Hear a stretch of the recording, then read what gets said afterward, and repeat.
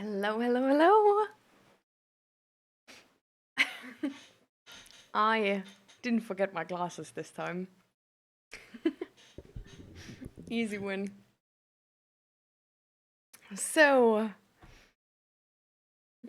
how can I interpret your situation, White Milk? Like, are you able to hear me? Is like stream working all right? Because there's a lot going on. I think I lowered it. So you're like, so you're good. Like you're here. You can hear everything. You can see me. I'll take that as a yes. All right, all right. I'm glad. All right, welcome, White Milk. I hope you had a good night's rest. Were you able to sleep? Or.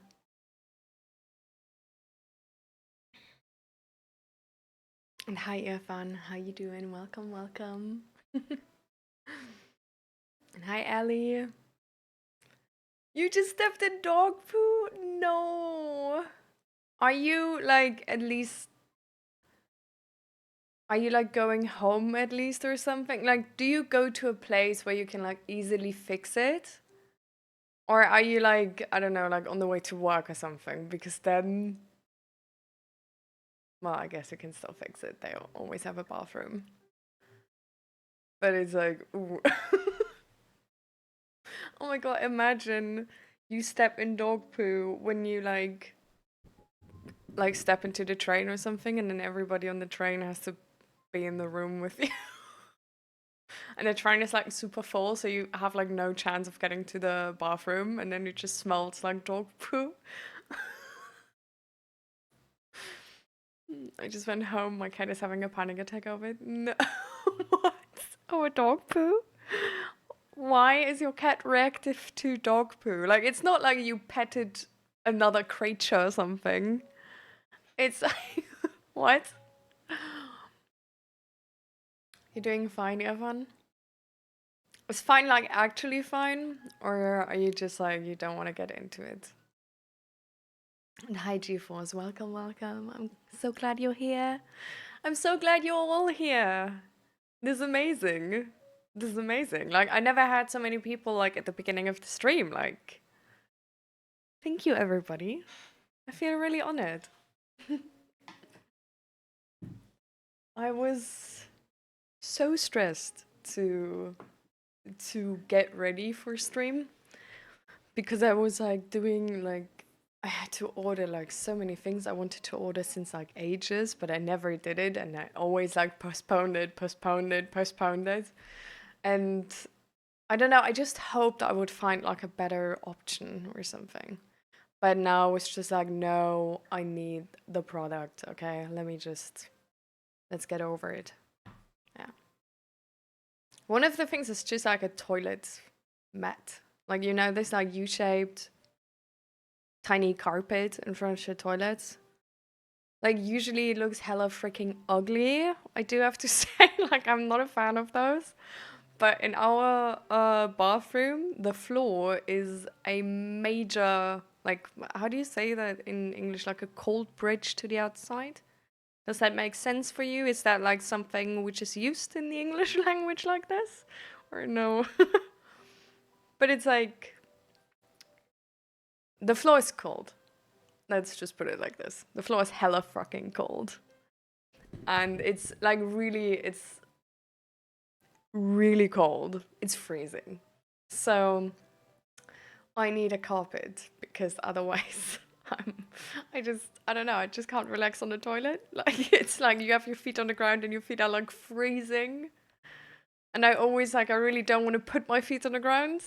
So I do like weird stuff to like put as little like like touch the floor as little as possible. And then it's like, if you sit on the toilet essentially with your legs like this, like holding them, it's it's not the best position. It's not a good experience, guys. Can't recommend.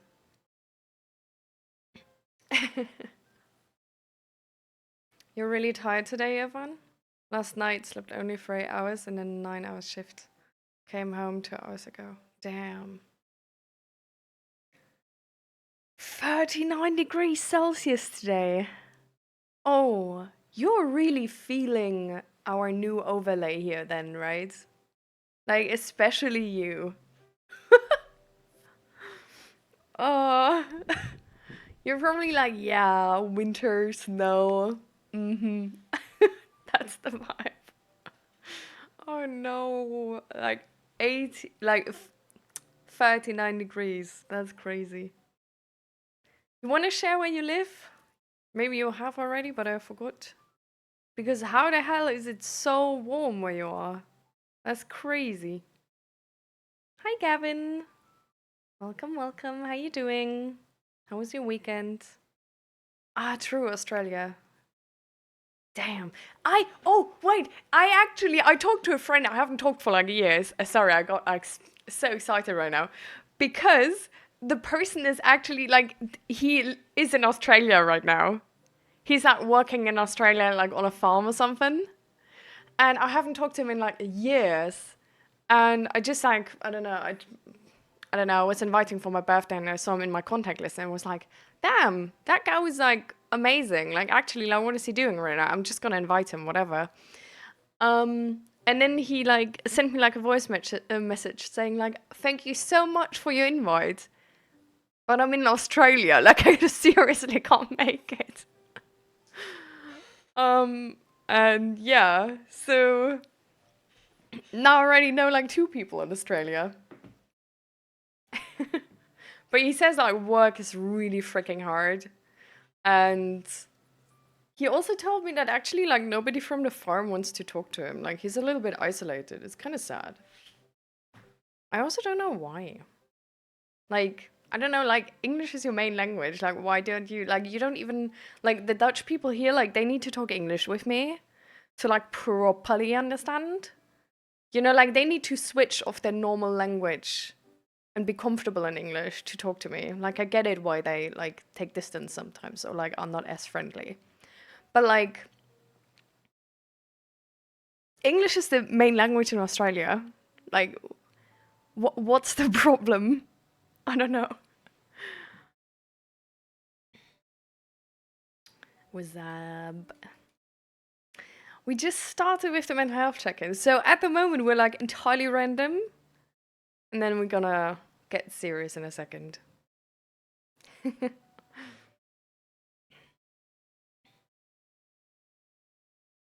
I like that you have the tag peer support. I actually put it in because of you, G-Force. You inspired me to do that. I didn't hear that word before, so when you told me that's actually called peer support, I was like, let me put that in, actually. Makes a lot of sense.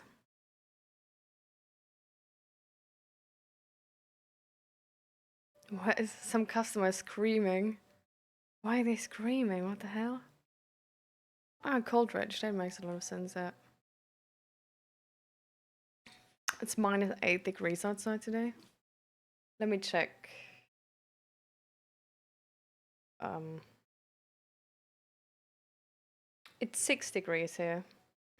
Wait a second.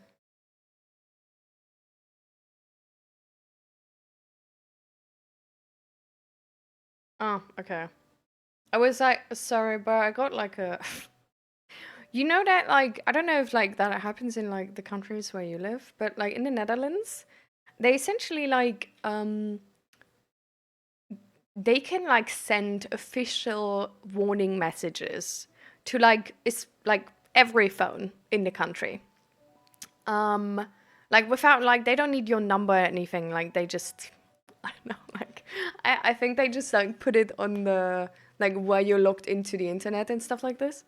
But essentially, you just get like you can get like a warning like this, for example, if there were like some type of like war type incident. Obviously, there's been not like no war since like ages, so they always do like a test alert type situation, and I think they do it like seriously every month or something. Um, but yeah, normally they also like outside they actually have like sirens and stuff like this. They also test with this, which is always like hella scary because you're like, what the fuck's going on? Um, and they do it like on, I don't know, it's like such irregular day. Like it's the first Monday of the month or something like this. Um, and so yeah, I just got that message and I was like, I didn't hear anything. Let me read that real quick. Maybe there's something, I don't know, like serious this time. What I do for a living? Well, like that usually means like what I earn money for, right? So what I earn money for, I don't earn money right now. I don't need to actually. Like we already bought our own apartment, and my husband is working, and yeah, that's like we're sort of good. I was studying IT though, and now I'm still sort of considering if I maybe want to study psychology. Um, because yeah, I really like want to get into the mental health space. Mental health makes a lot of sense to me. Um, so I'm sort of like still considering if I'm gonna do that, but at the same time, I really hate universities because they're always like really unorganized, I feel like. So I'm sort of considering if I also like if you study psychology, like it's a lot studying like research, not necessarily mental health. Um, because the degree of psychology in itself is not like if you have a bachelor of that, you don't get to treat people as a psychologist. You then need to make like a master of like how's it called, like clinical psychology.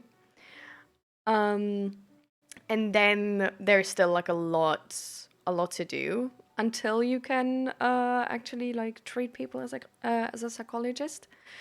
So also like if you treat people as a psychologist, you're sort of like if you take part in the system, you probably have to.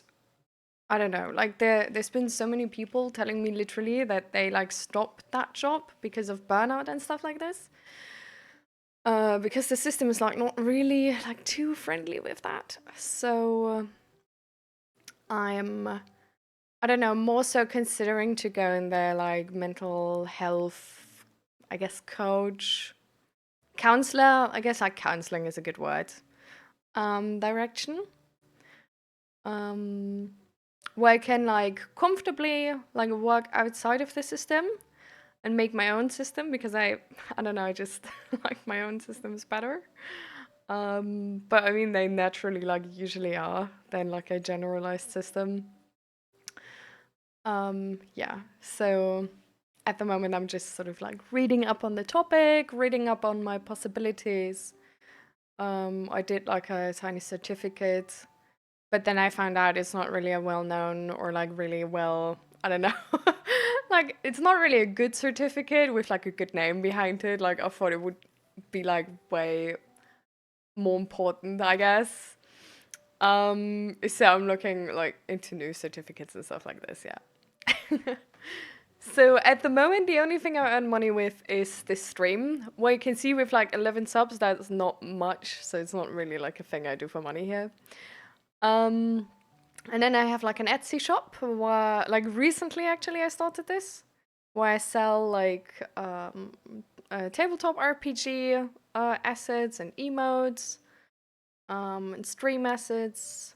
Um, and then I have like a shop where I sell activism and protest merch, mental health merch, tabletop role playing merch, um, Pride merch, of course. I always forget Pride merch because like all my like every topic I do, it's like there's always a Pride version, anyways. Yeah. Okay, so that's like everything. I think. I think. Oh, I also sell dice. Yeah, I do a lot of things. I don't know. Hard to put in one message. I hope that gave some clarity or something. Probably just made you like more confused. You're from Pakistan, but I have been here for more than 3 years. Yeah, English is the main language, but it's all about the slangs and accent. How you like, are they like friendly towards people from like the outside? Like, are they like sharing, caring, you know, stuff like this? Or are they more like set back and, well, set back is maybe not the right word, more closed up? You're also an inspiration to me. You really know how to talk. Thank you so much. My hyper awareness as a kid finally pays off. The Australian accent is a bit hard to understand, but you get used to it. Oh yeah, I know. Like I watch some like Australian like YouTubers. I don't know if you heard of that guy. He's called like Boy Boy. He does really like his videos are really interesting. Like they're um ooh, it's hard to put it well. If you know, you know. Yeah, scream because some dude skipped him in the line. Jeez. Ukuna Badger, welcome. How you doing? Yes, I live near Utrecht, yeah. Utrecht is like, I don't know, like 10 minutes from me or something. Do you do gaming streams? Not anymore. Back then, I've been like doing a lot of like League of Legends streams, Overwatch, Apex, and like yeah, usually like these games, also Valorant, also a bit of like other games. I had like a Throne in Liberty phase, stuff like this. But like nowadays, I game way less, and I don't know. Um,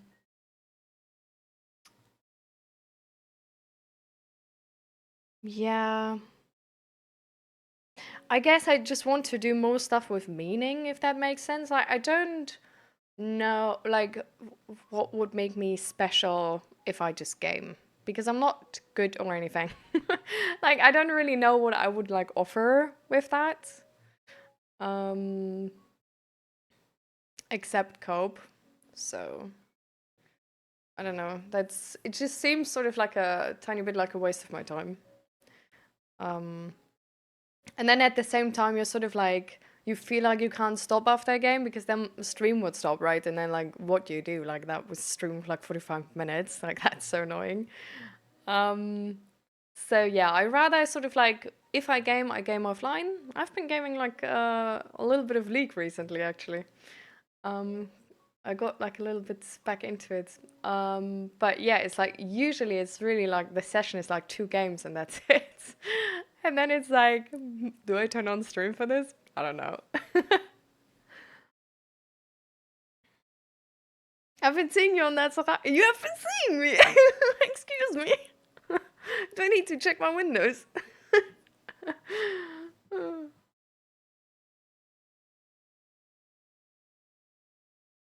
And hi, Pandas. How you doing, Michael? IT coding, pretty nice. I've been doing coding school. I don't remember the school title. Ah, interesting. Did you like it or no? Someday I'm gonna hack myself into Amazon to grant me Twitch admin rights. Then Automod can kick my ass. Oh. Neighbors were going rough yesterday night? Oh. I didn't. Like, the message didn't send twice, if that's what you mean. Or if you're asking, like, what you said yesterday twice, I don't know either. Ego phase is over. Yeah, I suppose. We're in deep talk phase now. Actually, like, it's not something where it's like a new, not like deep talk is not really like a newfound obsession for me. Like, I really loved deep talk like back then already. Also like mental health, like since years already. But honestly, genuinely thought like nobody fucking cares. Like I really thought like when I play League of Legends, that's like people care more than when we were to talk about something serious. They like every time I brought up like I don't know like anything like deep talk or like mental health or politics, it was like viewer numbers were like pew gone. So I would like learned quickly that that is not really appreciated. I don't know. So it was more like, I don't know. I guess like now I had the confidence to like either fail and like nobody's watching or make it, I guess. Yeah. Maybe it's an idea that you visit Ineke Cavalry College, which is in Utrecht. You told me about it already. I have it on my to-do list. If you were there in the last couple streams, you know I have a lot on my to-do list. So I'm like, I'm gonna try to prioritize it. Like I really like, I do want to like inform myself about it and talk to some people there. But I'm bad at stuff like this. And hi, MG Gaming, welcome, welcome. You wanted to tell us a bit, no? We have some news. Speaking of Etsy, I ordered a custom phone case for myself with the album covers printed on the back. There was an option to choose up to 15 of your favorite albums, as I really love music, so I had to buy it. Music is one of the main things keeping me moving in my life for a long time. Choose 14 albums. That's really nice. Actually, like, I have a friend who really loves, wait, let me look it up.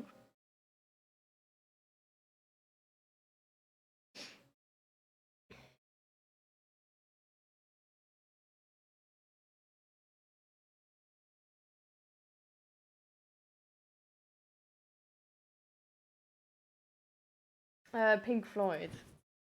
Like, he loves them. He's so just inspired by them. It's really cool. He also like performed their songs in like a tiny cafe in Utrecht at some point. He's really good.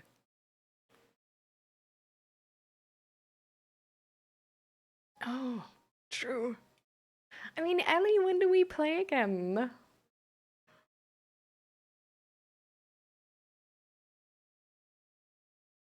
Like we did play, right? Like I don't mess that up right now. Or did we never make it? Wait. I'm confused. I'm confused if I'm like switching up like things right now. Because I haven't, it's been so long, I don't know.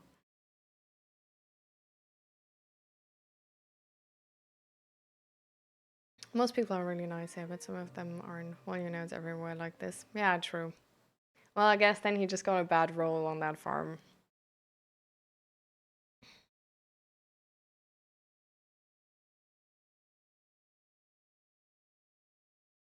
Yeah. Like, essentially, like, now with the switch to English as well, like, my old community is like the person which like from really back in the day, there's like essentially like nobody, I think. But I mean, to be fair, that was like 2018, like I was a different person back then.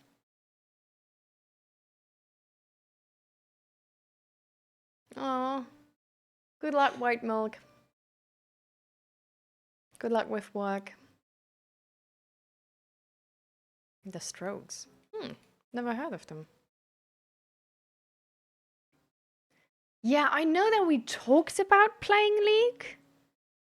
Like, if we have played League together, it was like one or two, like it was one session. Yeah, but I don't know if we actually made it. Like, we were talking about it, no? But yeah, I just don't remember. But it's good that you don't remember as well, because otherwise I would have felt bad.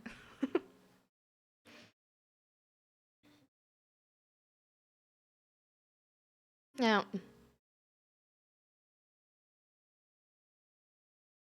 That's good to know, nice. Yeah, I'm definitely gonna look into it at some point, but yeah, I just need to find the time.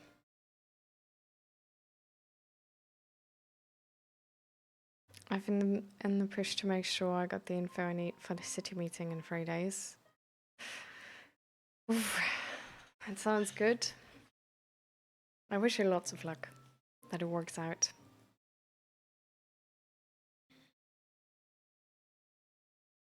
Hmm. Okay. This last off-topic question, and then we get into mental health check-ins, okay, guys?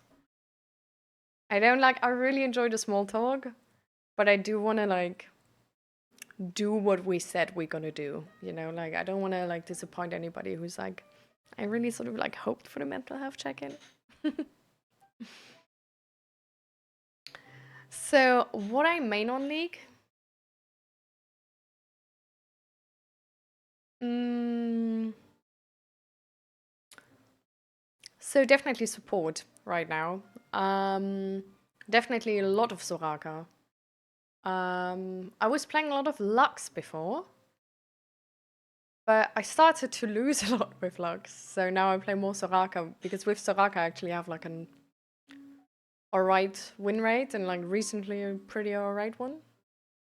Um, I started like a little bit of Vega support. Kind of liked it, gotta say. Like, didn't, I don't know, worked out pretty alright. Um, is always fun. But yeah, I feel like honestly, like, yeah.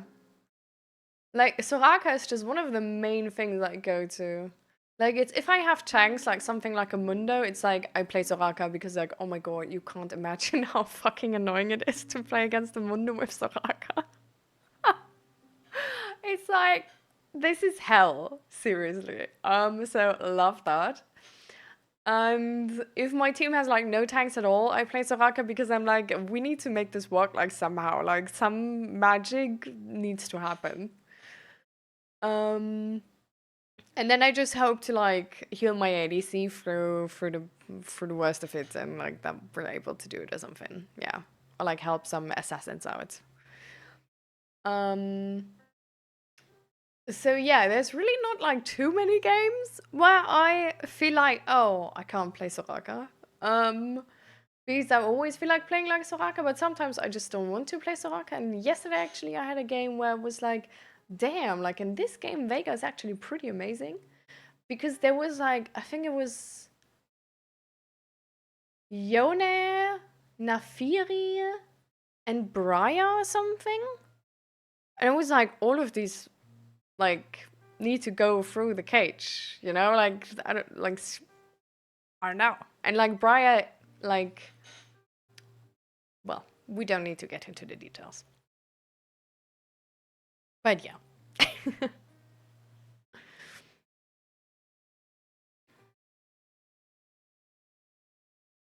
Oh, I did GeForce. Wait, I'm gonna try to repeat what I said. I said like with the English speaking people, that's like really good to know. And um yeah, I'm definitely like gonna check it out, but I just need to find the time. I think that's what I said. Yeah.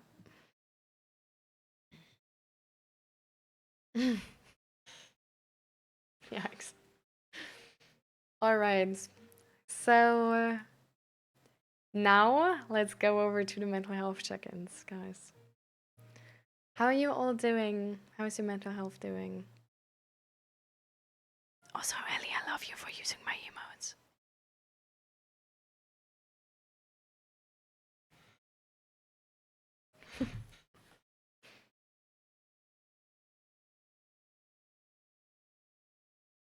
Hello, Grumpy. We just moved to the mental health check-ins. So, if you wanna get into it already, mental health index are not found. So how's it going? I can also go first, guys, if you don't want to.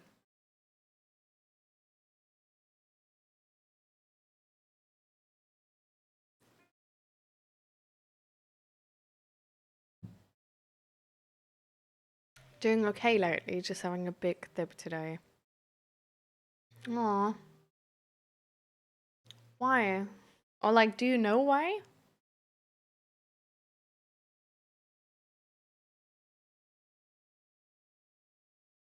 But I bought a lot of shit. So I guess I'm buying mental health. You at least try, I guess. Well, Is it like, I feel like, shouldn't it be like technically like better? Like with work, you got the new contract now? Like you already signed it, I thought? It was already like weeks ago, so I'm sort of like just guessing that you already signed it. So your like future work is safe now. So what is going on right now? You're at work, Grumpy? Oh, sorry, love. I hope work's alright. Yeah, anyway, I'm going to beat up the customers here in a bit. Okay, I'm just gonna assume white milk didn't mean that literally. It was more like a metaphorical situation as we are used to on the Twitch worldwide map. I'm glowing. Thank you. It's dry shampoo.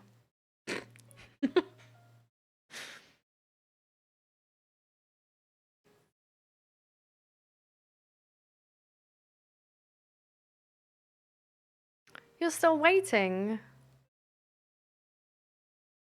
Waiting?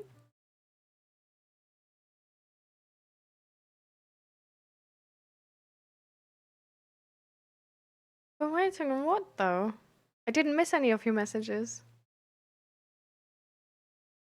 What are you waiting your phone? To show dominance. Best way to avoid ads is by subscribing to Mommy Cry. Well, best way to avoid ads is using your free Amazon Prime subscription to not give Twitch more money than it already gets, but to just use your money you already put into to the maximum extent. Because if you have Amazon Prime, you actually get a free Twitch Prime subscription every month. So, also, if you have a mother or a father who has Amazon Prime, just link their Amazon Prime to a Twitch account. I did that with my mom. I made my mom literally like a Twitch account. She's not using it. I'm using it to like Prime sub, but now she doesn't have Prime anymore, so I can't do it. But yeah. Exactly. It's like you should be using it. Like it's included in the price you've paid. So like definitely use your Amazon Prime free Prime sub. There's an optional step which is printing more money. I thought there's trees where money grows on. No?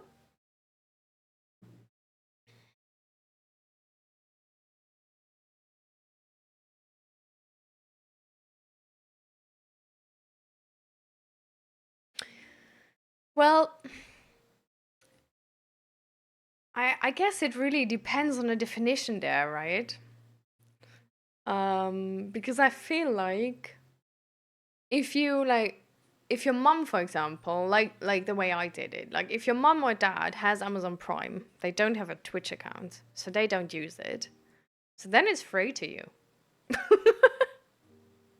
You know, like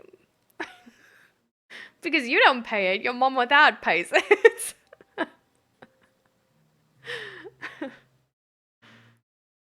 Mm. Do you know what the side effects of antipsychotics are? I mean, you told me some of yours, but I don't know all of them. Definitely, like, do tell. Do tell.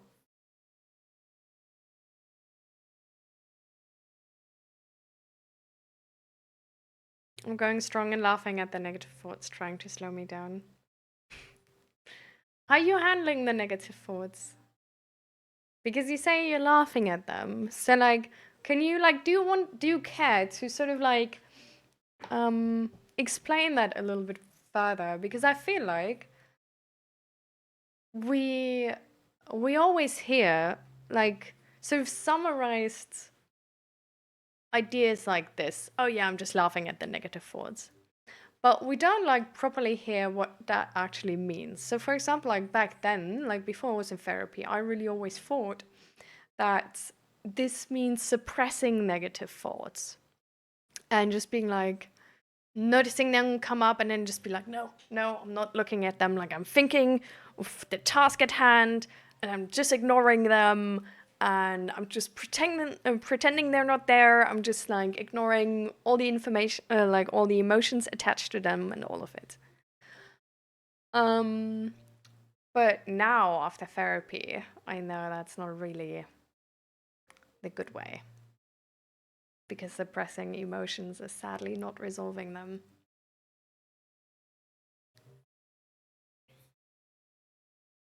Well, I haven't seen my parents in 7 years. Hmm. Is that especially hard on you right now with sort of like the Christmas coming up, families sort of coming together, Christmas movies, stuff like this? Because that's what it does for me. Like, I don't know, in the times now it's harder to not have contact to my dad. Because you're just sort of like always confronted with this perfect family idea of like, yeah, like your family is giving you gifts, la la la. And it's just, yeah, it's tough.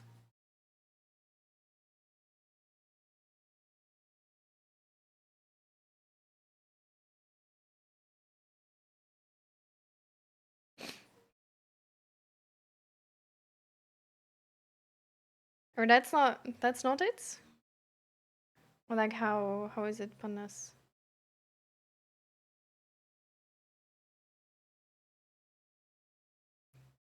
To tell her about how I feel last week, we met again with the group, but she told me she's very busy with the work. She actually asked me all of a sudden, tell me now what you want to say because I'm really busy. But I said to her, no rush, take your time, and whenever you're free, let me know, then I will meet her and tell her. Ah, tough situation, Irvan. So much so much time where it's unresolved. Like I would have like battled with myself to not tell her at that point. Like I get really impatient in situations like these. Like if there's no time to sort of resolve it, I get like slowly pissed off by still having to like having these emotions unresolved. And then at some point this like being like slowly pissed off about it makes the threshold of just talking about it whenever sort of like lower and lower. I'm not saying this is right, by the way. Like, I'm not saying like my way's the better way or like do it my way, right? Like, don't see any type of like. This is not advice. This is just me saying what like how it happens, sort of for me. To I guess like emphasize.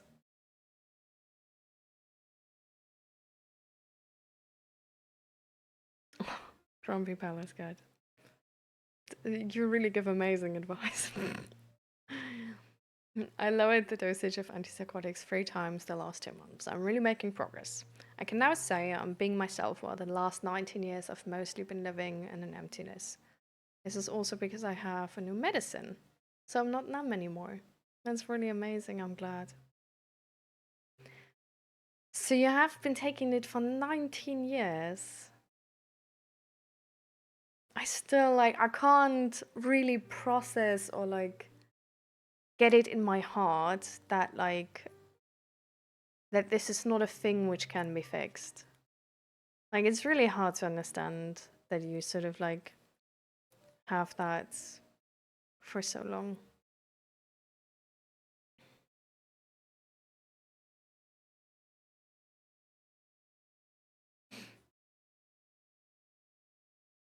But I feel like this waiting has been really hard for me lately, but I'm still doing it anyway. She asked me before leaving that it's nothing serious, right? Depends on the definition, I guess. I said yes, nothing serious, but personal. Didn't want to make her feel stressed about this for now. I think there's a really amazing answer because I would have definitely struggled with that answer. Like nothing serious but personal really explains so much in that moment. I feel like this is amazing communication. This is like really clear cut, transparent, perfect.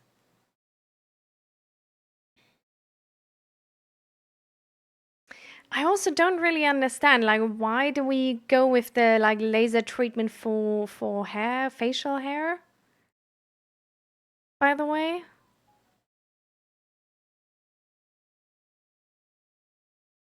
is that actually like a side effect of?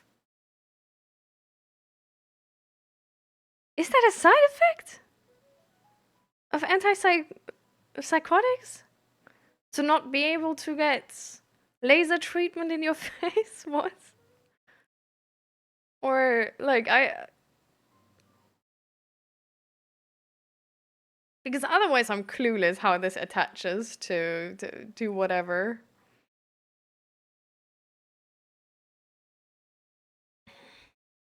With the city meeting coming up and how some of the folks have reacted to things, the negative thoughts trying to tell me a waste of time, which I go really, why are you lying? The other is I'm not good enough, in which I saw it may have took 3 years, but it's a start that wasn't there before.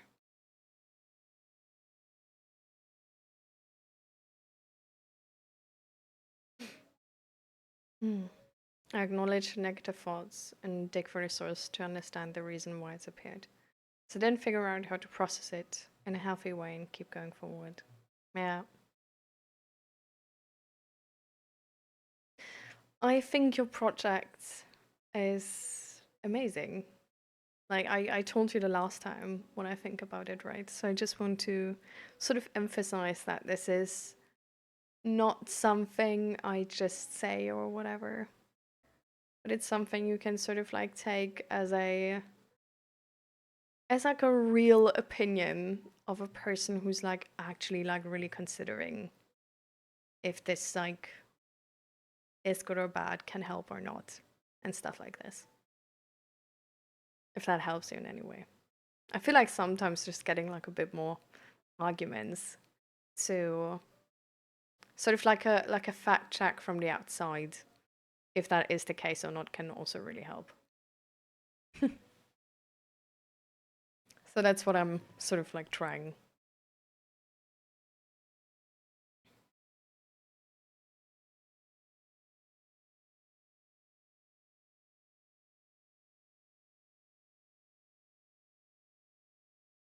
And also, I mean, since you're already like put like 3 years into it, right? It's just like now see it through. See what it does. Might be amazing.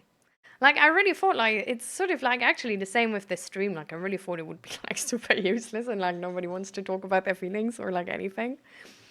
And well, at the beginning it was like it was okay, like yeah, it was harder because I was coming from like a gaming community, right?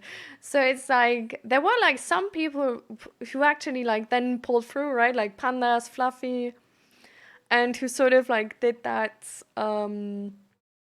switch, but there were a lot of people who just like yeah, didn't weren't interested and didn't show up anymore.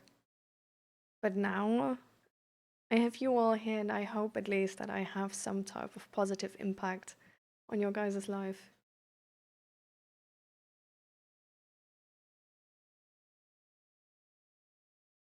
What?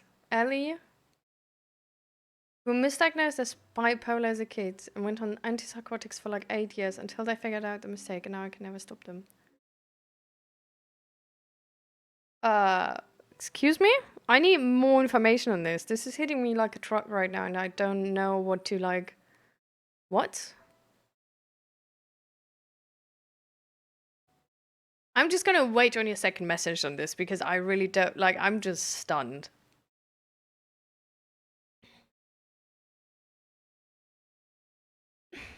Evan, I'm just fighting with my emotions right now because I don't know where to put all these emotions I'm feeling. But as I said, music is keeping me up, and I feel so calm and relaxed after listening to it. What emotions are you all feeling? Like, Do you want to get a little bit more into it? Sort of like in which direction is it going? Like if you care to get some advice, like maybe I I've sort of like come across something for like sort of specific directions of emotions, which you can try. Yeah.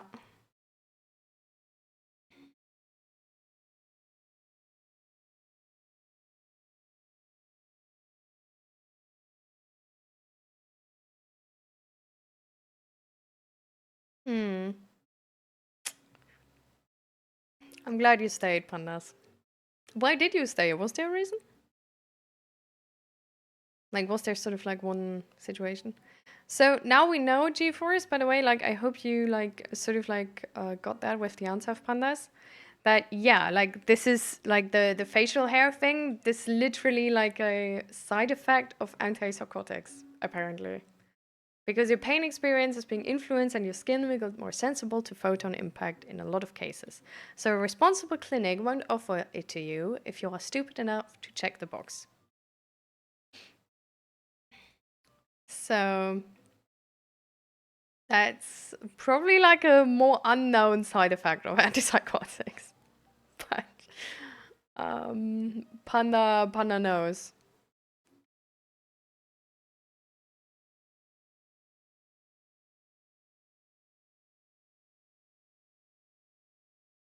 Why am I even alive? What's the point of this life question? I've got no idea where it suddenly came from. Damn.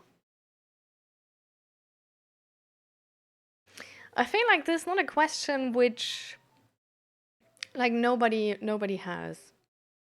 I feel like actually this is low key sort of like a common question, no? Like why am I alive? Like what's the point of life? Like this just wanting to see a reason, I guess. Um do we all in chat just sort of like wanna answer to like if we asked ourselves this question and sort of like what we had as answers? I feel like this could be nice.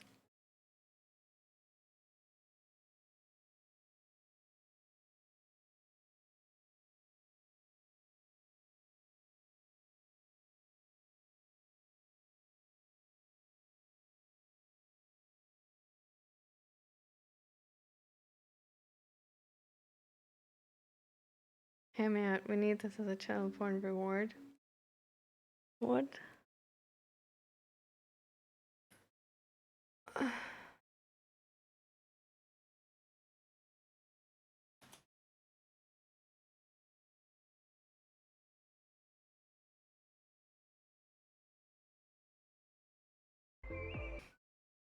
Okay.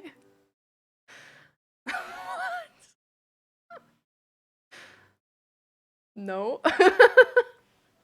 What the hell? But I don't know. Hmm. Oh, that's fine, white milk. It's amazing that you're there for your friends.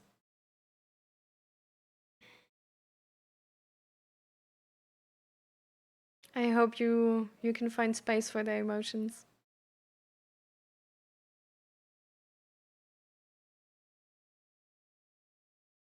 Oh my god, don't pause it. Watch me.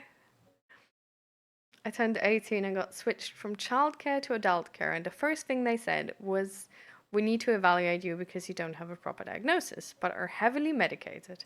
I've tried to taper them out, but one I can't stop, and we just gave up.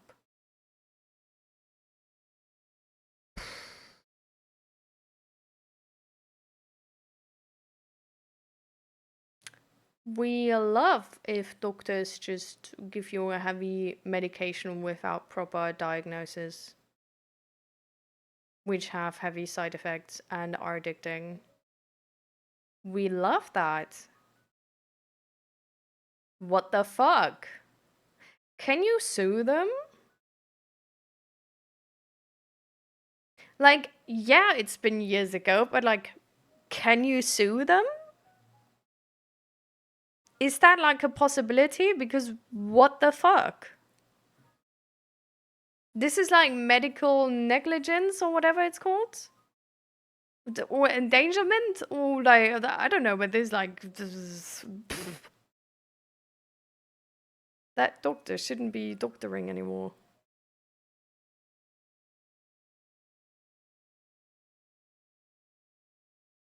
No, I never had facial hair removal. No, it was, yeah, but, well, good because you can't get it as well because of the antipsychotics. That's all Panas was sort of like saying.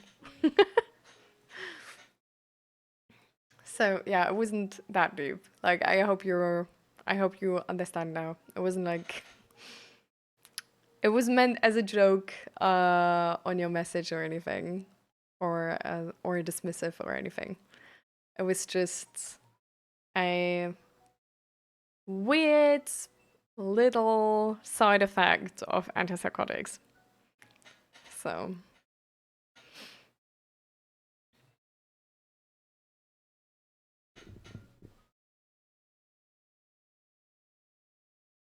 Irfan, do you understand what Ukuna Badger means? Or should I explain it a little bit? It's like fine if you don't, or didn't understand it until now. I can explain if you want some clarification.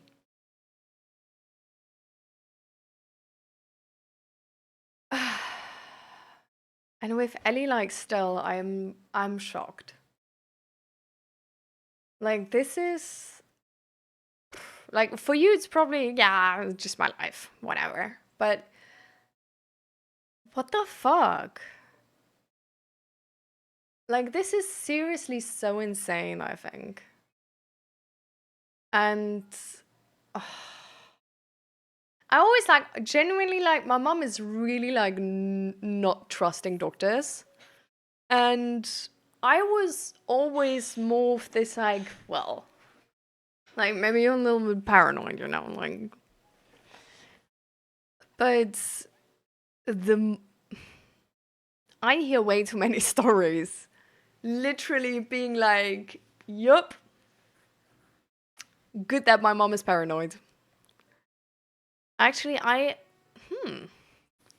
could ask her because I was in like I had a child psychologist. I could ask her if they actually told her I should get meds, and like she didn't do it or not, or something like this.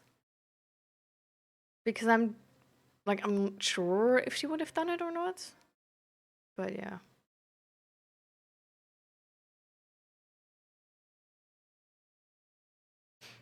But that question came with a sudden sense of sadness and emptiness, and I started snowballing with more negative thoughts. I think it's because I've been trying to suppress or accept a reality I don't want to accept but have to. Maybe, MG. Are you still feeling this way right now?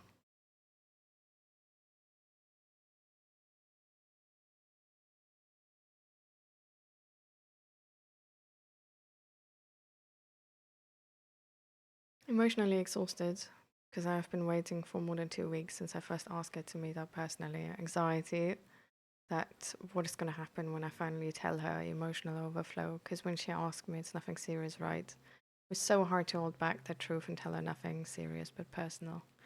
Lonely because even if I'm surrounded with my friends, only I know how heavy it is and what it matters for me.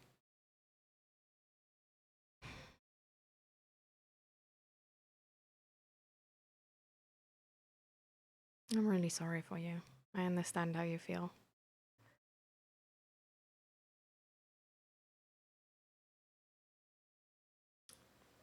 Is there maybe like could you maybe talk with another friend of this friend group? Just like with one of your other friends about this? Like, even if they are part of this friend group?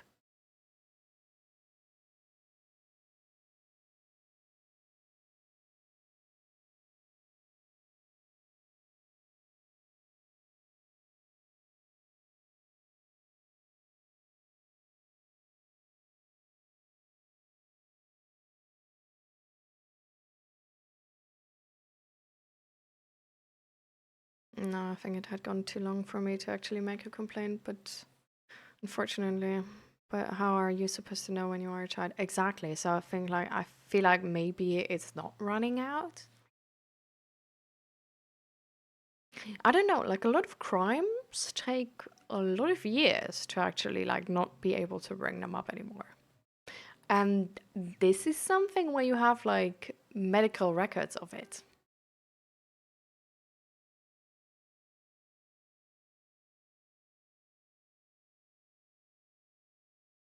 Like, I don't know anything about the law in your country, but like, I feel like there's a possibility.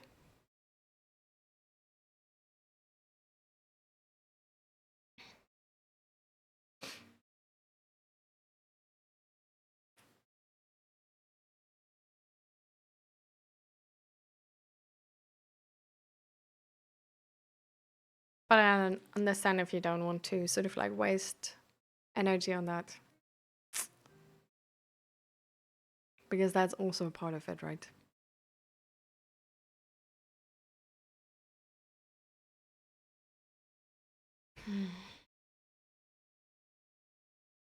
Man, I'm sorry for you, Ellie.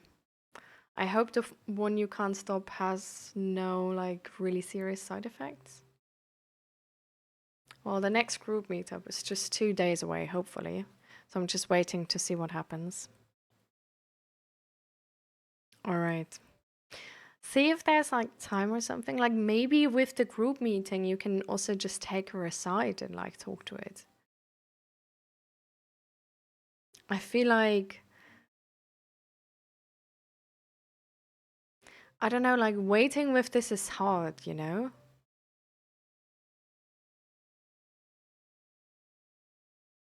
And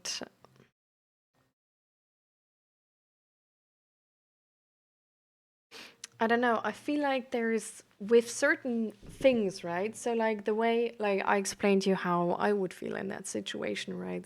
I would sort of get like irritated and like impatient with it. And that's because it's a hard situation. So I'm like,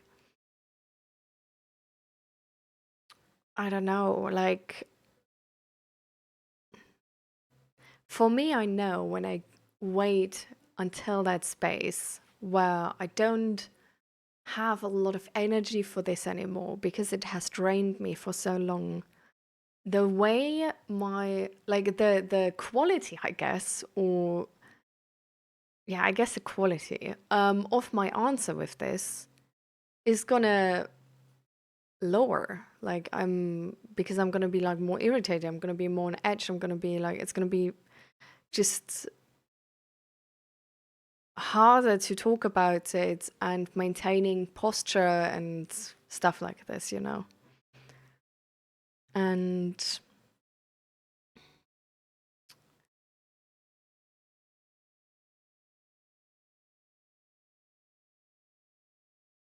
I don't know. I feel like you could also maybe go up to her at that meeting and just tell her it's like it's really important for you to get this off your chest, and waiting for her to find time has been incredibly hard. Even though you do understand, and if she just if you can take her aside on this group meetup and talk to her now because you just want to be done with it, you know? I think that's fair to say.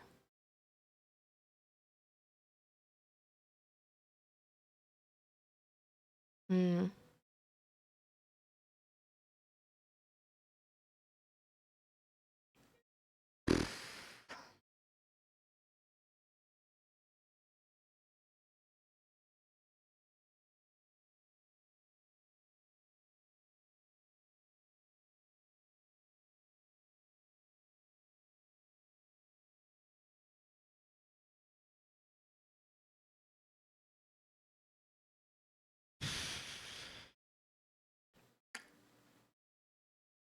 Hmm.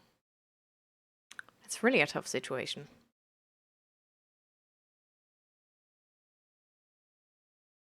I mean, you could still like try if she's just like, I don't know, like getting a drink or something, and then like saying this to her and like see if she how she reacts. I think apart from that, maybe it's time to find a different solution to this. Because like talking about it with her, definitely, I absolutely understand how this can be like a very like resolving situation. Um, but if there's no like possibility for it, or if the possibility is just like sort of like too like it takes too long, um, maybe there's another way you can sort of like resolve it on your own, or sort of like put like a point and move on alone.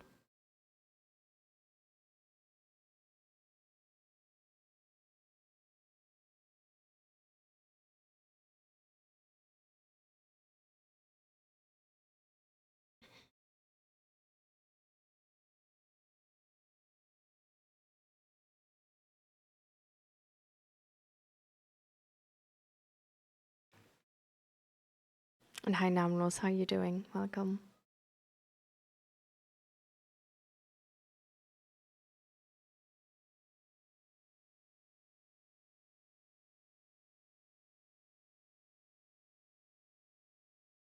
Yeah, I definitely agree with Aguna.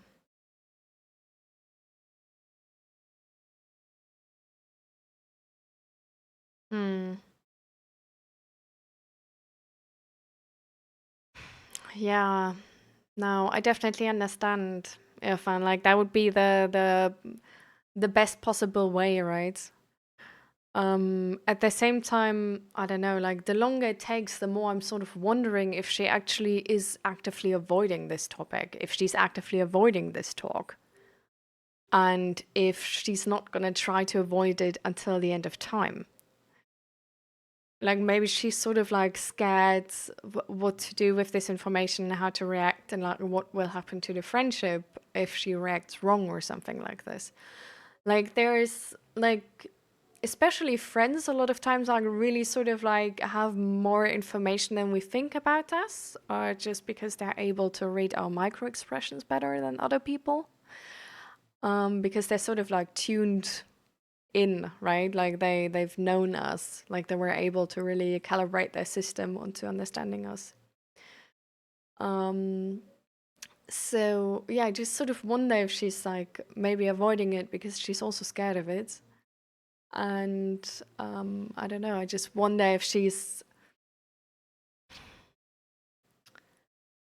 I feel like so one thing is you could like if you personally because you are tuned to her signals, right? So like if you feel like you get the vibe or you agree with the vibe that she might be avoiding it and like pushing it away from her, then maybe actually talking about this and saying like, hey, I know this sounds like really scary, but there's no use in avoiding this, and I really need to talk with you about this.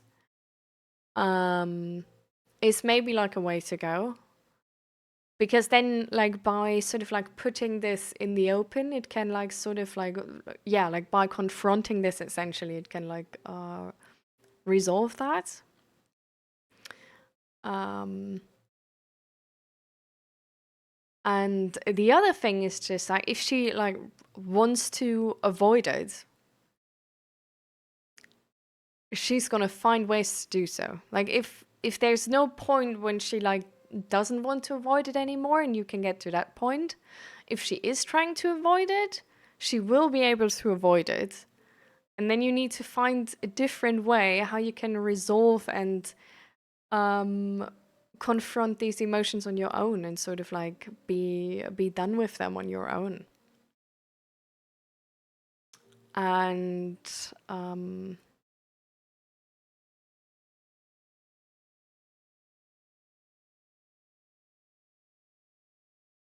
hmm, okay, true. Okay, so I guess like you can still like wait or something, but if you feel like you don't have like the energy to wait any longer, right? Like there's, I don't know, like maybe in 2 days, like it's not gonna be brought up and you just feel like so exhausted and drained by this whole situation. I'm just gonna leave you with this like one thing, which is actually like really, really common. I think you might have heard already about it. But a thing you sometimes do in therapy, if you have like unresolved feelings and unresolved things you want to say to a person, but there's no healthy way to be able to get that discussion or that communication, or if sort of the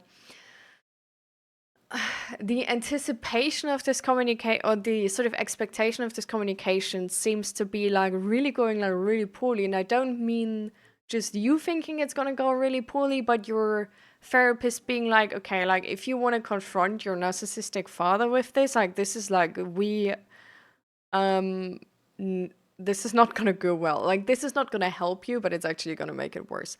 So like sometimes in these situations, just this type of communication is like not possible, even though there's unresolved feelings.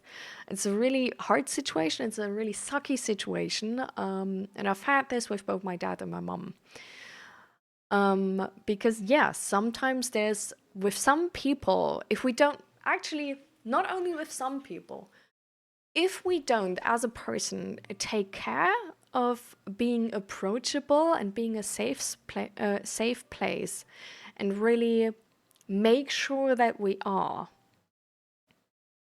then it can happen that some topics are topics where other people can't talk to us about it. And this is a really annoying situation, right? Because we won't get the information, even though it has to do with us. And it might stay between us and the other person forever if they don't find a way to resolve it on their own, which is putting the entire responsibility on their plate, right? But yeah, so essentially how this works is you write a letter to that person. You don't actually send that letter to that person. Repeat, you do not give that letter. That letter will not be received by that person in any way, shape, or form, okay? But you write a letter with everything you want to say to that person, everything. And really till there's nothing left to say, like till it's over.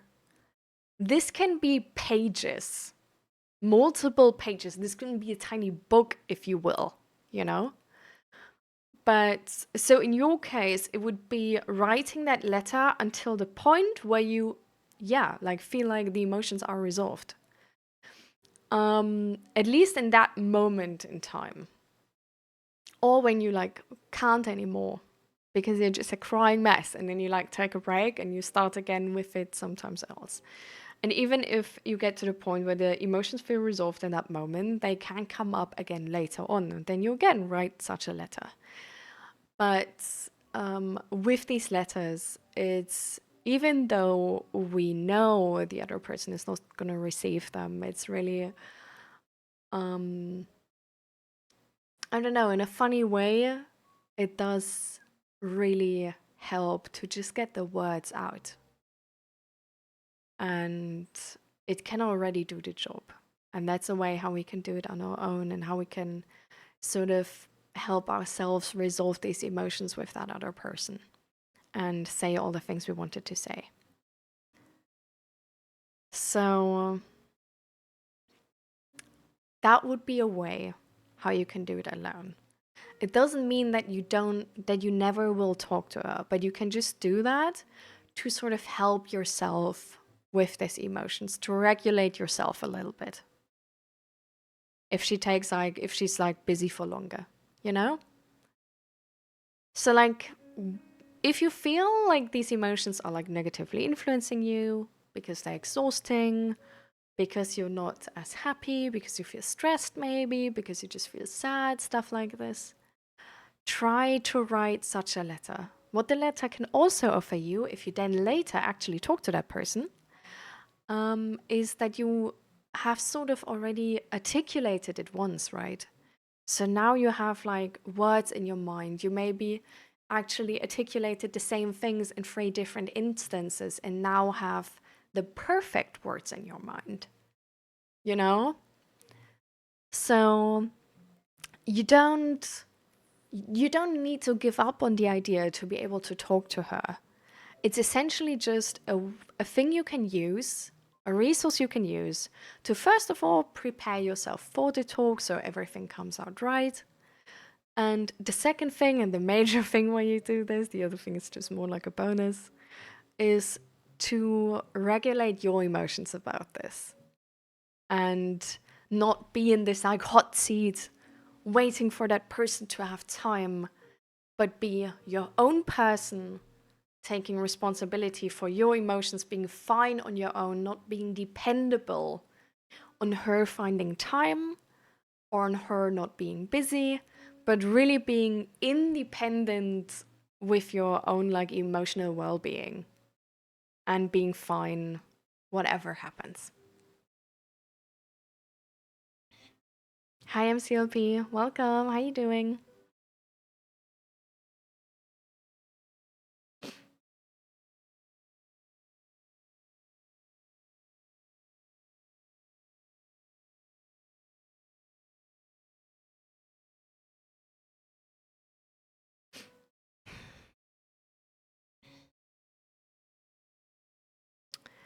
So, MG, feeling the same as before. I wouldn't quite say that. I'm not intentionally trying to sleep a lot anymore. To then wake up and take tramadol. To then wake up and take tramadol. I've got what? Feeling the same as before. I wouldn't quite say that. I'm not intentionally trying to sleep a lot anymore. To then wake up and take tramadol. But I've got days like today where it all collapses and I start questioning things. Despite that, I've been working out again and been using emotional pain as a means to push myself during that last set. Oh.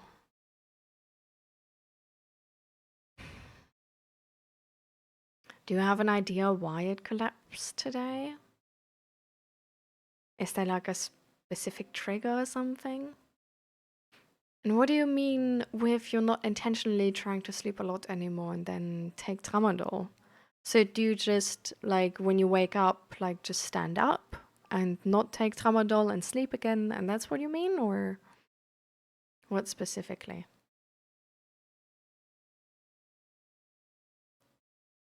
Ah, Grumpy, thank you for using the emotes.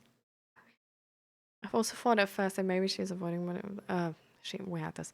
Sometimes I avoid situations like that because I'm scared I will people please too. Just get on. And then you don't want to do that, so it makes you prolong it. Yeah, I understand. Well, there's a lot of things to avoid things, right? Like I think we all avoid shit the entire time, actually. Processing emotions is a learning journey of figuring out how to feel them and not let the negative ones win and battle them with positive ones, which takes a lot of practice, which is a never-stopping exercise.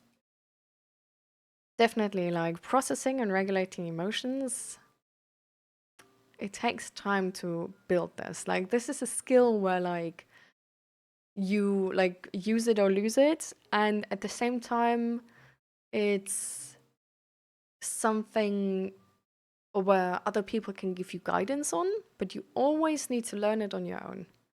Because what might work for another person might not work for you. And while they can like tell you all of the things you can try, which is great help, you still need to try them and see what works.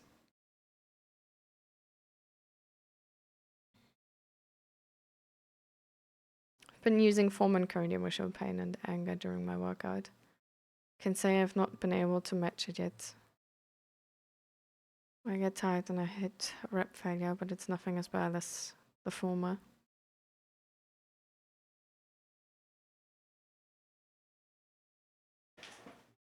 Hmm.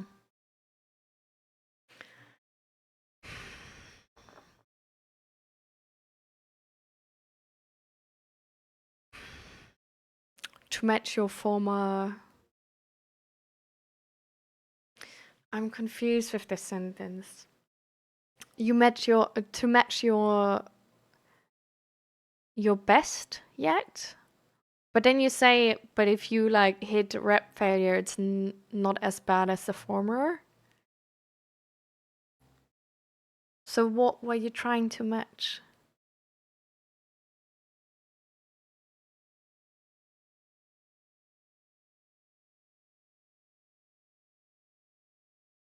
I feel like using pain and anger in workouts can like, of course, like work is definitely like a really crazy motivation, right? Um, but yeah, definitely like Ugunda Badger says too, like you can, it's because it's a negative motivation because it's disconnected motivation from your vulnerable side. It's definitely also like one of the motivations where you push yourself too much, where you overstep your own boundaries, where you are unsafe for other people, um, because you're just not connected to a vulnerable side in that moment. Um, and I don't know. Like there's a difference between like using it as motivation. Like you can also like work through stuff while having a workout. Because like working out, like if you at the beginning feel angry, right, and then you work out, you can sort of like with that workout regulate your emotions to a point. And that can be like really good, right? But if it's sort of like really using it as motivation and where it's like a never ending thing, like you don't resolve it, but you just um yeah, like you don't resolve it, but you rather actually like sort of make it worse. Like you how is that called in English? Like if you get really into it, you know, like you're not like you don't start your workout, like you start your workout with both in both cases with like, oh my fucking god, I hate this person, like this person is so fucking stupid. What they did is so unfair, blah blah blah. In one thing you can like work out and then you sort of like while working out you calm down, you regulate your emotions, and you're like, okay, well, like I see their context, like you mentalize, you and then you sort of like end this, and like afterwards you don't feel like a lot of anger towards that person anymore, and you know what you want to do next. The other situation is where you sort of like go into the extreme and like really get into it. It's like you start with, oh, I fucking hate them and so annoying, blah blah blah, and while the workout is going on you just push that narrative further and further.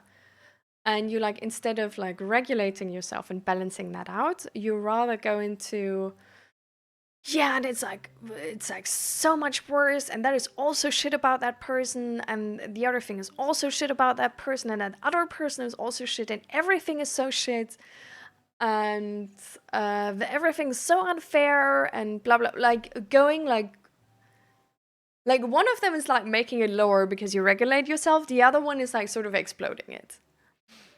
If it's that one, I would be careful with that. Because it's not working towards emotional regulation. So I just want to make sure to that you're sort of like aware of that difference, I guess. Because this one is not like, we all have like a window of tolerance. I don't know if you like know about this. Let me actually like explain it real quick. Actually, I should have like still like some type of painting of this. Excuse me, where is it? Where the hell is it? Okay, anyways then. Um Okay, quick check. So I want to go from here to here. Okay.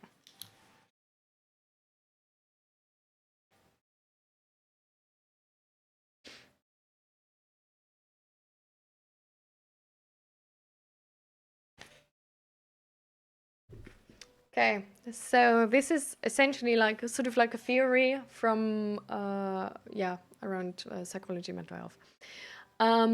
Everybody has sort of like a window of tolerance, which is like there's like your tolerance line, and this is the window of tolerance. Within that window of tolerance, your brain functions normally. You're normally regulated. You have the ability to emphasize. You have the ability to be compassionate. All of that. If you're over that tolerance line, your brain is in like fight, flight, fright, or freeze. And you essentially, it's way harder to emphasize. I don't want to say it's impossible, but it's way harder to emphasize with other people. It's way harder to be compassionate. It's way harder to mentalize. You essentially like dysregulated because you're in such an extreme state. Like your body needs you to change something now. And there's like it's more like act and ask questions later. So this is like the space where you have like an emotional outburst or like a mental breakdown. You hurt other people with what you say. You hurt yourself maybe. You, I don't know, like physically like act out or just verbally act out. But this is like the space of like things go wrong. And usually we're in the space below here. But if you have a person which is like especially emotionally unstable, which also was me, like I had this talk by my therapist, it's you essentially like really quickly get over this tolerance line and then you just act in this space. And because this happens like more often, you actually sometimes even feel like you might be like, you might be bipolar, like something like this, because there's such a big difference between logic between here and here. Because your logic is like inherently different, right? Like here's like you like survival mode, and here's like normal person mode.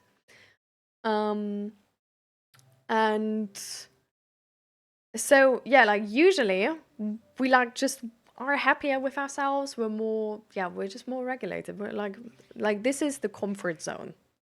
And how to be, I guess, emotionally stable is adjust your day, your life, everything to be within the window of tolerance. And like best thing, like make the window of tolerance bigger.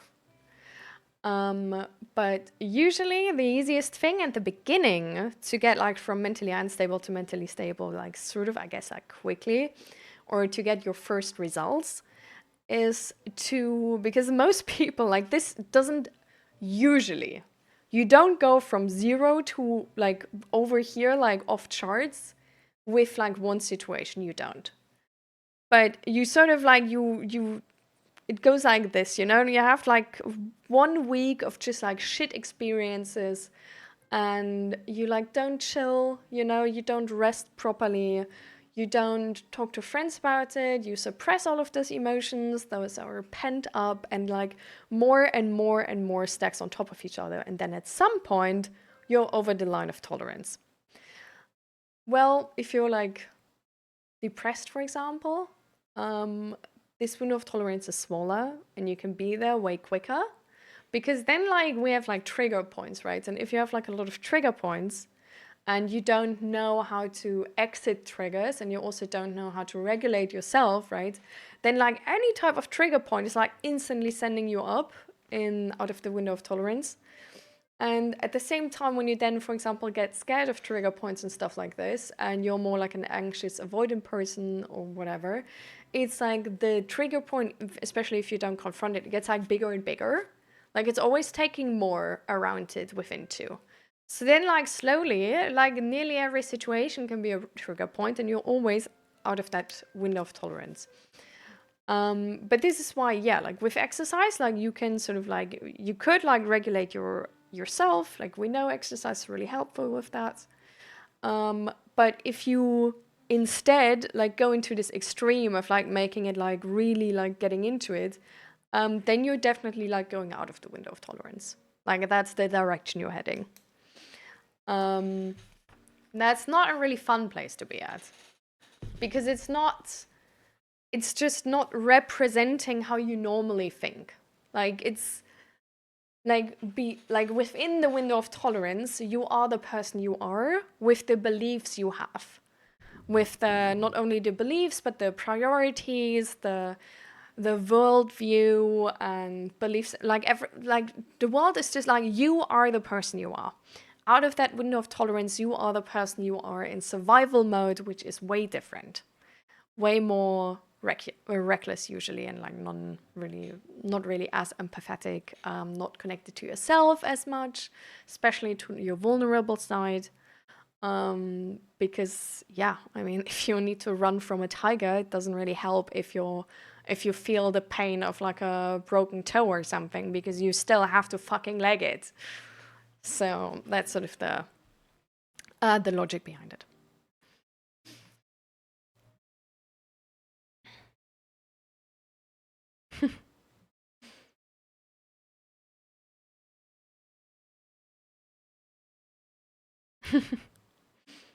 It's the emotional pain I was in back then. I remind myself of it during a workout, envision it, and use that as fuel. Okay, but you're like sort of, you're not, like it's not sticking with you afterwards. That's good.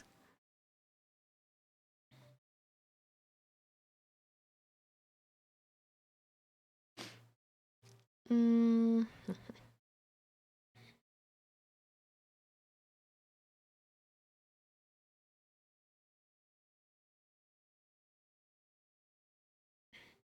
And hi, Fluffy. Hello, hello. How you doing?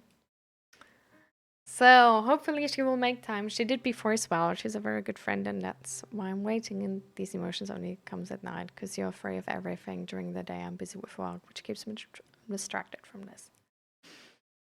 But I will say I'm actually doing good. Even being here talking about this makes me feel relieved. I'm glad. And yeah, I think it's great that you think writing those emotions down is a good idea. I feel like, you know, like why we sometimes only do stuff if it's necessary instead of doing it like preventatively and in the vision of having like the best life possible, right? And being like the most emotionally stable, for example, or the happiest. So I'm glad that you're not just like seeing this as like, oh, well, when it's like really, really bad and I really have no other options, like then I will. But you're just like, you know what? I'm going to do that. Like, it's going to help me right now. Seems like a great idea. I will write that book name down.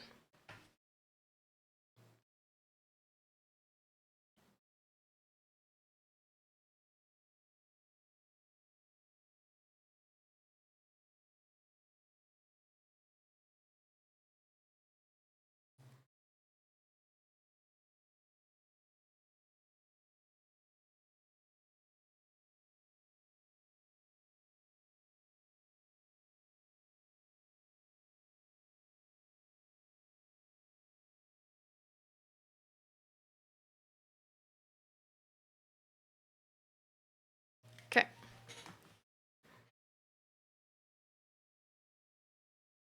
I'm happy you feel better, Craig. It seems like the sickness is gone. But like, I was already like pretty good like the last week, no? Was I not?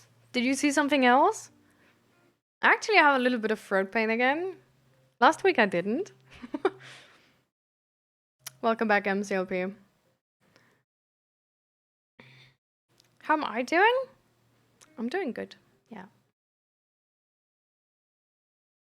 Can you draw me like one of your French girls? Sure.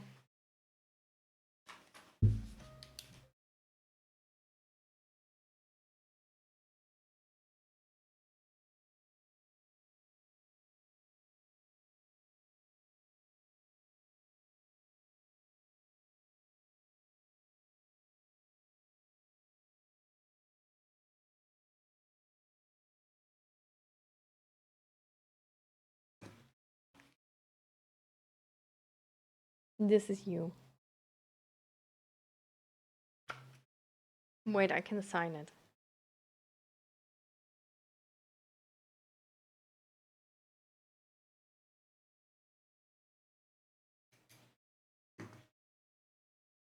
Here.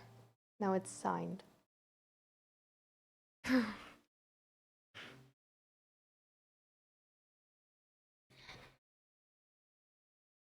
Drawn like one of the French girls. Ooh. I just thought of that, like one painter who, where there's like a theory that he actually might have been Jack the Ripper, and who's drawing like all of these like ballerina things, where like all of them have like this like choker situation type going on, which looks like a slit throat. Ooh, like that's the only like French painter I know. Because I always like that sort of theory was like, damn, they actually like low key, the evidence is evidencing. Still a little though, and I've been trying to a way to formulate what it was exactly that triggered it today. You getting sick? I don't think so. I think I just talk too much.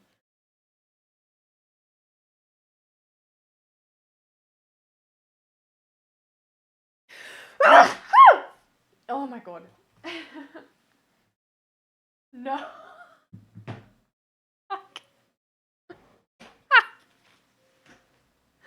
I made the exact, like, on Friday we had like a board game evening. And I made tea for it, and Zach got the tea from the kitchen and gave it to our guest. And then he essentially like just like poured tea. Hello? Poured tea on our game board, which was like really like no. And I was like, duh, there's a lot of tea in it. Like it's a fresh can. Like the fuck? Now I did the exact same. Oh man.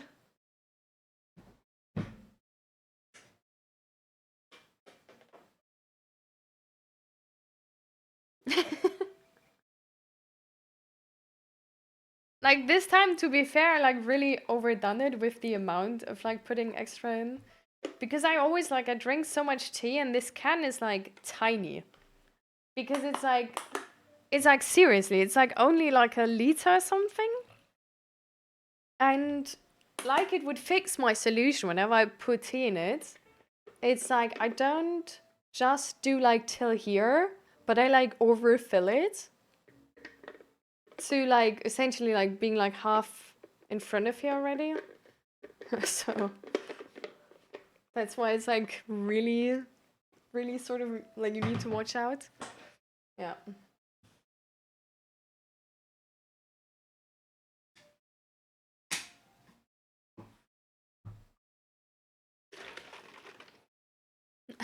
Delayed sneeze, yeah. I have IL delay.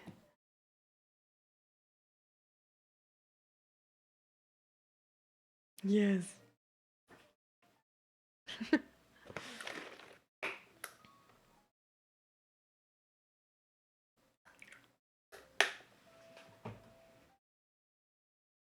Now, wait. It's like, it's this hand. It's like this or something, and then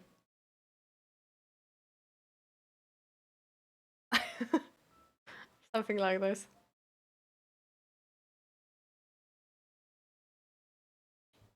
It's too hot.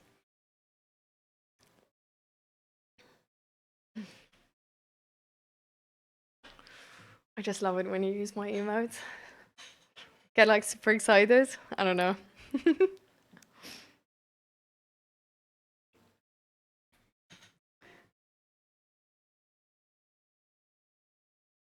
My mom just called me that I have to call the job center because, yeah. What happened, by the way?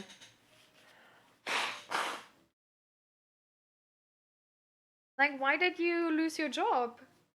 What's going on? Yes.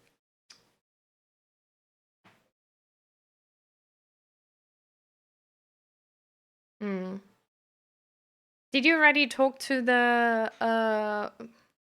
what's it called? A childcare center? No, wait.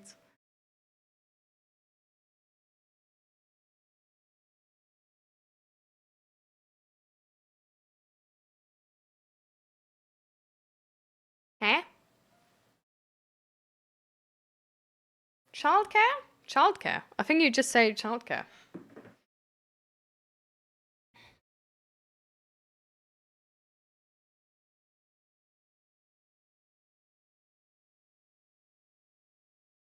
Because I did some stuff I didn't thought about. Before abandoning my boss. Before abandoning. My boss didn't like that. Where is the comma? Some stuff I didn't think about before abandoning my boss. You abandoned your boss? What? I'm so confused.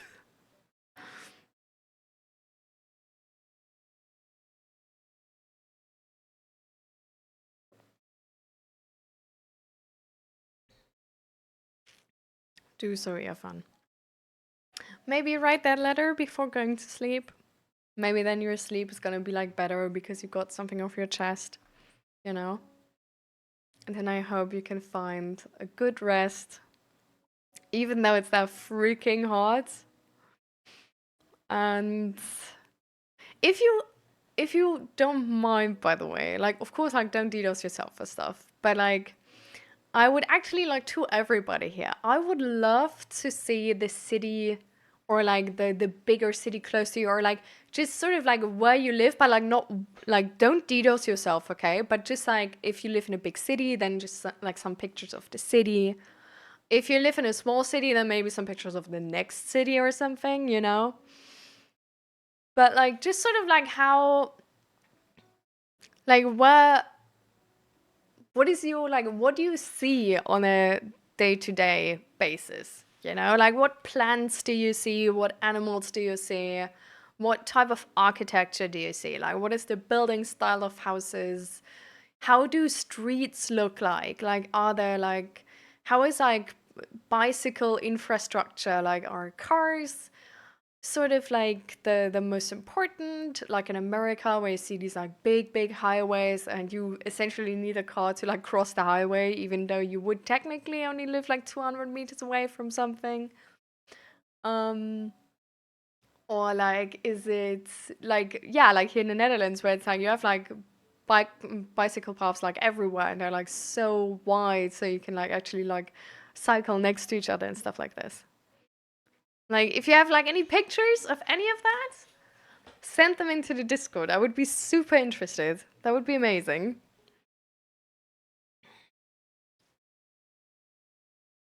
Last week it was like the exhaustion layer over the mood, if that makes sense. But it's just small stuff I don't react usually. Ah, okay. Yeah. Yeah! Yeah. I do get that. I did chill yesterday a bit. Played some League with Zach. Yeah. Getting slowly back into gold direction. And you need an account where you can like play with me. Because I notice how I'm like really feeling ranked. I don't know.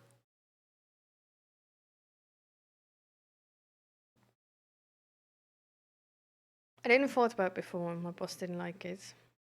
Like sitting on a window shelf and just relaxing in my break. Okay. Crazy. I always do this. Take photos of what I love, especially nature or any beautiful scenery. Actually, I did took some pictures and I used to upload on TikTok. I still have that. Amazing! Send them in Discord.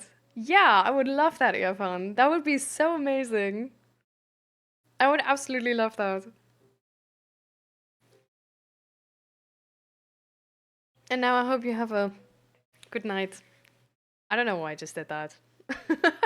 I just felt it in that moment. I feel like, I don't know, I'm really. Oh. And I went at 100% power at work because my ex girlfriend cheated on me. Oh.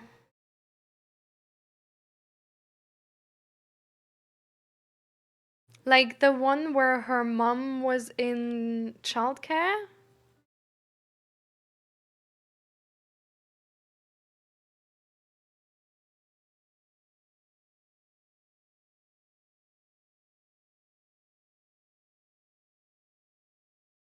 Mm.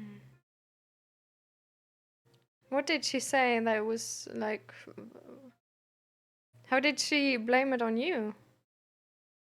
Like, I'm interested in that explanation. Can I send videos? Yeah, also send videos in the Discord. Like, as long as it's not like dick pics or anything. Like, I'm happy about it. Like any nature videos or whatever. Like, I like you can send whatever like in Discord. Just like yeah, no like weird shit. I don't know.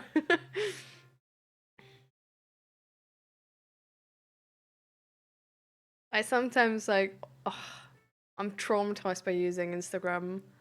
I once got a not only a dick pic, but because I got a picture without like anything like saying before. So it was like, okay, there's gonna be a dick pic. So I let Zach, like every time I get something like this, I'm like, Zach, here. And then like, you know, like he's the man in the house, like he can look at those dick pics. So then like this is his way of sort of like making up for sexism in the world, right? Like he has to deal with this shit. Um, so then like he's checking those pictures if they are what I think, or if they're like safe to look at. And with that one person, he like also checked out the profile, and that person seriously had like a highlight, which is public. Like his profile was public, and he had like a highlight, and in the highlight was a video he had in his fucking story where he's like coming on a cookie. Yeah. People are crazy. Like if you feel like there's like something can't be on the internet, it is. It is. It will be, no matter the moderation. But that was crazy. Like Zach laughed for like he got like the biggest laughing, like Lachflash, as we would say in Germany. Yeah, that was crazy. That was crazy. Like that was honestly like I wasn't even mad anymore because that was like low key funny. Because like I didn't need to look at it, right? Just he. It was so funny to just see him laugh. I don't know.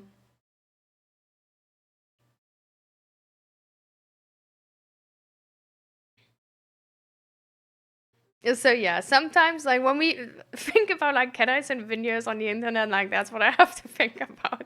It's not because of you. Death threats? I never got death threats actually.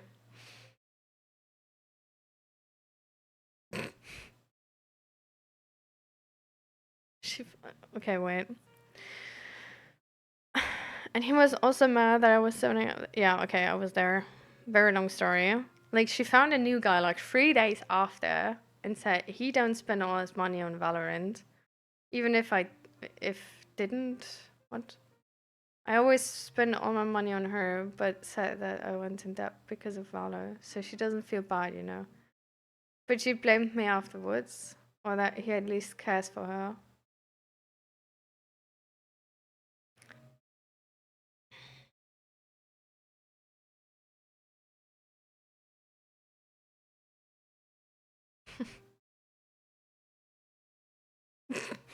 That's low-key karma.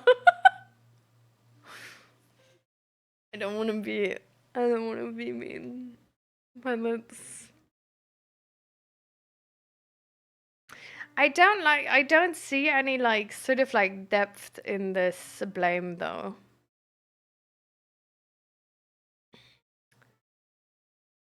So like, what? Like, did she want more like material gifts or you know like what is miss like why is she mad that you spend money in Valorant? Like is she concerned about your financial situation because you went in debt because of Valorant? Like what is the takeaway from this? Because I'm confused.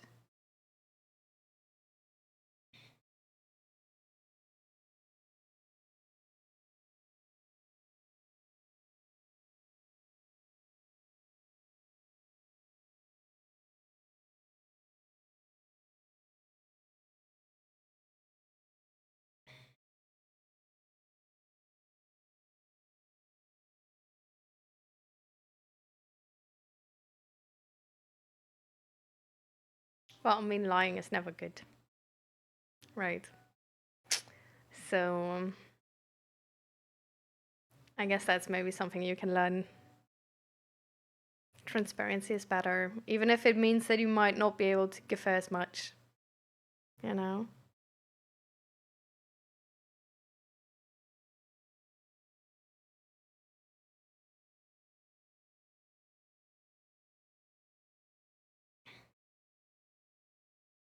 I feel like a lot of people can understand if you're not able to give as much, but covering up, giving more by then saying you have a financial addiction towards a game.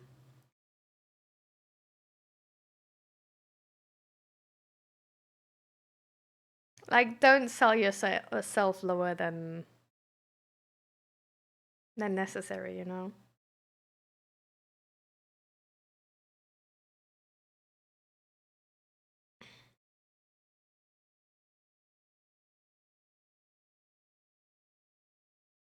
So,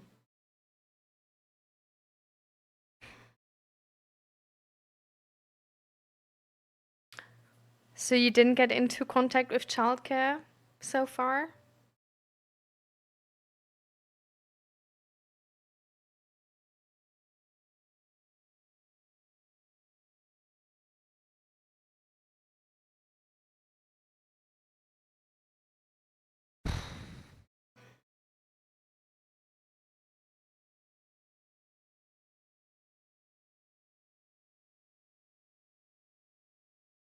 No, I understood what you say. I'm saying, I know. You're still like, you're telling her that you're like, essentially have like, sort of like a gambling addiction, like for the lack of a better word, because I don't know how to call like buying skins in Valorant addiction. Um, but it's sort of like a financial addiction, financially draining addiction. Um,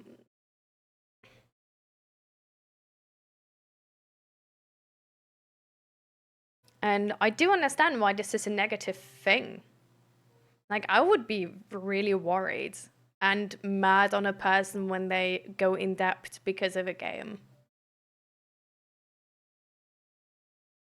I would feel like unsafe to like have a future with them even because like you can't trust them with money, right?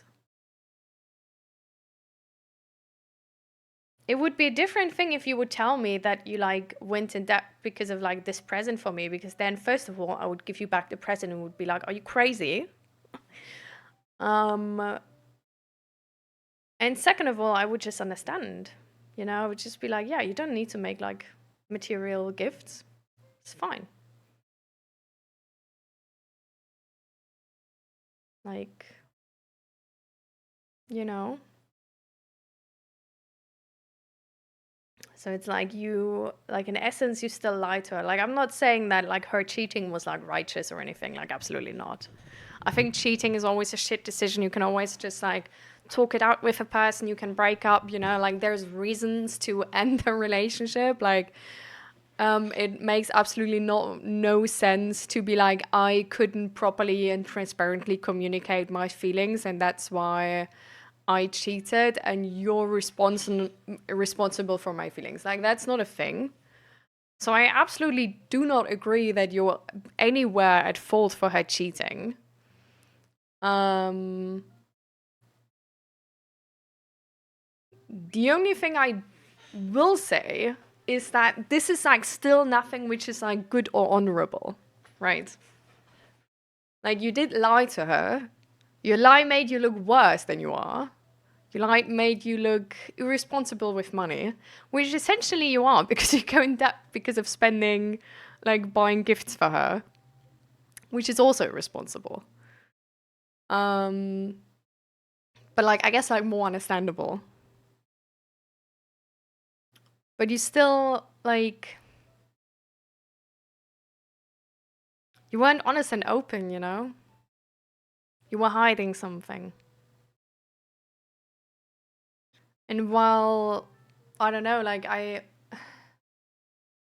Bro, like if Zach would actually go like in depth to like I guess it's like a different situation here, right? Because he's also the person like financing the rest of the like apartment right now. But like even if that would be covered, like even like back then in university, like if he would go like in depth because of like buying like some like fancy like Christmas gift for me, I would be really fucking mad on him. Because this is not what life is about, you know? Like I value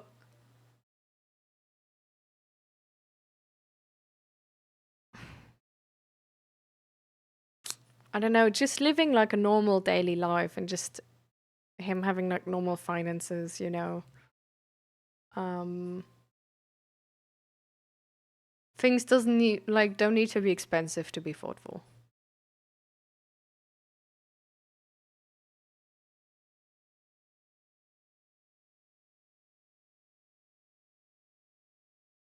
Oh, she owes you money?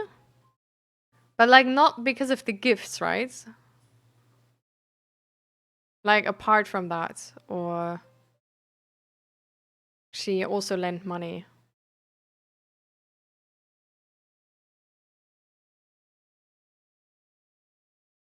If it's fine, I'm gonna look at them later. Or today evening or something. I don't wanna get too sidetracked from the discussion here.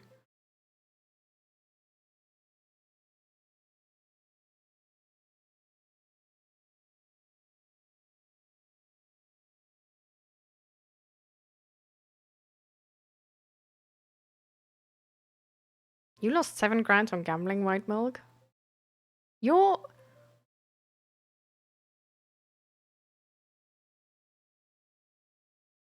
you're so young. What the fuck? Thank you, you have fun. See you next time. Good night.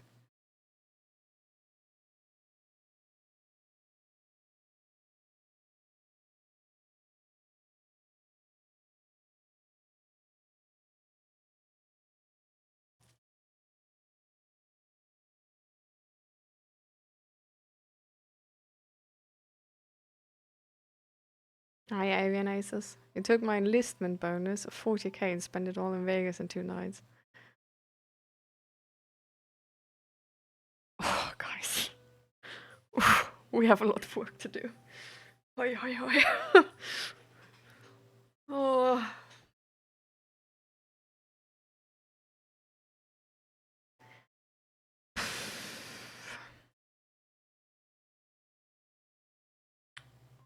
Okay. Ooh. I'm gonna get back on the for the message from of what? I get back to the message of MG Gaming from back then because I didn't react to it yet. You know what I'm just gonna say it as it is. It's a mix of feeling like I was never meant to be here, existing instead of living, and literally having no family. As of early October, no girlfriend anymore. Or my significant other. Basically, I do not even have any of the important things in life. I've been telling myself that I'll never matter, never be loved, never be valued, and never will feel happiness, joy that life could offer.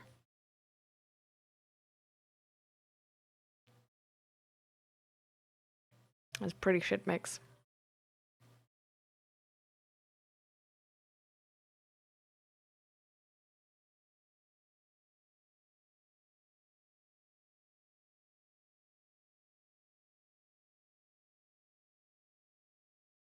Hmm.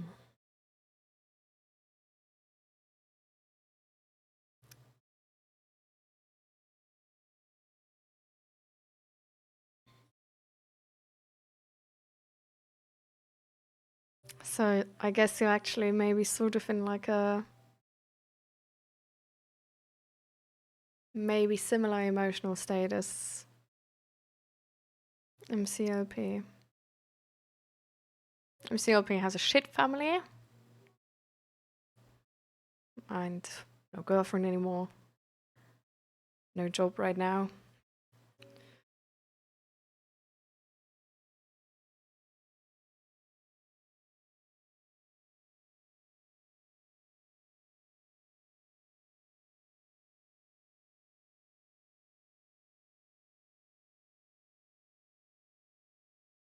My whole situation is hard to explain in text.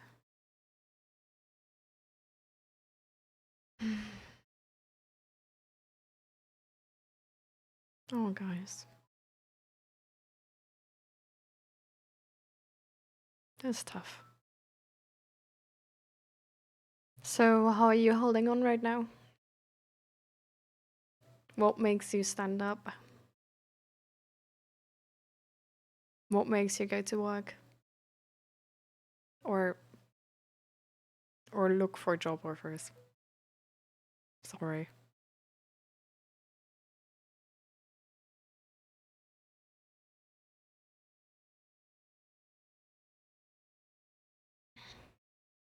I'm glad that Overused didn't gamble it.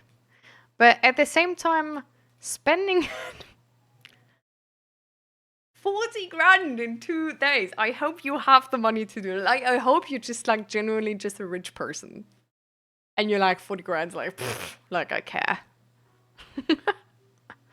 Then like I'm glad, you know, like you reinvest in society, I guess.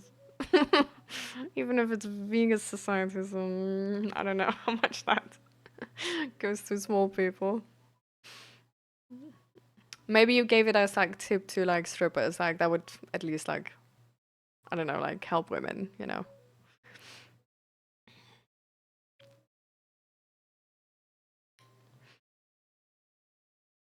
Yeah.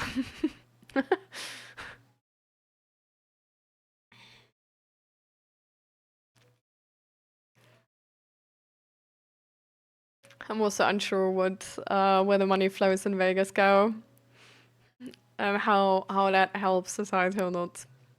So, but if it's not gambling it, then it's not to the casinos, no? That's what I was thinking, Panda. I don't know. What?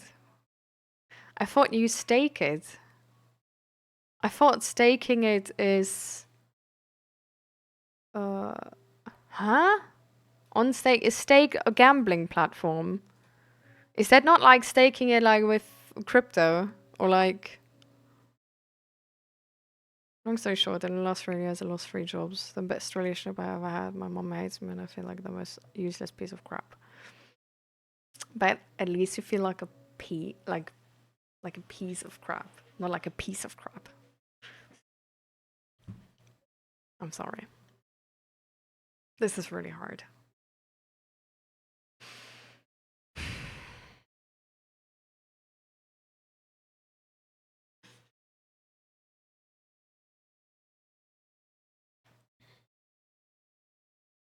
Hmm.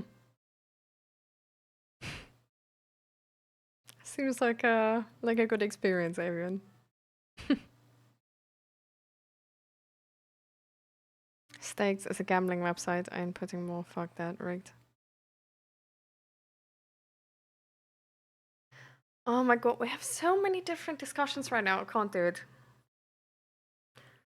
I'm like, okay, let's.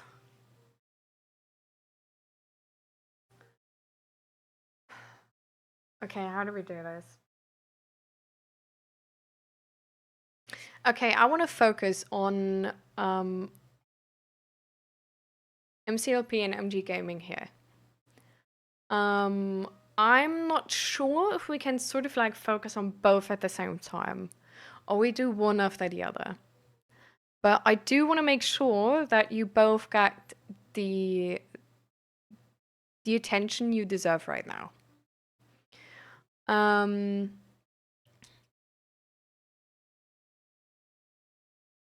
No, I don't. I like if you have the time right now, MCLP. I feel like talking about it earlier than later is maybe better. If you have to go right now, of course, like I don't want to sort of like hold you back, right?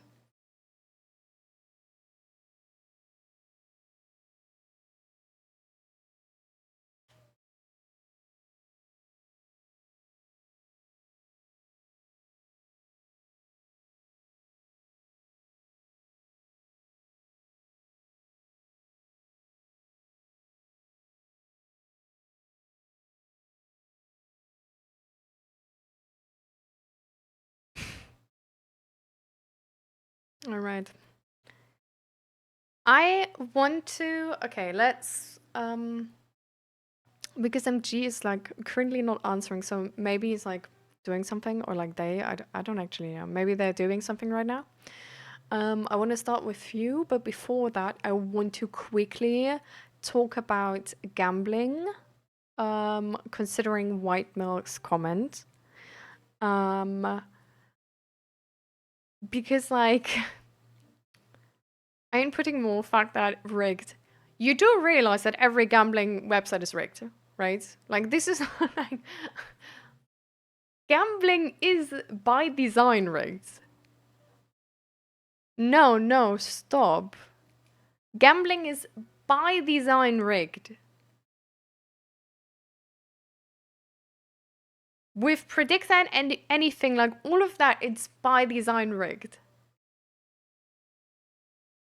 Like it's one of the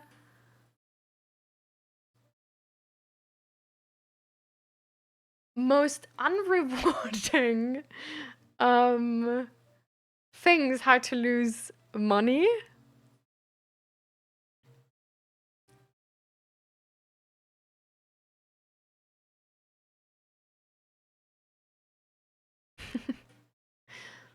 So it's just don't spend money on gambling. Like if you're addicted to it, like that's I guess like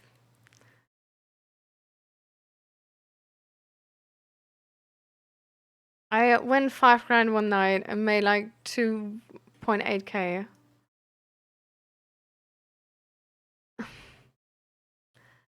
There's so much better ways to make money.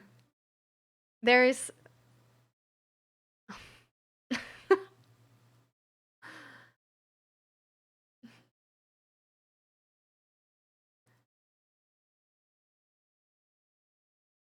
like to make money gambling is is a tall ask. Like that's a tough endeavor. Even if you have control though, you know, like why?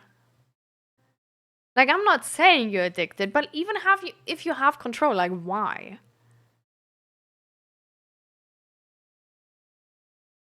You know? And Nadim, thank you so much. I appreciate your help and your support. Welcome. Because it's fun, I get thrill out of it. Do you need to put 500 bucks or something in to get the thrill out of it?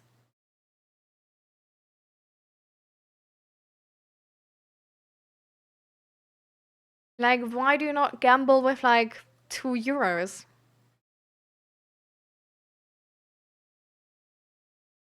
Some people get this hit of dopamine when they gamble, just like any thriller. I mean, of course they do, because gambling is addicting. Like, it's very, very. Actually, nothing new. Like, we know that you get this like hit of dopamine. Like, yeah, but like, there's other ways to get a hit of dopamine. You know? You know, okay, so if we were to optimize dopamine with €500,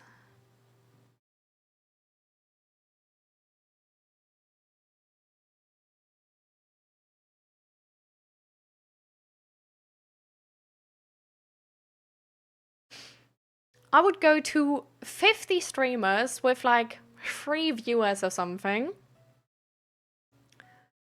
and donate €10 each and just be like, I don't know, get a cocktail on me or something and see their joy.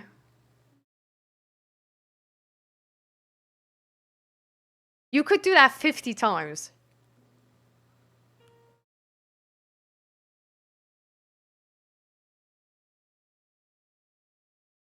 Do you know how happy that would make me feel?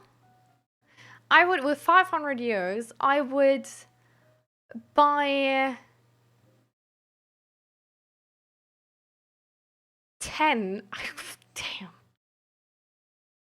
I would buy 10 big, big bouquets here in the Netherlands. Like you could buy 10 like actually big bouquets.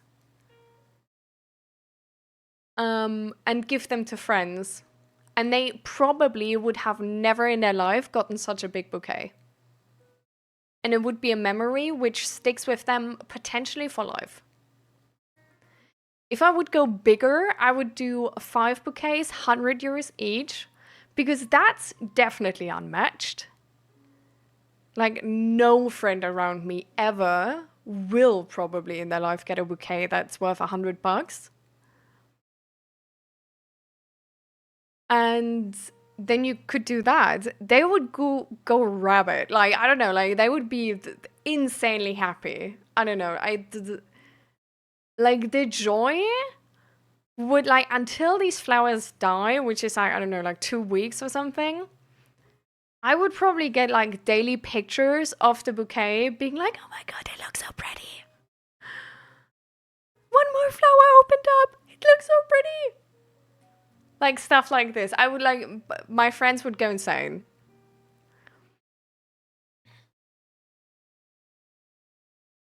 Like, you know?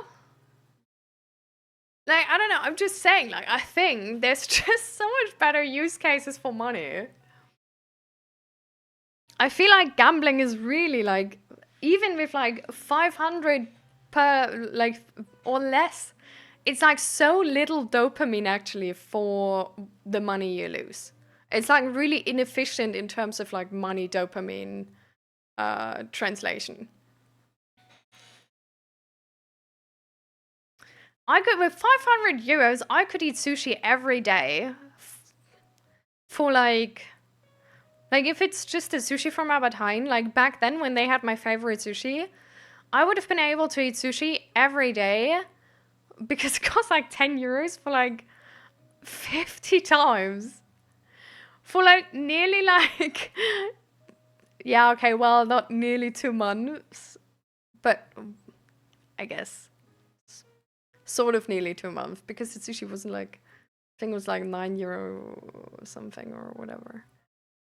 But like, yeah, like 1.5 months. Every day sushi. What?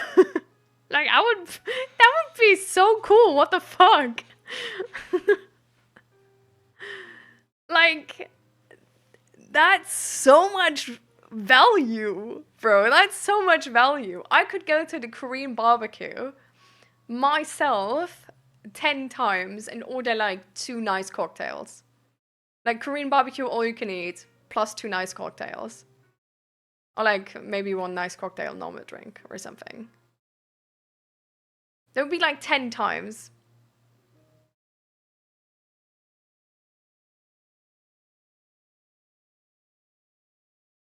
If I could buy food for a month.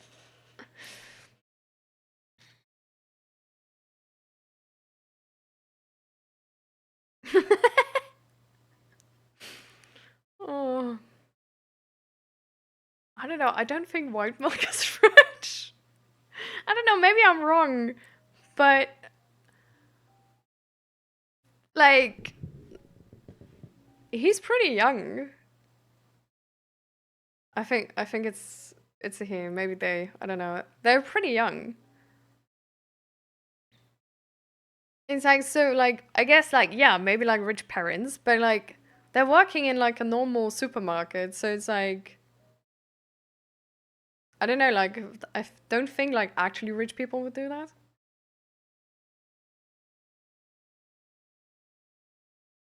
I bought Bitcoin back in 2011 when you were 18. Avian Aces. Oh my god. I mean, lucky and smart. Like, you were a believer and you got so rewarded for it. Oh my god. I'm glad you have a good nest egg.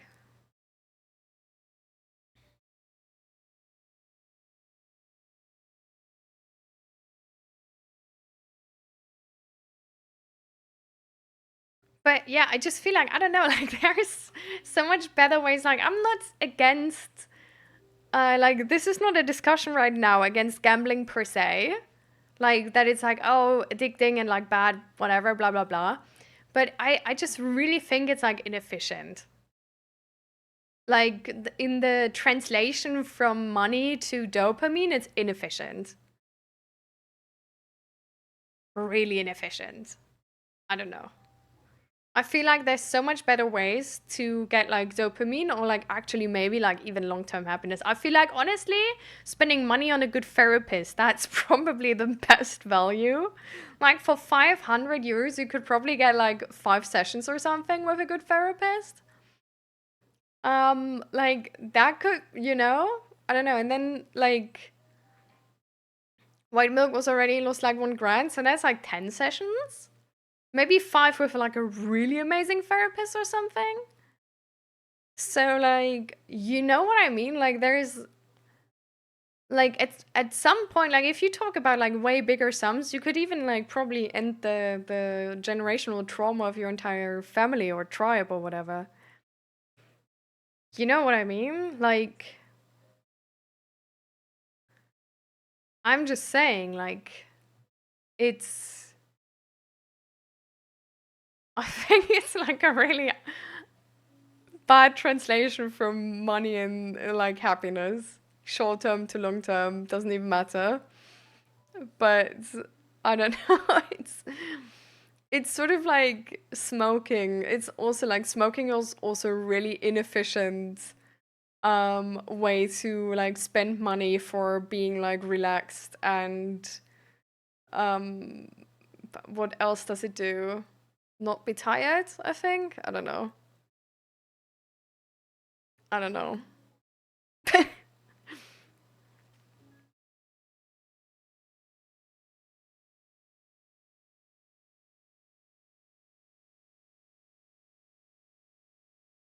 Well, there was a company where a lady didn't want to take the salary. What? She came from real money? Ah, okay. Well, I mean, yeah, she can just like give that money away to like people who need it. But yeah, anyways, okay, anyways.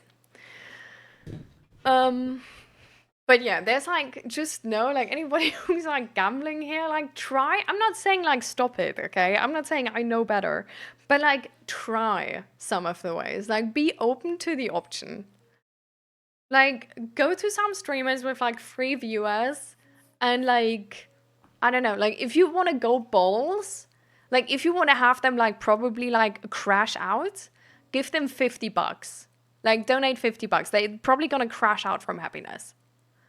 Like I don't just try. Like try if that does something for you. You know? Like instead of giving away like 500 more euros to some like mafia type structured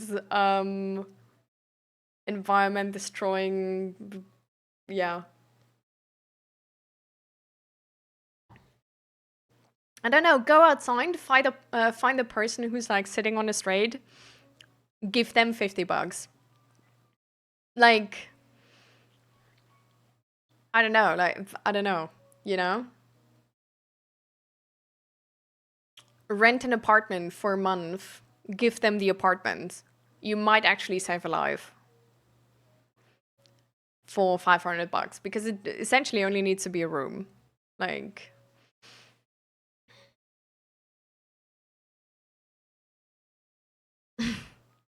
oh, I'm CLP.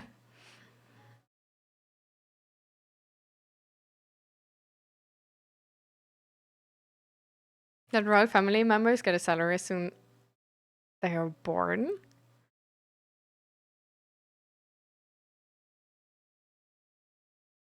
Time to get born royalty.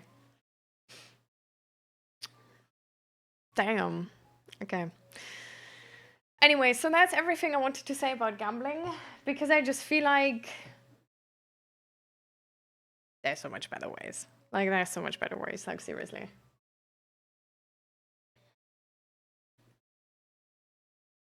Like you want to actually have fun? Let me make like a Minecraft stream. You know, like, because I feel like I can do better with that money. So like, let me make a Minecraft stream where like you can like trigger like things, actions in Minecraft with like by donating like a certain amount. And like then you have like real fun for like a time, you know? Like a seriously good time.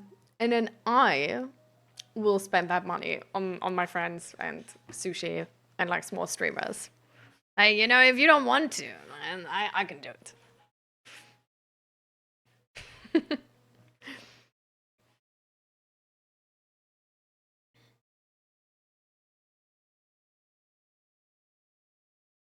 What?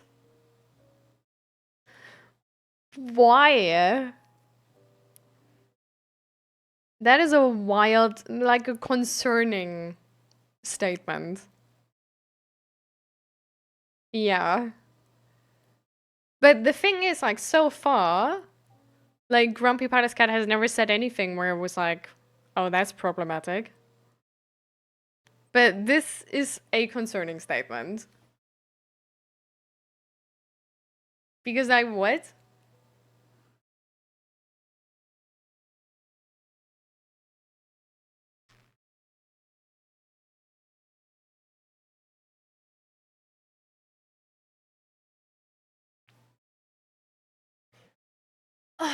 But we wanted to get to MG Gaming and MCLP.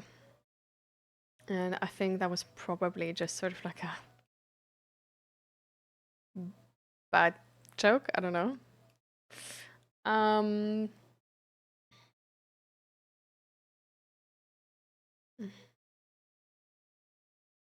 I don't know.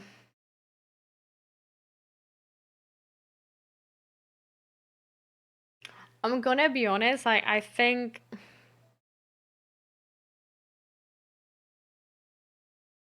my dad already sent a message. How did I lose 1 grand? So you are a rich kid.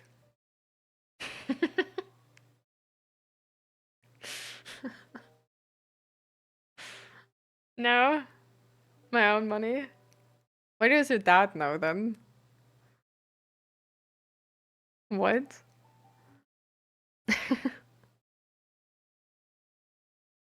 Anyways, like you can like listen back to the stream and then like you know like try the ways I was explaining on how to spend your money and see if it like hits better maybe than gambling because I think there's better ways to get dopamine from money. Hmm.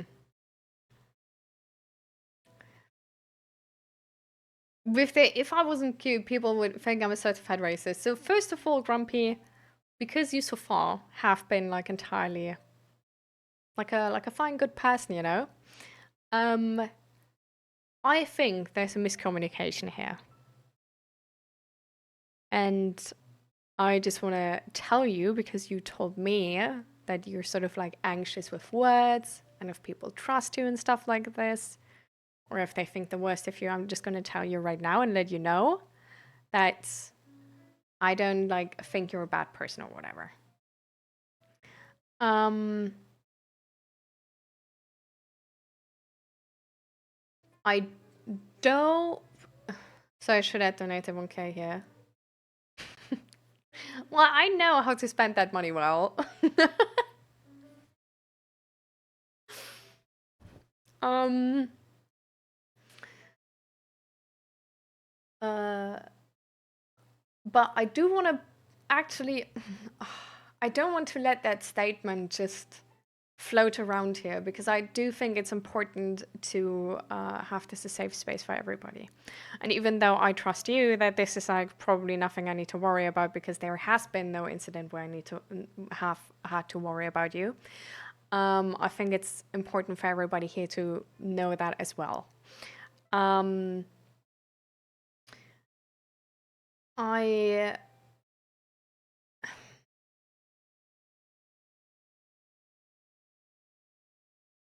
I personally worry about um, stuff like if I wasn't cute or whatever, or like if people don't know me, because I just mean it with fun, like they would think I'm a racist or whatever. Because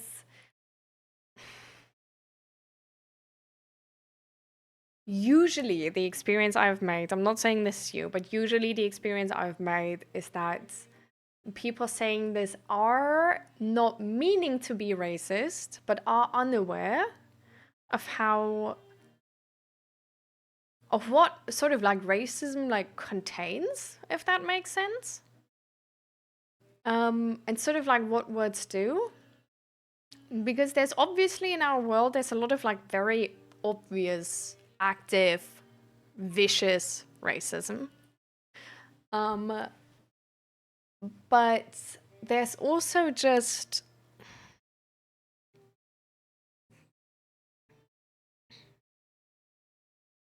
things and opinions which make you an unsafe person, if that makes sense.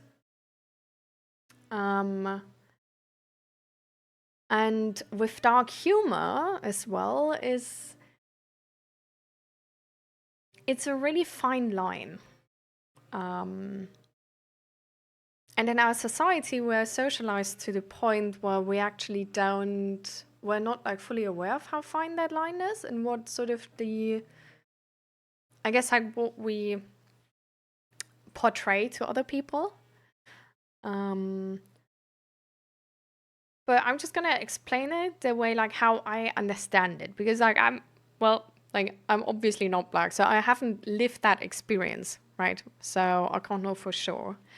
But just how I guess like sort of interpret it, it's not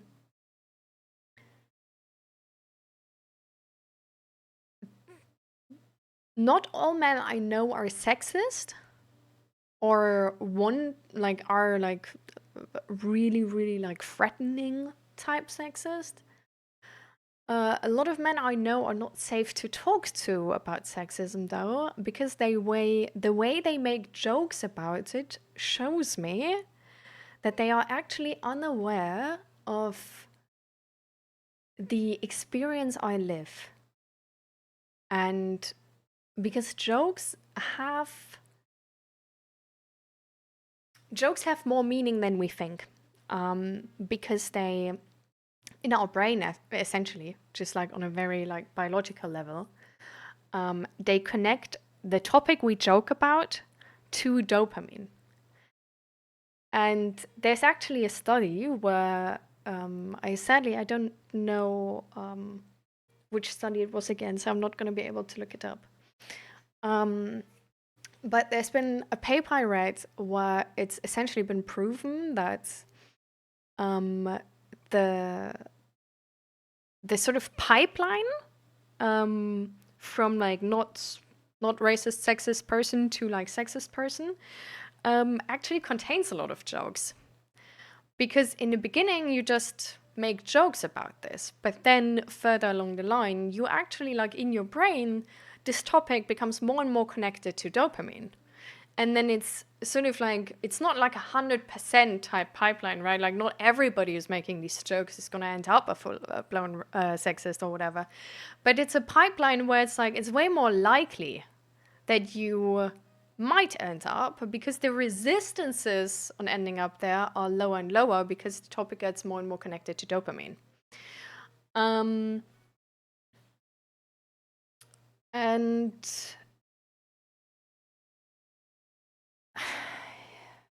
especially if it's like, so I don't know you, right? Like you might just I don't know. I guess it's like if you are, for example, like black yourself, I guess like making dark jokes about this is like it's different, right? But if a man makes jokes about sexism,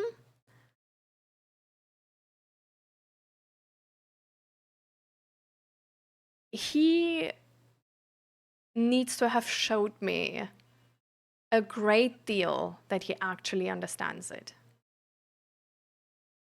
Because otherwise, he probably just didn't understand it. And with that joke is sort of dismissing the severity of that reality. Um,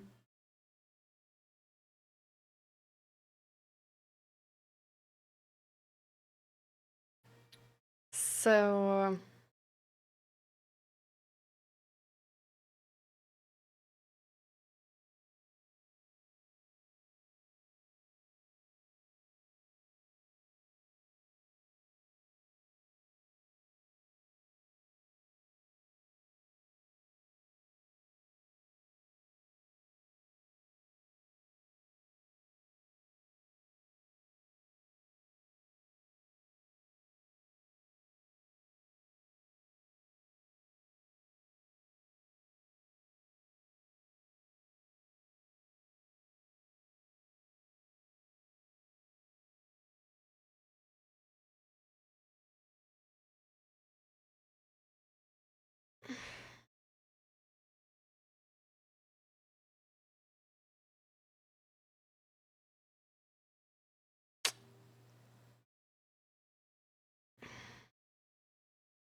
I don't like the direction we're going with this. Um,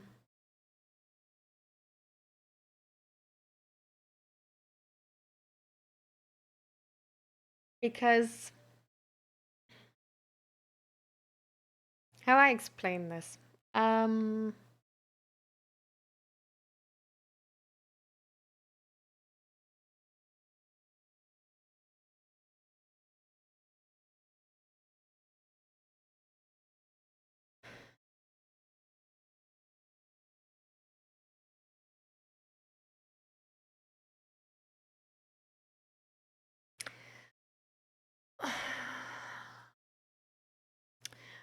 so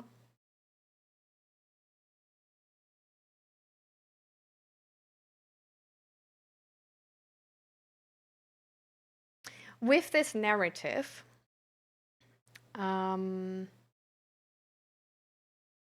of like, yeah, like the word is getting out of hand, like so many people uh like just abuse it as a tactic to silence someone and like label people as that and stuff like this. It's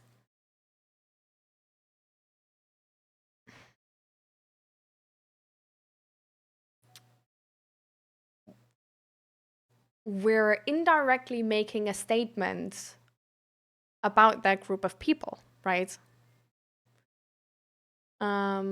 Because we're sort of like indirectly making that statement that the group of people calling us racists, where this is like a very group oriented type thing, right? Um, uh, are making false allegations and lying. And we have the same with sexism right now in our society. There's like, oh, sexism and misogyny is being like entirely overused, and like everybody is being called a sexist and misogynist right now. And it's making essentially like an indirect statement that you can't believe women anymore. Because they just lie and manipulate and they try to silence us, blah blah blah. The same way, this is also making a statement like using this on racism is making the statement that like black people, for example, are lying and stuff like this. Do you follow me on this? This like connection that it's essentially making like an indirect statement. Do you understand what I mean? Yeah. Okay, perfect. So that's the sort of, I guess, the struggle with this statement. Because even if it were true, right? Um, even if your perception that everybody is called a racist were true, or called a sexist, and that it's being overused, even if that part of the perception is true, it also necessarily doesn't mean that it's wrong, right? Like, it could still also be right, because it's always a perception we have which is built on like personal experience and media influence. And so our media right now, for example, is pushing generally more the direction that, and social media in general, that, for example, yeah, sexism is being overused, like there's so many false allegations, blah, blah, blah, stuff like this. But when we then actually look at the numbers, that's not the case. And this is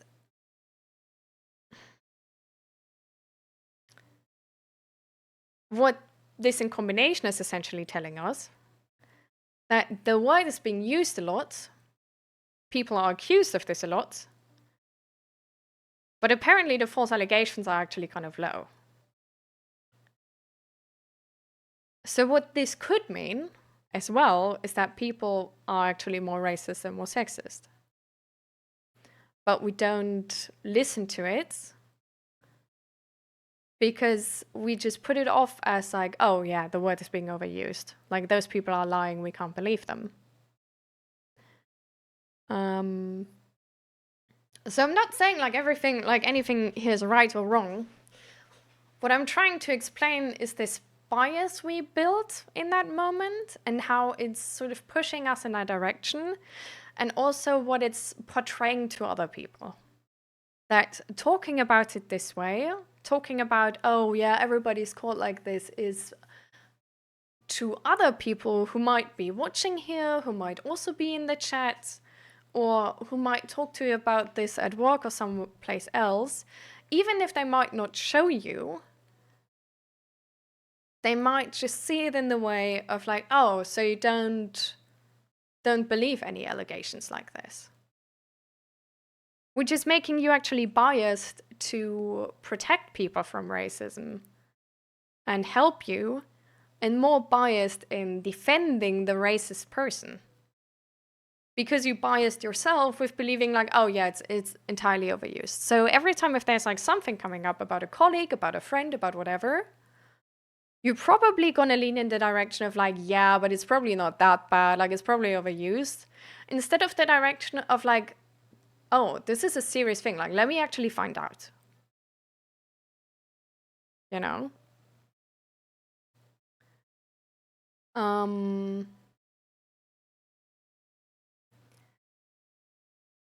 I think, and that's the annoying part of it,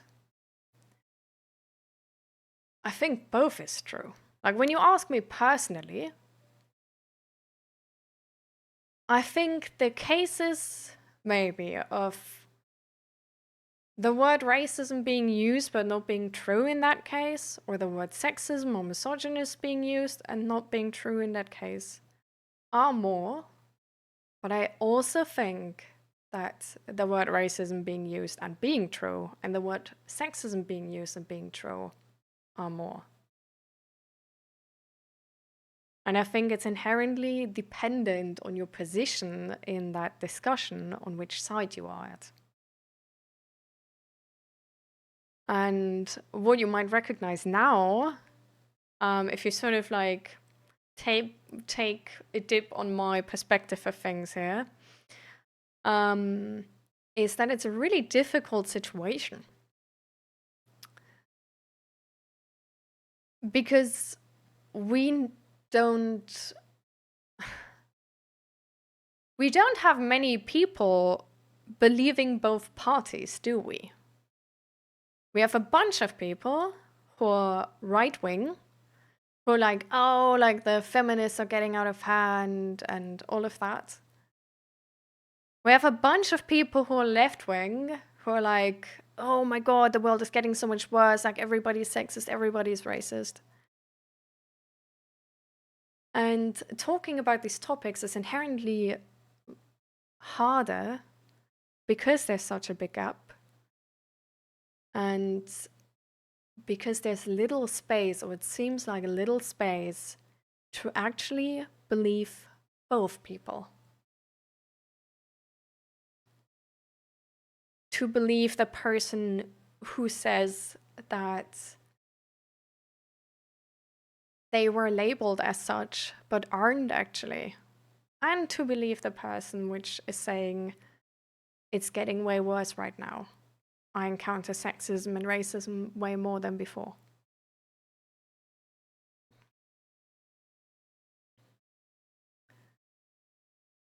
So,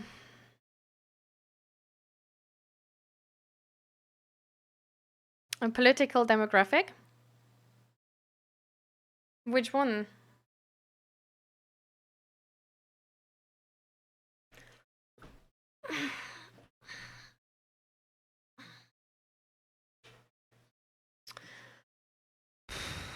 Can I ask an unrelated question? I thought of while you're talking about this topic, it's about those people with I can fix her mentality. There's nothing that pisses me off more than some guy tells that toward me, especially if they know I'm gay.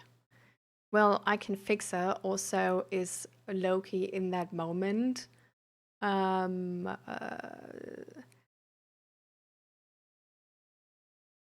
Stating indication of sexual harassment. Or assault even. Right? Because if you're gay, that dude has no consent from you. And with I can fix her is a statement dismissing your no. And being, but I'll make her. Which is indicating boundary overstepping. Which is indicating dismissing and disregarding boundaries. Which, especially if it's connected to sexuality, is essentially indicating sexual harassment or assault. So it's not weird that is pissing you off, right? Like, this is indicating a heavily unsafe person.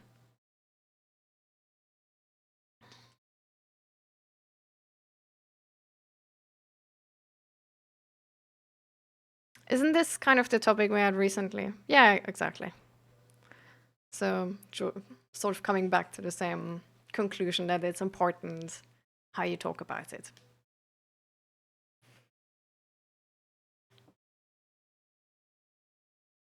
The one that thinks screaming racist, misogynist whenever your argument is being challenged. I think you know what I mean.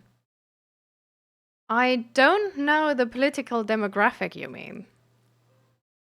Like, I know people like that. I don't know an age group like that.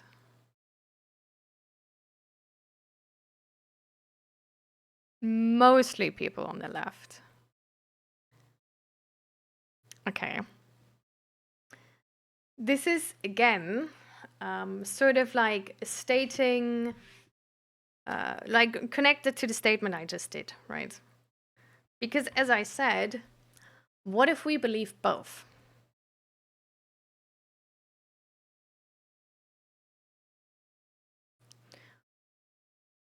What if we believe there's racist misogyny, that these words are being used more often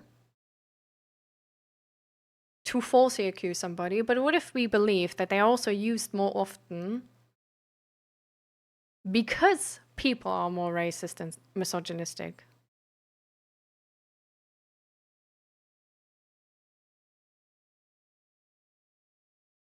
Because then, probably more than half of those screams from people on the left being like, oh, that's racist, misogynist, is rightful.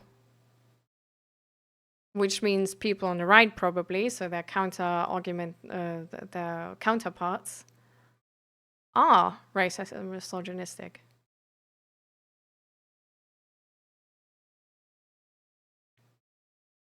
Because if we say it like this, we automatically don't believe anybody, right? Like we don't believe anybody on the left, is what I mean. Like if we say it like this, it's a generalized statement where we're like, where we essentially say nobody is being racist and misogynistic. It's always a false allegation. And that's not true, is it? Like there are people which are racist and misogynistic, right?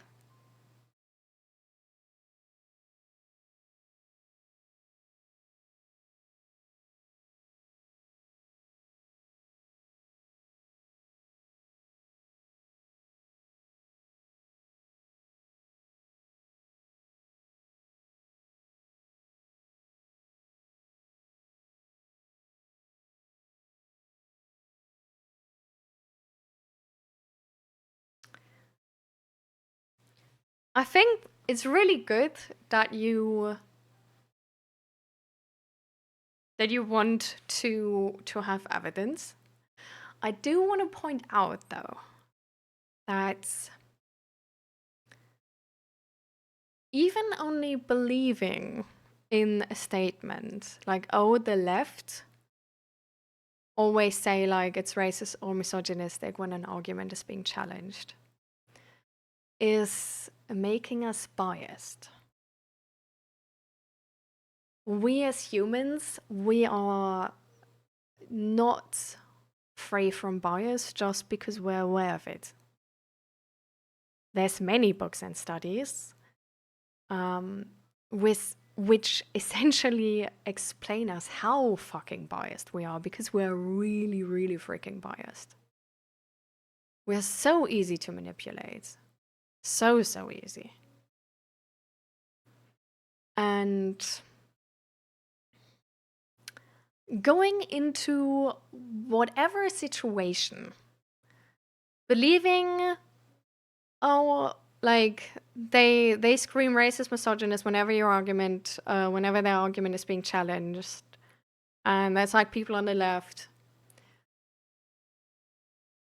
It is gonna make you biased, for sure. I'm not saying you will never believe them.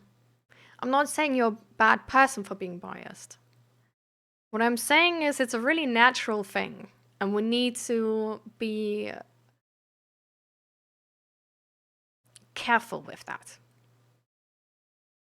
And I think it's really important that we know our own biases. You know? And it's actually funny because some people, even if we know our own biases, we might still be biased, because just because we know them, it doesn't mean that we can undo them. Some people know their own biases, and then they don't believe themselves anymore. And then they are sort of like, because of that bias, are biased in the other direction. And so it's like, it's a really complicated situation. But yeah, it's a really like, where we as the human race, we're very easily biased.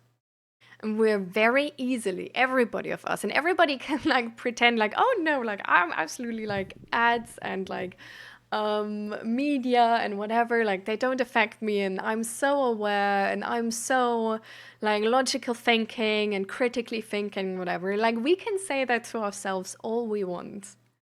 And we might be better than half of humanity, and might be more critically thinking and whatever than half humanity. But we will still be part of the human race, which is inherently really prone to bias and manipulation and all of it. And we have studies on this which were done on what was it? Let me see if I can look it up. how is the book called? There's a book on this, on all of these different biases. It's really interesting. And it's not only interesting, it's really like low-key scary too, because you read this and you're like, fuck, bro. Like, can I even trust myself? No. um, oh, how is it called?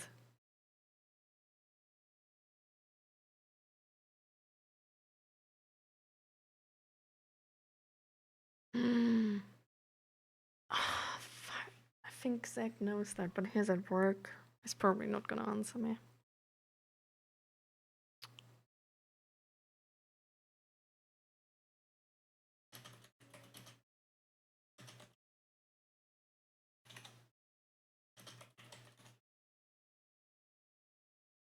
Ah, I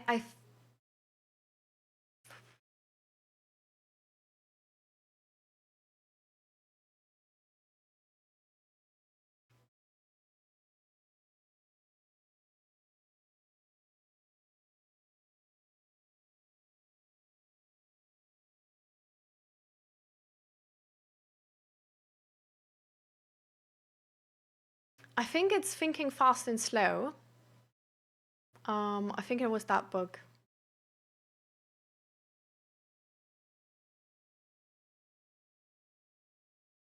Have you heard of that one? Uh,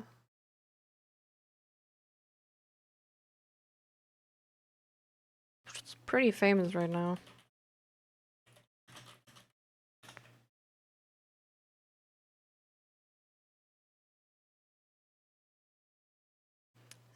Do they have like an official website or something?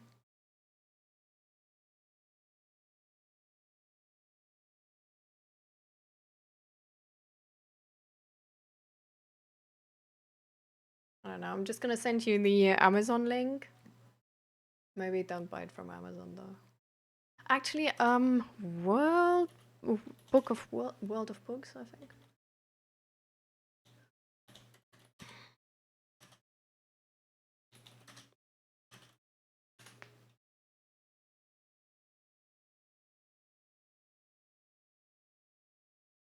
Yeah, yeah.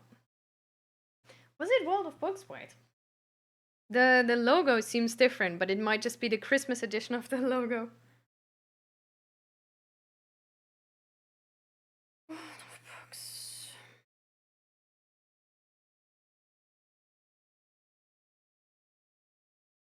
Yeah, yeah, yeah. Because their website is actually pretty good because you can buy secondhand books in different conditions. I bought like one of my psychology, like of the MIT psychology major, their course book I bought there. Secondhand, it looks like it has like a slight water damage, but like it costs like €5 instead of 80. So, you know, they actually also have like new versions. But yeah. So this is the book. And it's been like really famous. It's a bestseller, and it's sort of like about these biases and about how, yeah, it's about many things, but the biases especially are really, really interesting, and the experiments sort of described there.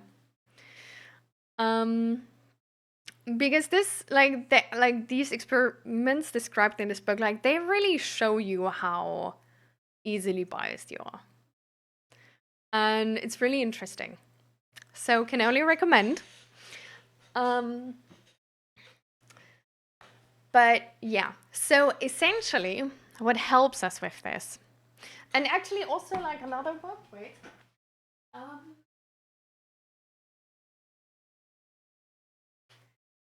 I've talked about this book so many times in this stream. I should be sponsored at this point. To Fight Against This Age. This is specifically like this is sort of like how I guess like this book really led me to adjust my political views and help me like really understand politics at the moment. This is called To Fight Against This Age. It's on fascism and humanism, and it's by Rob Riemann, which is actually a Dutch person. I didn't know. And this is a really, really nice book because it points out how do I put this? Like, oh, I mean, I can never put this entire book in like one sentence or whatever. Um,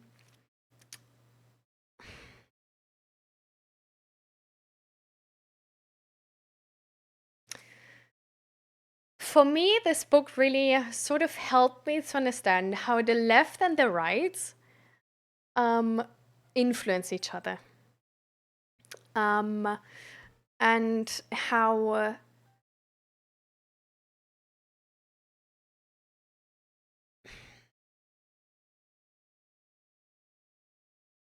how specifically like this diversion right now is not only one party's mistake, but it's really it's sort of like a relationship where it's like it's never one partner's fault. It's always from both partners. Because reactions from one person are on the behavior of the other person. And the behavior of the other person might be a reaction from the one person. So it's really sort of like explaining how this huge gap between the left and right, especially nowadays, but this book is actually pretty old and he already pointed it out there, but it's very much describing the situation we have right now. How none of it is actually the perfect way to go.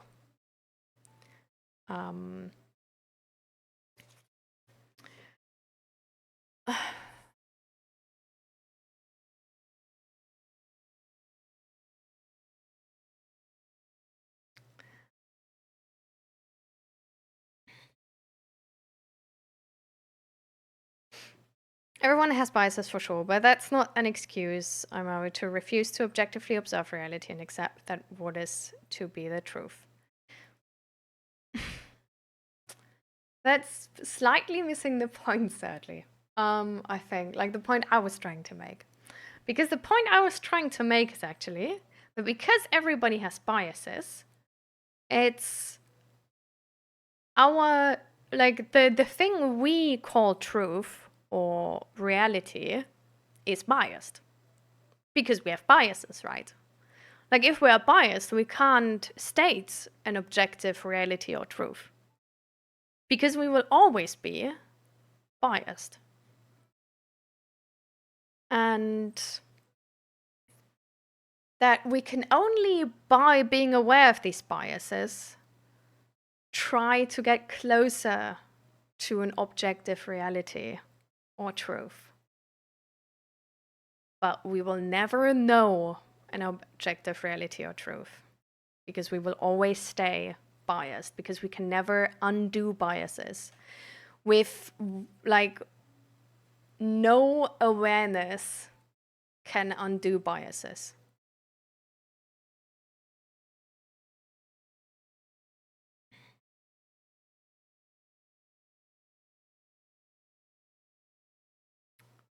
But what we can do is, for example, really try to aim for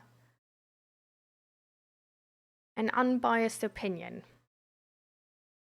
We can try to aim to be unbiased and to always be curious and to always listen to more evidence, like you said, to always be interested in new evidence and to treat every case as an individual case.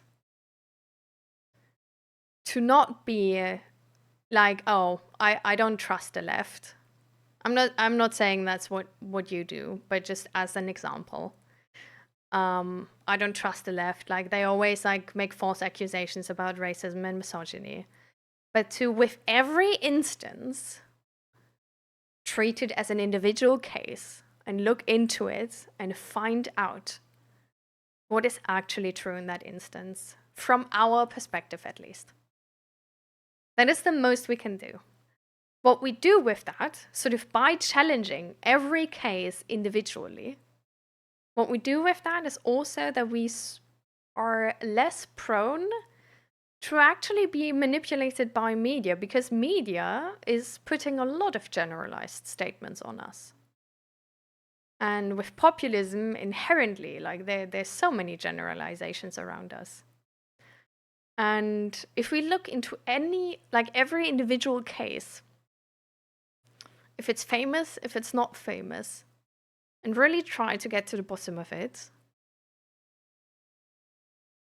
and then also try, because that also has to do with it, because we need to also not only know of the cases which are of one side, right, but know of both sides. So also watch media from both sides. Look into equal amount of cases from both sides. Get to the bottom of them. And hopefully we get numbers which are at least more representative of what is happening. But it really is hard with our media right now. Because right-wing media, of course, portrays everything perfect to their agenda.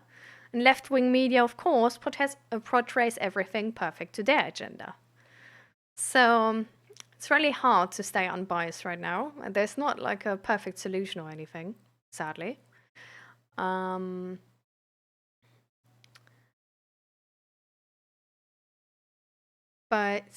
that's why I feel like personally, I really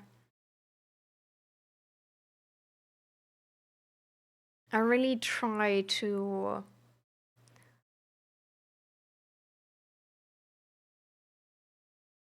put extra effort in to be a person everybody can always feel safe with.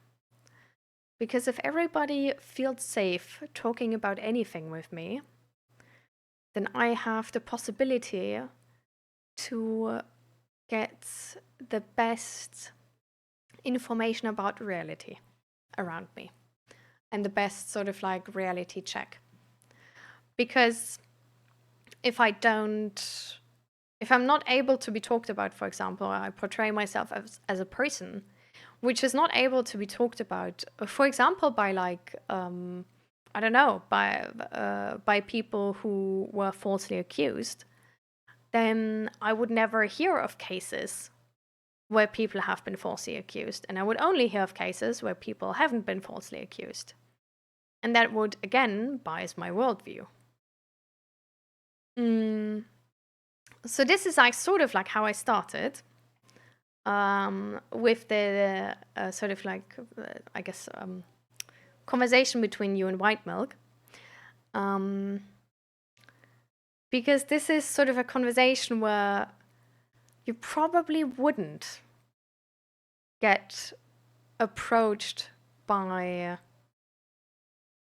people who thought something is racist or sexist. Because of generalized statements.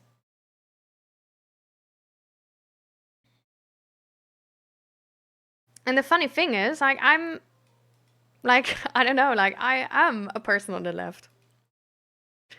And I don't know, I don't lightly call people racist or misogynistic. And I also actually don't know anybody around me who would. So it really like always also depends on the media we consume, right?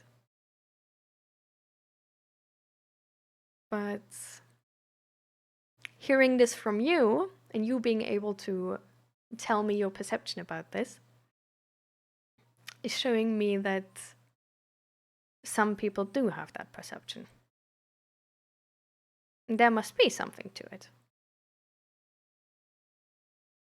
So I definitely also believe you that you have made the experience with being called racist or misogynistic without being it.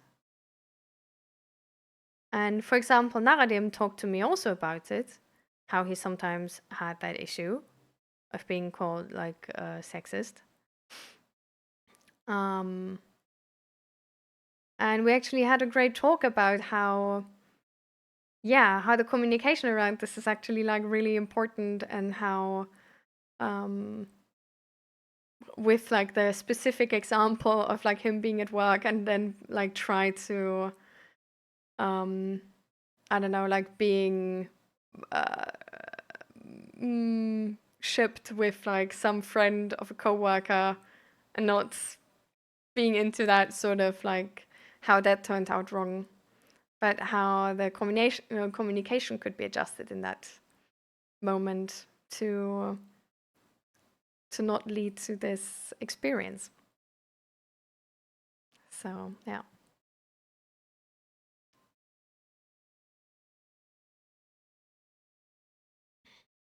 mostly racist, but that's because I say things that are objectively true. Hmm.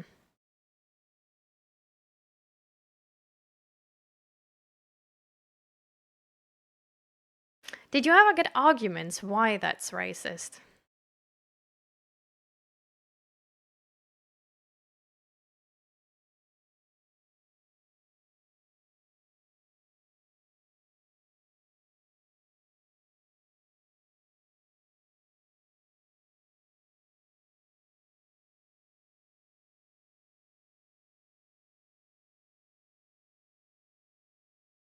What do you mean?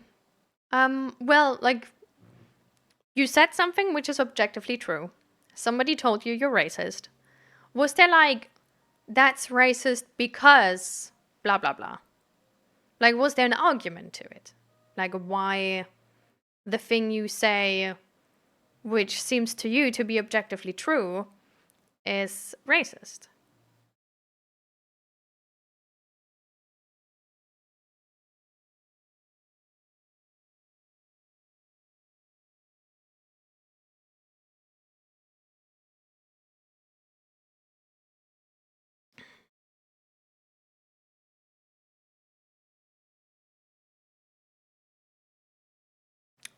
Well, I guess in that moment it could be a counter argument, yeah.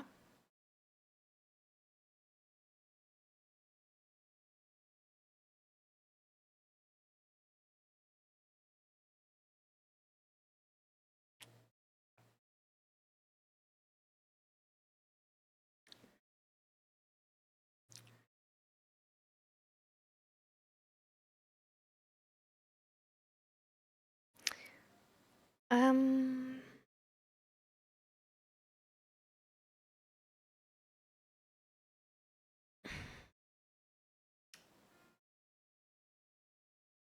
I guess right now we're still talking about the topic from before, which started since the conversation between you and MG Gaming, White Milk, and we sort of now are more on the part of it where it's about how we can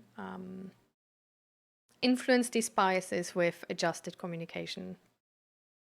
Um, so we had some like book recommendations about biases, and yeah.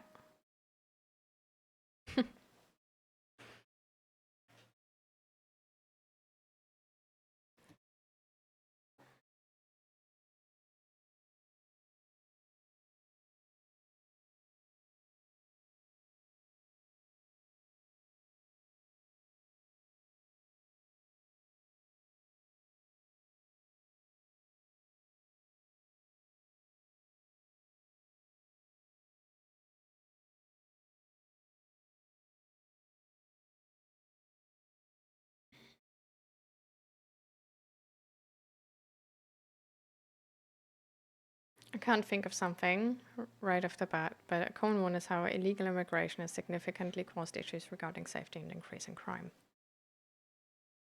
Hmm. So, what is the counter argument to this one?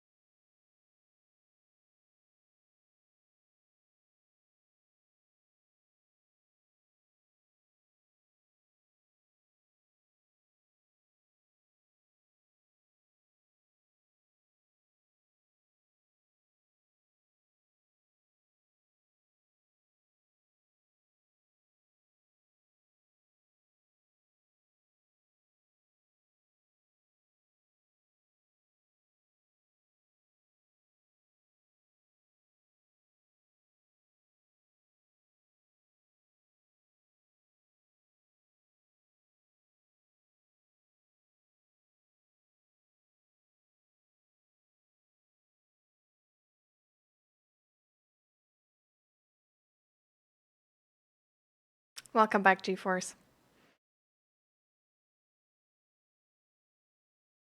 Usually none. Then I'm just racist for pointing it out. That's a problem. Sort of a deflection. So, funnily enough, what I found is that it's not true. What I found is actually that undocumented immigrants are only commit half as many crimes as US-born citizens in assault, and in robbery it's even like a nearly a sixth.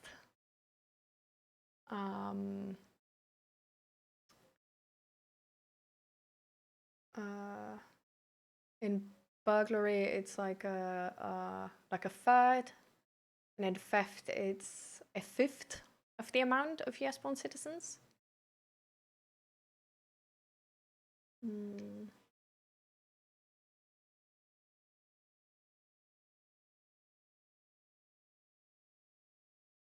And that the crime rates generally from 2012 to 2018 are staying the same or getting actually slightly lower for undocumented immigrants and getting higher for US citizens, getting lower for legal immigrants.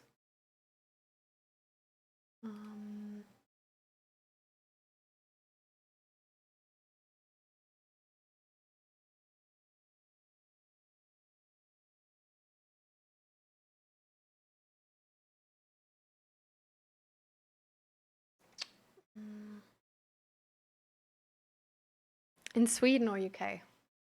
Okay, let me try to find some.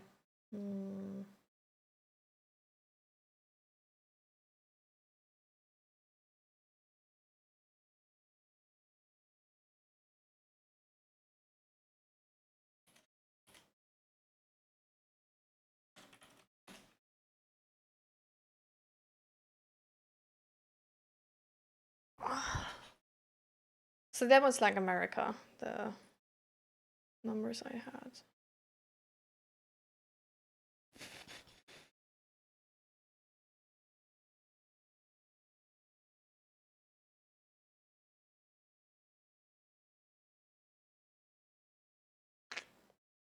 In Sweden, I'm not sure which of these. Which is this?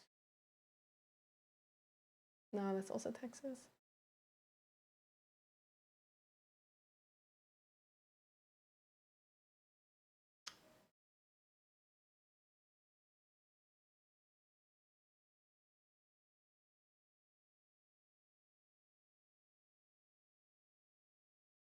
Which country is this? Okay, that's Sweden. Can I make this bigger or something?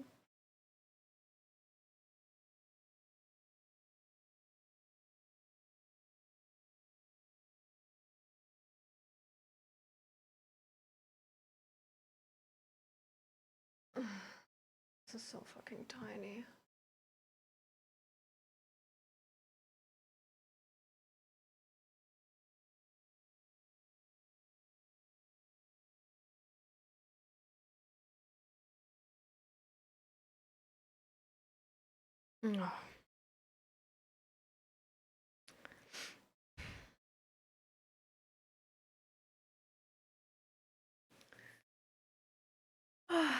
So, it's loading.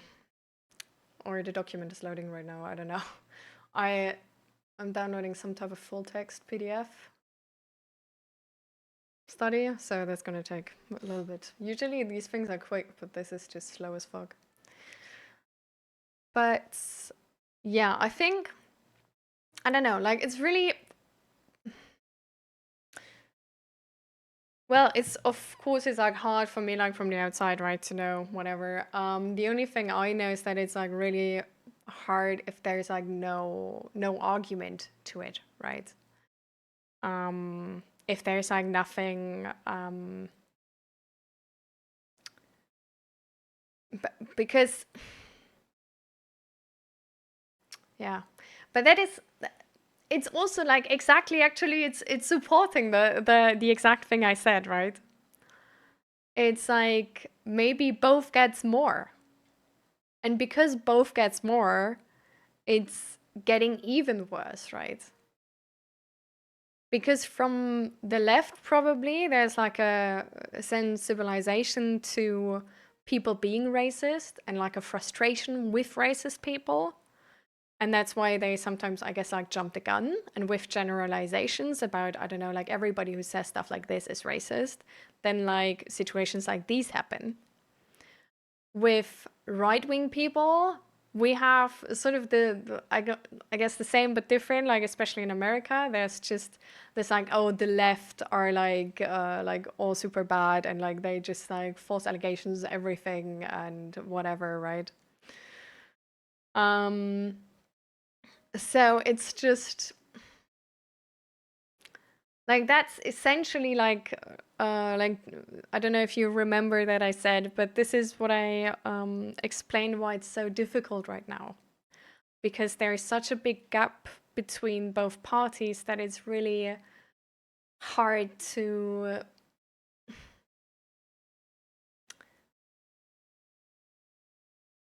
that there's like not enough space to believe both people. There's not enough space right now to believe people that there's there's more racism and sexism, and there's not enough space to believe people that there's also more people just jumping the gun on this and throwing it out like there's no weight to these words.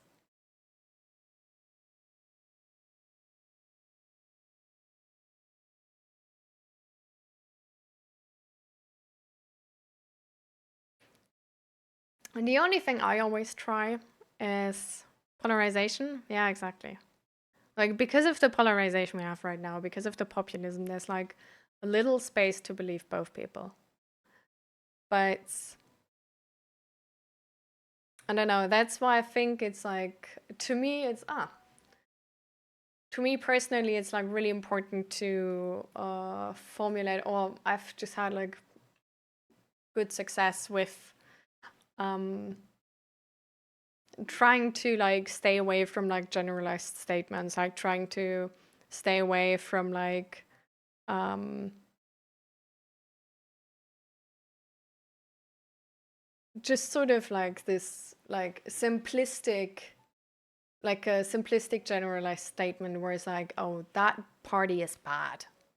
Like they're just all liars, unbelievable, unreasonable, stupid, bad. Because this is not really helping us. Mm.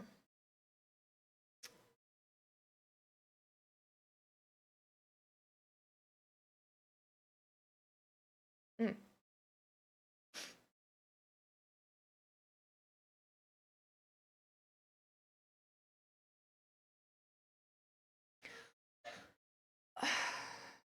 So apparently crime is going down in Sweden. This is national statistics on police reported violent crime per 100,000 residents and the percent of foreign-born residents. Violent crimes is defined as Swedish Penal Code Chapter 3, crime against life and health. From 2000 to 2020, and on one hand we have the reported violent crimes per 100,000 residents, and here we have the percentage of foreign-born. Um, and uh,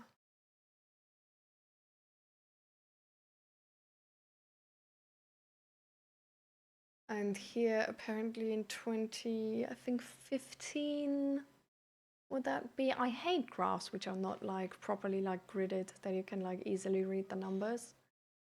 The refugee migration wave started.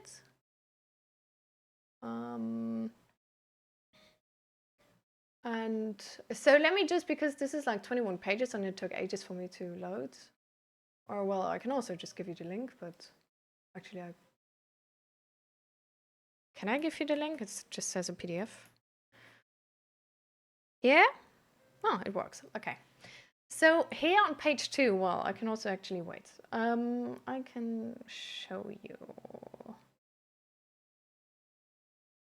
This is the wrong one.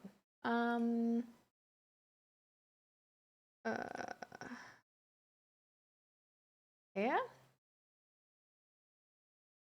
Do you see that? So, can I like, no,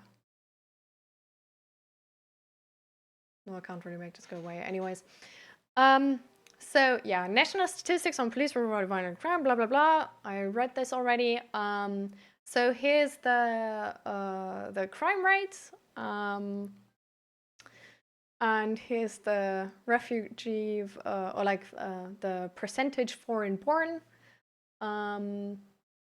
And so back here it was I don't know, like I guess so it's starting at 10% here. So this is like close, like just before 12, and it rised like 8% in the last so like from 2000 to 2020, and the crime rate was going like skyrocketing high to at like till like 2011. And then there was like a huge dip. I don't know why. Would be interesting to know what happened there. Then it went up again. And then sort of, I guess like, sort of like in the first year maybe of the refugee migration wave, it went up. And then it went down like crazy. So, yeah. I don't know. So in the last time, it seems better. Seems like a good trend, no?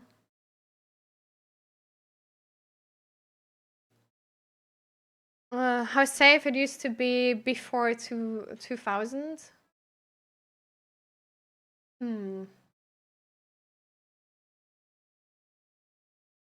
I guess. I mean, what happened between like 2000 and 2011?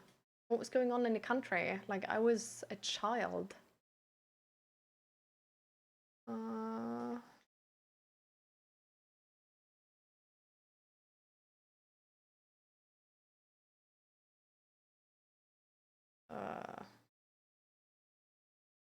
Okay, this is...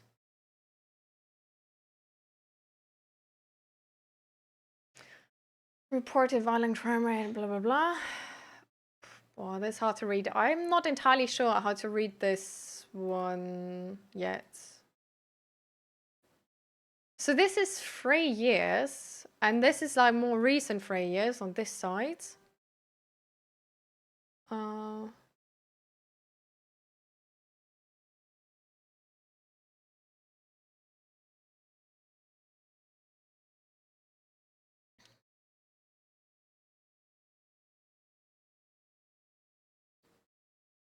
Percent of...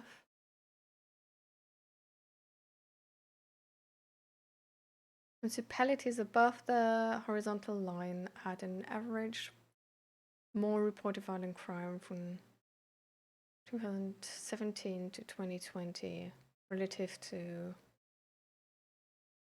Oh, okay. So it's just... Huh? Okay, so the color of the dots represent the municipalities, I think. And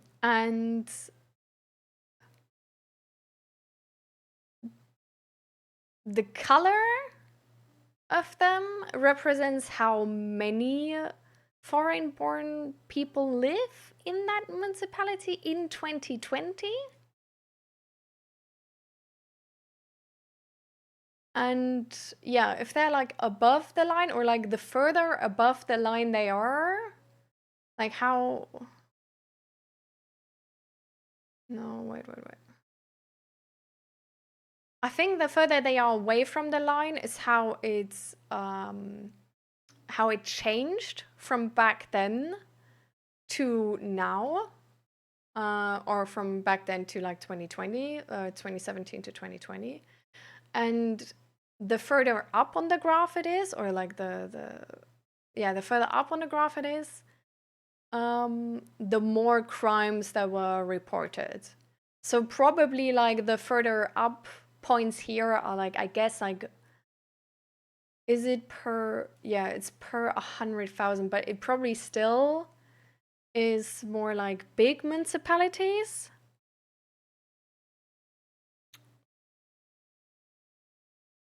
Full screen. Hard, but wait. I can do like... Oh, that's already pretty good.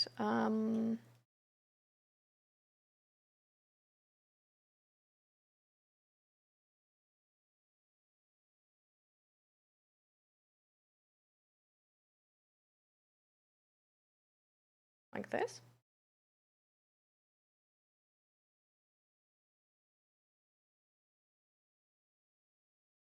And then I can make it bigger.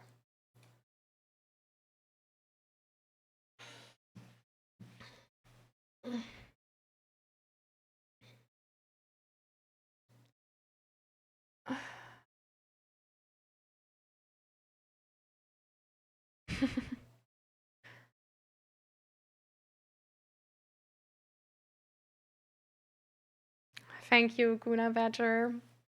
And great success to you. Good luck, good luck.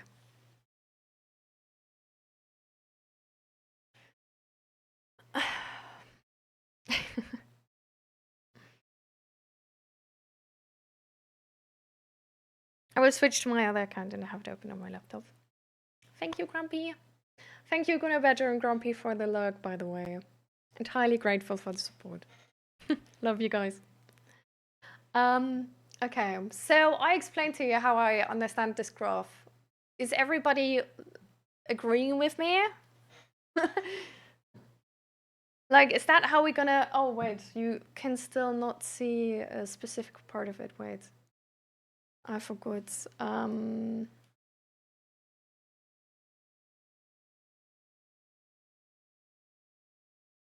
Huh? Oh, I need to put less, bruh. I'm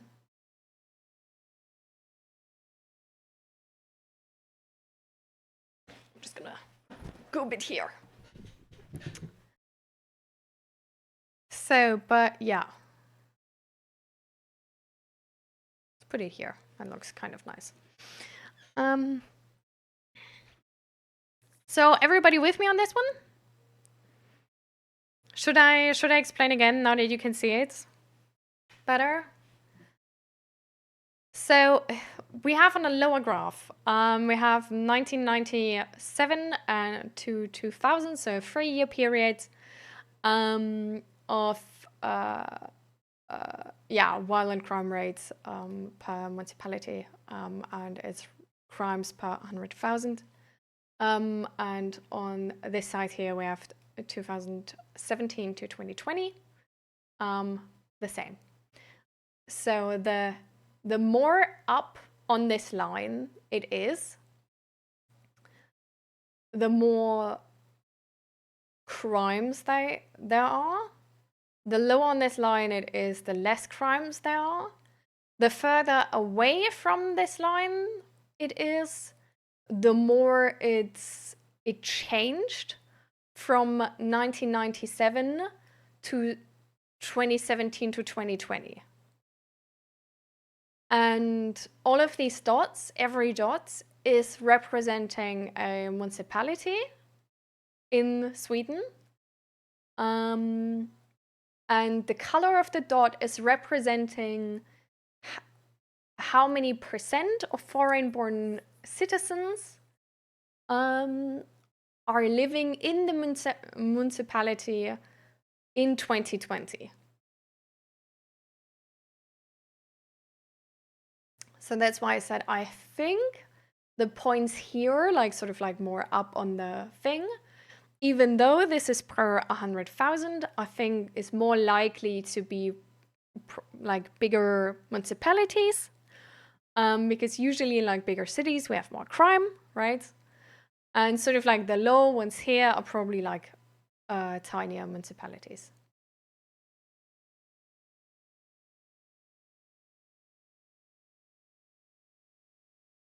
This is how I understand it. So are we all agreeing on this is how the graph works?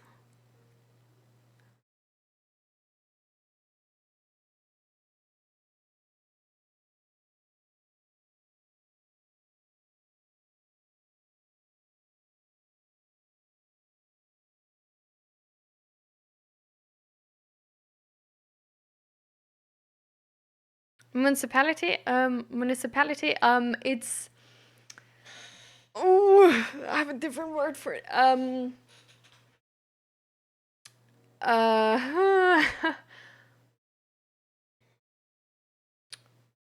Oh, I'm just gonna look it up what it means in Dutch.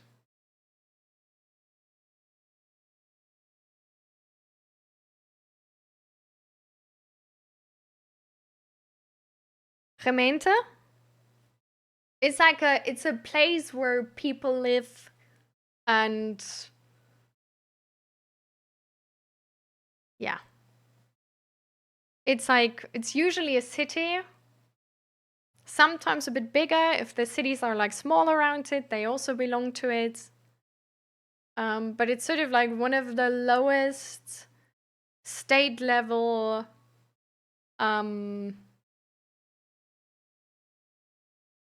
grouping. It's so hard to explain. But yeah, it's called gemeente. So, okay, perfect. Yeah, exactly. So, what this shows us is that, I mean, like we've seen in the other graph,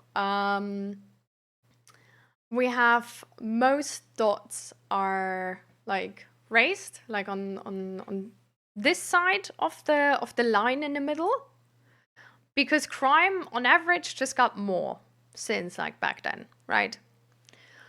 So most points are on this side. And what we also see is a trend that like that the municipalities with higher with nowadays in 2020, a high percentage of foreign-born citizens are higher up on the graph.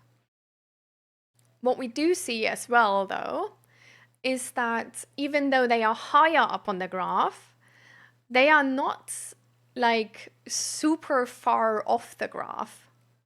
And some of them even have less reported violent crime in 2017 to 2020 than in 1997 to 2000, right? So, how long are you gonna be streaming? I'm busy helping my friend. Just help your friend whatever time it needs. I mean, I'm gonna be here on Thursday again. I'm gonna be streaming till, let me check. Oh, okay, actually.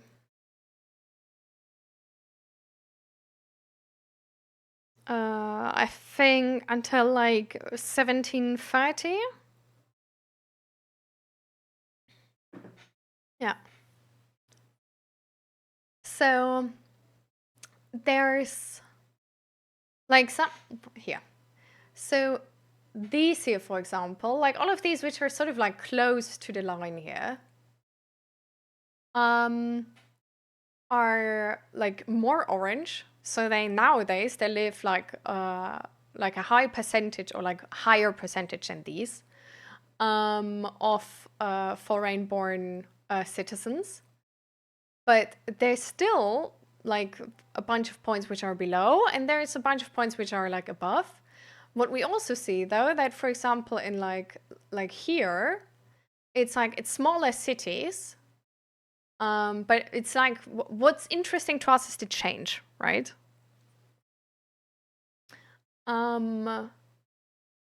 Because like the cities up here, like if they're close to the graph, they've had more crime back then, and they now still have more crime than cities here. So the change is the thing, like the further away the dots are from the graph, these are like the most interesting ones. So this one here, for example, has, I guess,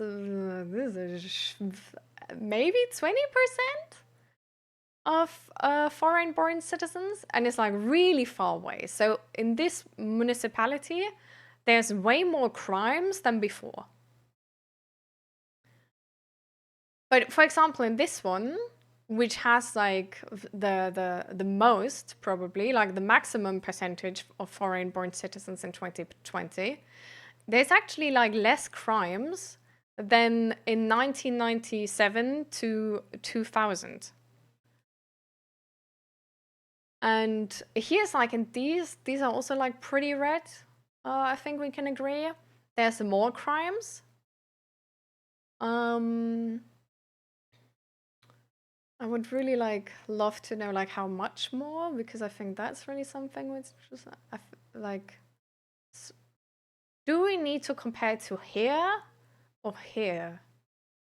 I think to here. I don't know about that. So it could be to here or to here.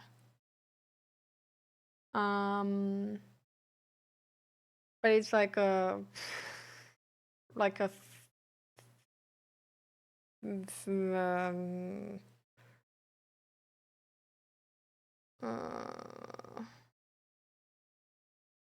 like a sixth? No. Sixth or seventh? More? Nah, more like a, yeah, well, we don't know if it's here or here. So like a sixth? More? And here's like a fifth maybe? I don't know.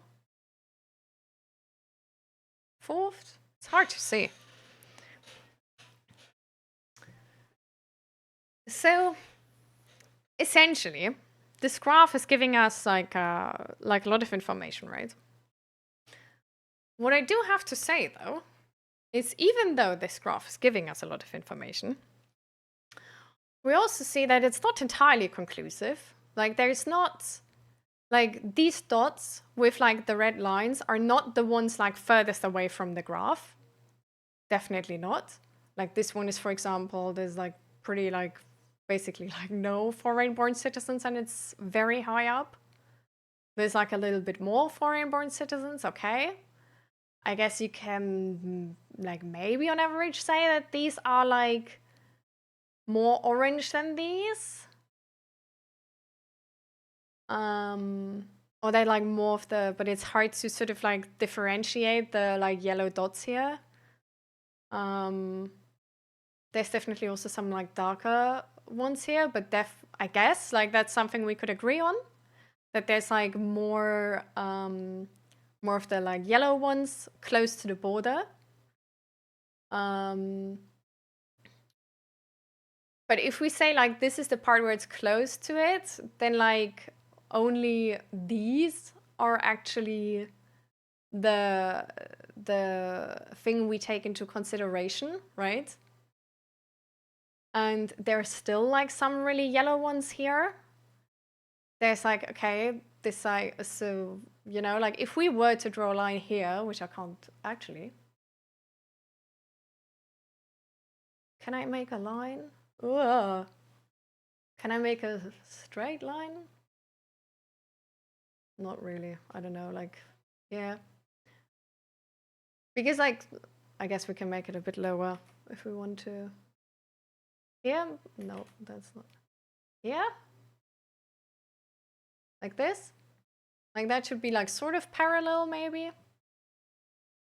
And we look only at these points.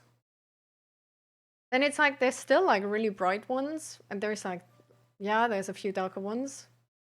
Really bright ones. There's no, like, entirely dark ones. Like, the entirely dark ones are all, like, closer here. Like, this one is the darkest one, I think.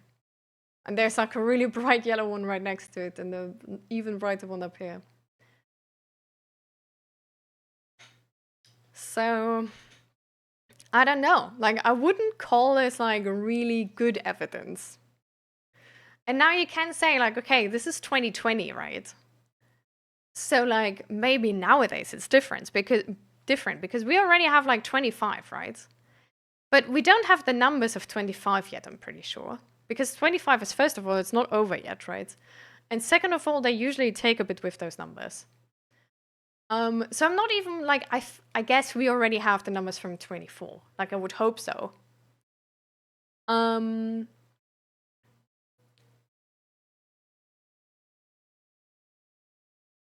But yeah, like, we don't have those numbers. But within this time span,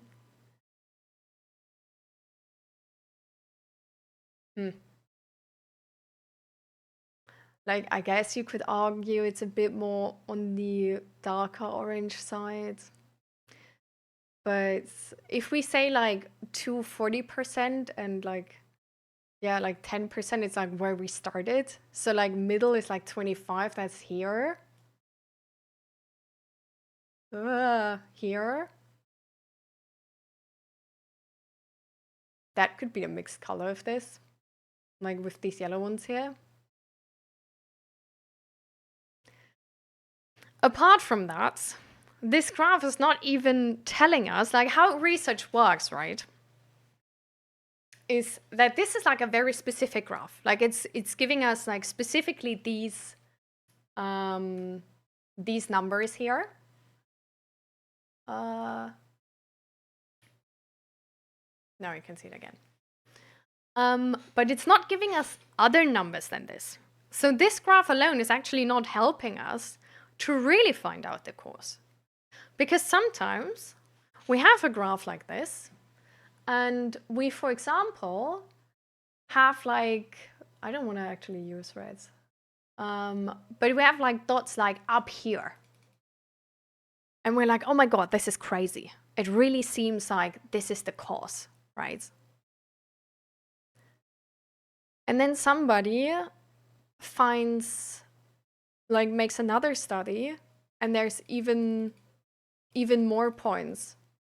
And then we realize, oh, actually, like, this study and the other study, they're sort of connecting to the same issue, but they're not the same thing. So, for example, like, even if this would be here, then we could say, like, oh no, it's because of the foreigners, right?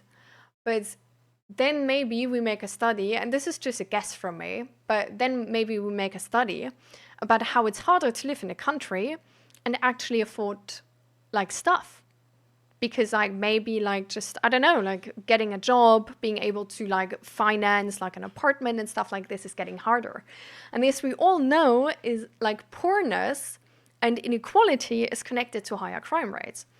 So then maybe we make one of these studies and we find out that the difference of, like, buying power between 1997 and 2000 is actually so much different, then it's like, that's maybe connected to the crime rates, right? Because this is also something we could say. Like, we could compare this and this, and then, like, the percent with the dots, like, we could make it, like, in like, buying power compared from, like, back in the day to nowadays. And maybe we would find out that the worst buying power, so, like, if this were, like, buying power, that like only red that like so many of these actually would be here. And then we would have an even better argument that it's this, because then we would also realize that, well, but like the people as foreigners like who come here, because there's another connection, they, for example, they don't have like these like family funds like people have who start living here, because like people who live here can possibly inherit something, right? Like they can possibly inherit an apartment or a house. They already have contacts. They're already like integrated, which can make it like way easier to find a job and stuff like this. And then we see like, okay, well, but like the people which come here as foreigners, they have like really troubles to get like all of these chances like people as like normal citizens have. And so that's why they're more in the like poor sector. And that's why in a graph where you connect like violence to poorness, then it's like it's capping out, you know? This doesn't need to be the case, right? Like that's not like, I don't have a graph for this. Like this is just a theoretical example I'm giving you. How even with this graph, it's not evidence. Like it's not, this is a theory. And we have, the more evidence we have for this theory, the better it's supported. But it's not confirmed. Like, it's not a confirmed reason for this. Because there could always be a better theory. Like with math, like over the years, we found like better and better theories, which include even more and more and more. And some of the theories we had so much evidence for, but with new theories, with new evidence, we were actually able to disprove them. That's why with all of this, it's like not, like there's actually like an entire, like this is why and hi John Fluid, welcome, by the way. But this is actually why the in the course book of the MIT psychology class I'm reading, it's so much about research. Because with all of this, it's a theory we have good support for. But a theory is never like true, you know? Like we never know if it's true. Like they make seriously, they made like a whole chapter on the point being like, we never say theories are true. Like no matter how much evidence you have, there could be some person disproving you. Like no matter how sure you are, it could still be wrong. So we always say like this is really well, like between a theory which is just like made up by one person or a theory which has actually several studies behind it, like one of them is more like well supported than the other one. But none of them is true because we don't know if it's true or not. So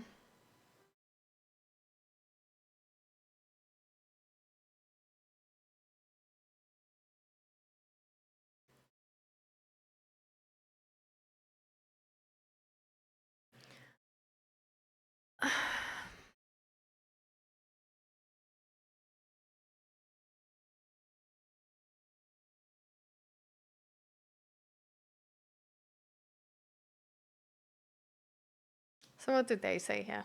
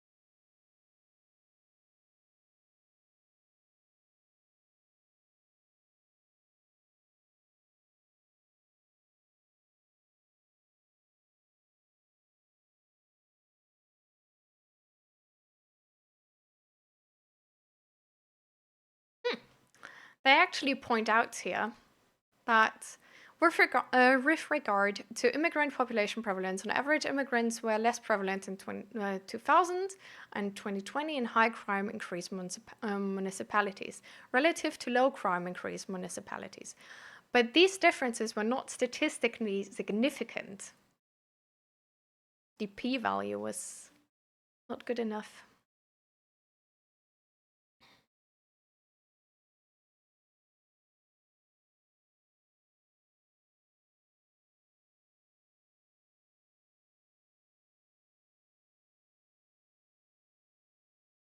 Patterns of immigration population prevalence appear to be unrelated to average rates of violent crime.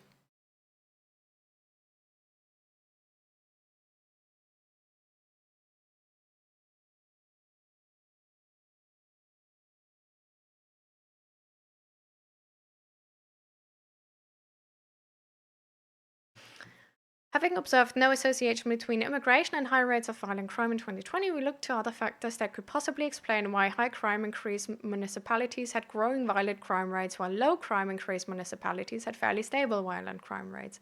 Indeed, one limitation of retrospective case control designs is that the cases and controls may have differed from one another near the start of the period of observation. We used mean difference tests to determine whether high and low crime increased municipalities differed from one another. On several municipality level crime correlates. Oh my god.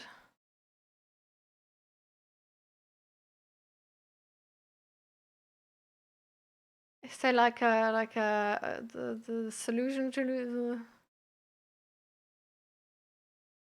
conclusion? This study provides preliminary evidence of a lack of an association between immigration and crime among Swedish municipalities. While immigration may not have significantly contributed to rising crime rates, it is possible that it has influenced other social dynamics, such as declining social cohesion, particularly in areas experiencing socioeconomic stagnation. Understanding those broader social impacts is crucial, as they may indirectly affect crime rates over time. If Nordic countries are to serve as global policy models, future research on the specific mechanisms that contribute to crime in municipalities, particularly those marked by rapid demographic shifts and economic challenges, would be a worthwhile endeavor. Investigating factors like social integration, inequality, and access to public services could illuminate underlying drivers of violent crime beyond immigration status. Additionally, understanding the impact of children of immigrants on aggregate crime rates is vital to crime prevention initiatives. The findings of the study suggest that tightening immigration policies with the aim of reducing crime may be misguided. Instead, crime reduction may be better achieved through targeted interventions addressing the root causes of crime. Proposals for strict immigration policies as a means of crime prevention are not only unsupported by this study, but risk overlooking more impactful societal issues that contribute to crime. This is exactly what I have been saying. Socioeconomic status. I was right. Oh my god, I love it. Ah, I love it when I think the same like the people here. But yeah, like we don't know. Like this could be a thing. Don't know. We need to look into this. Yes. Because we need to find out, because we don't know, because this is misguided. We have a lack of an association. So, yeah, this is what this study found out. So,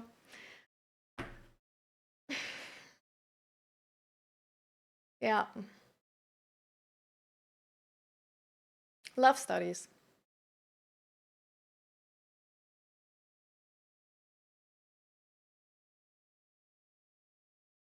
No.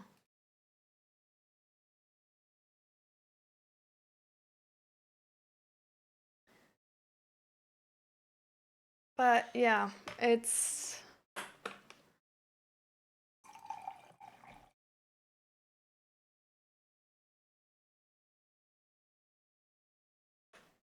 exactly. Well, we know something. We know that there is a lack of an association So there's no evidence for this. So we need to actually find out what is behind that, right? But we don't know. It's not because of immigration.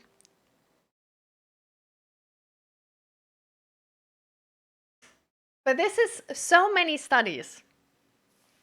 Like, this is so many studies, and this is so important, right? Because we actually already, like, we have a bias with studies as well. There's also a video on that. So, like, even stuff like this, and I'm not saying, like, oh, it's like we can't trust whatever. What I'm saying is,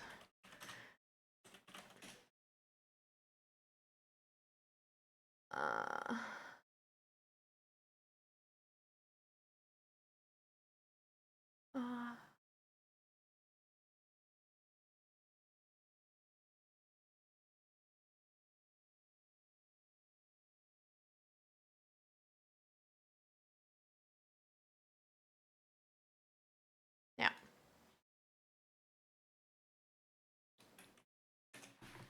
This video. So insane. Love it. It's from Veritasium. You might already know this channel. He has a really cool channel about like really like sciencey, mathematical, physical things. And with this, he's actually talking about the problem and bias we have with studies. Because of money, essentially. Because researchers need to earn money, and not every research sells. Even though every research, even if it's the 15th one trying to reproduce a specific experiment, and it proving nothing else but just that the experiment indeed works, would be beneficial, because then we have more evidence supporting that specific theory, and we can be more sure of that theory. But yeah, we have inherent biases around this. Yeah, because of money, usually. But yeah, so it's tough to actually know. And this is why it's so important to always be aware that we don't know for sure. Like, there is no one specific reality, one objective truth. I mean, actually, there might be one, just we don't know. We will never know. We are biased creatures. We are a biased society, and our society will stay biased. We will stay biased always. And the only thing we can do is try to be better at it and try to get better at it. And yeah, that's the best we can do. So whenever we encounter something where we are really sure about,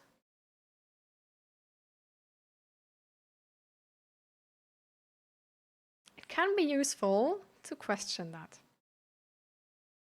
And if you come out at the same point, you gathered more support for this belief, I guess.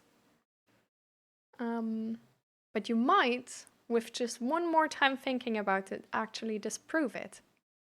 And that's fine too.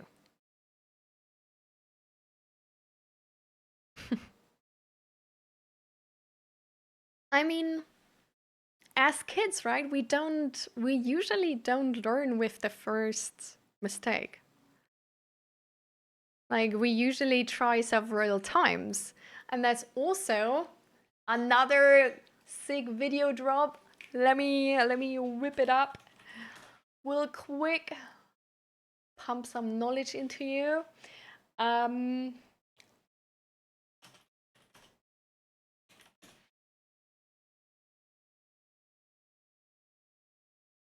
yes.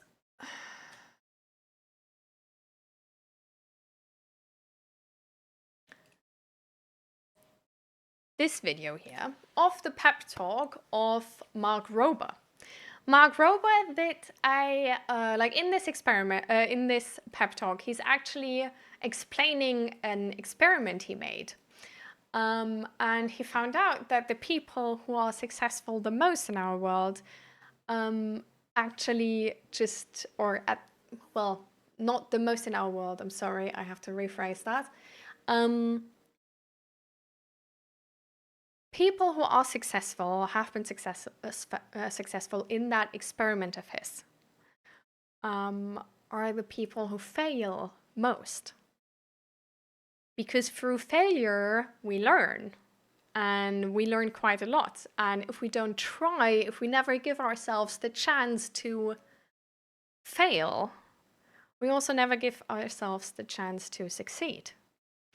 And he points out a thing we sort of, I guess, encounter in our society quite a lot, that there's a lot of people who just feel scared to try because they're scared to fail. And it's not just something which is like we can like put off as like, oh, that's biological, right? Because we raised those people. And I don't know, like a lot of the time we raise people to don't make mistakes because they have to fear consequences instead of rewarding trying. And yeah, it might actually keep them from being successful later on in life because they fear trying. So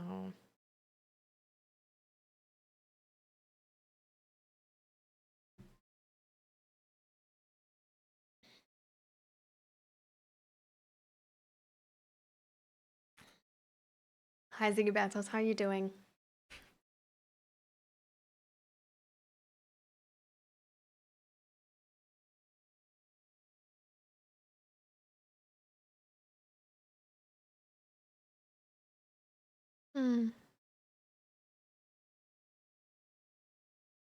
Why do you feel kind of meh?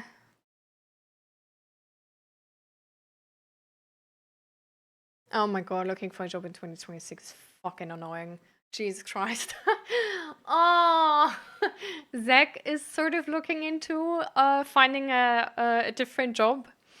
And he's looking since months already. There is nothing. Nothing. He still has a job, right?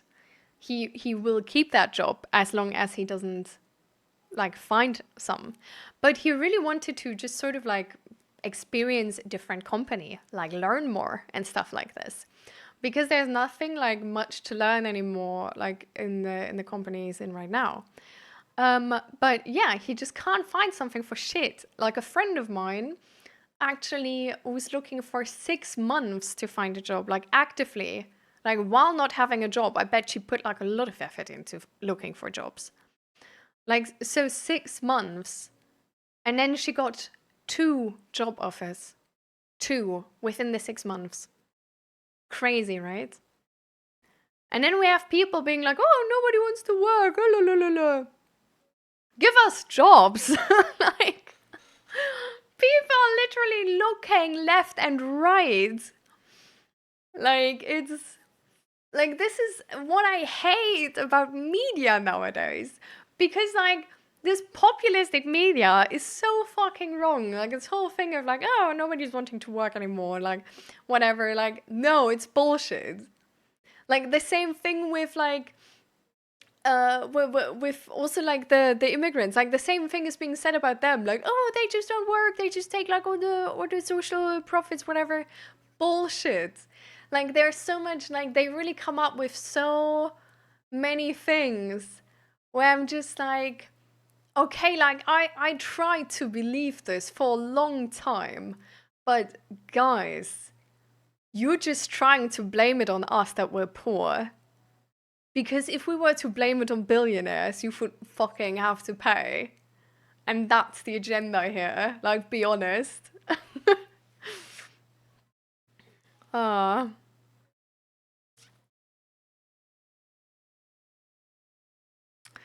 Also, a lot of companies put out vacancies for advertising, I think. Vacancies? What is that?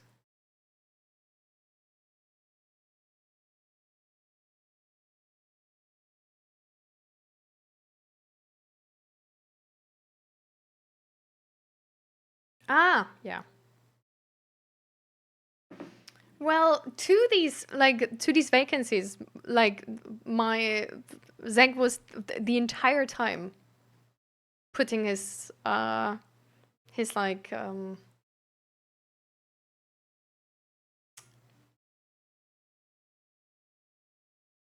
wanted to say like a German saying, but it doesn't work in English. So now I have to find something else. No, I'm lost.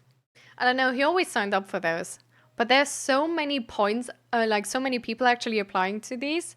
Like so many times he doesn't even get a reply back. Like it's crazy.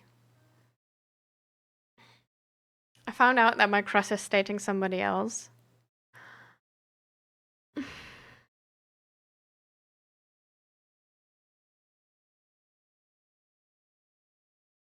Hmm.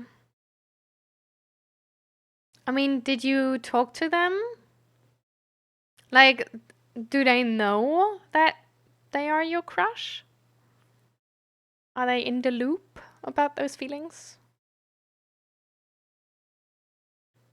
Nope. Maybe the time to open up, put it out there, give it a shot. No?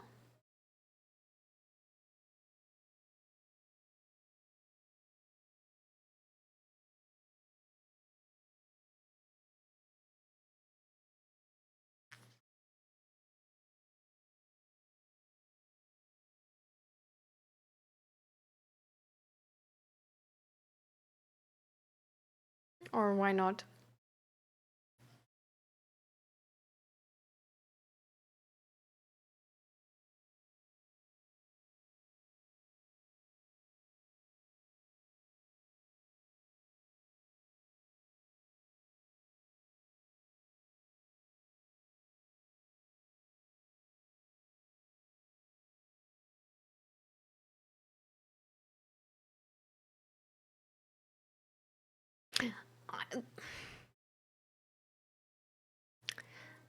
I don't believe there's only one compatible person on the planet, which means this could be the guy she's marrying. Okay? Like she could also marry you, you know? Like you got to put it on the table, like give it a shot before it's too late. Like now they have like only kissed, you know? Why disrespectful to who?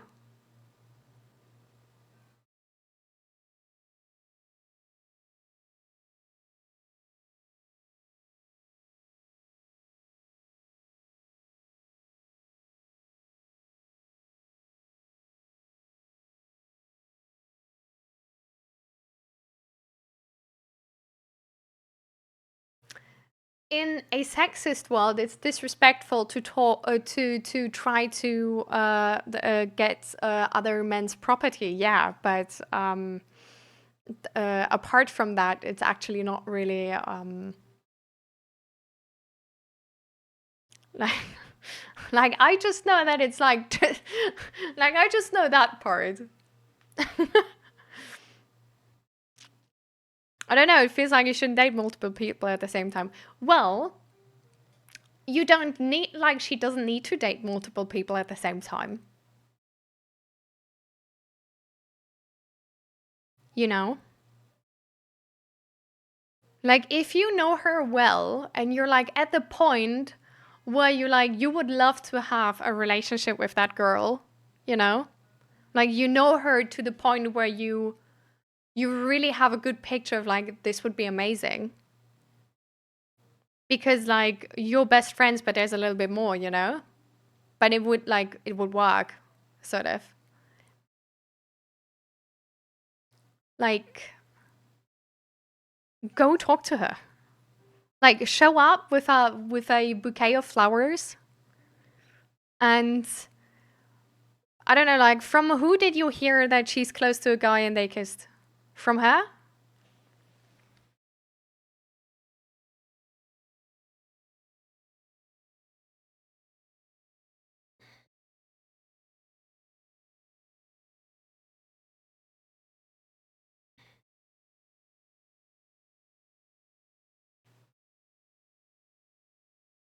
But from her that she's close to a guy? Well, anyway, like, time is of the essence, baby, okay? Like, we're not, no, we're not gonna bail out of this and be like chill about this and like pretend we don't have feelings for her, okay?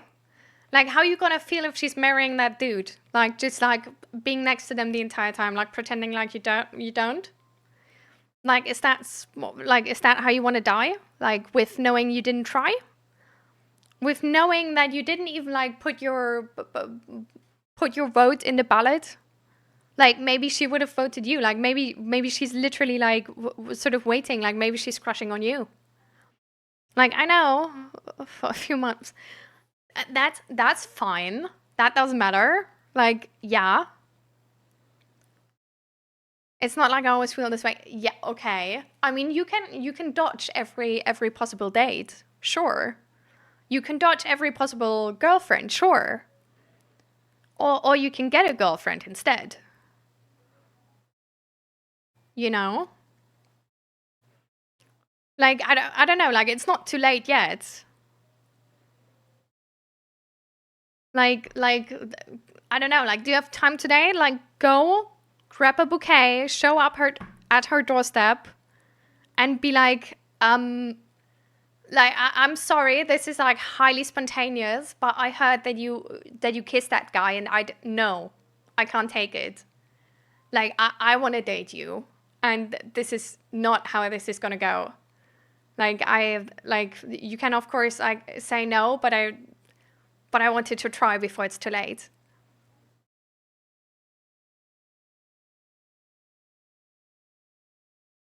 You know, like, bring some, I don't know, like whatever she likes. Like, just think about how you want to make that. Like, be that romantic person in the movies. Sigurbiatos. Like, write your own romantic novel. Like, this is the plot, okay? Like, how do you want this book to look? How do you want this like romantic gesture to be? Like, do you want like big bouquet? Do you want like with like chocolate? Do you want with music? I don't know. Like, how dramatic do you want to write it? Like, it really depends on you. Okay, flowers seem cringe. Like, what do you want then? Like, how do you want this to be? Like, if she is your wife, your future wife, like, what do you want her to say if she's being asked like how you guys like came together? You know, like, how should it start?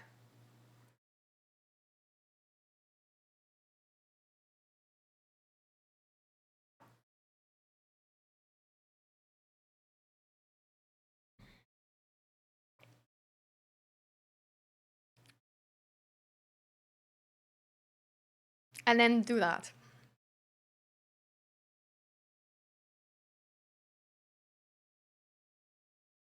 I feel like I'm really bad at romantic stuff. How do you mean? Explain.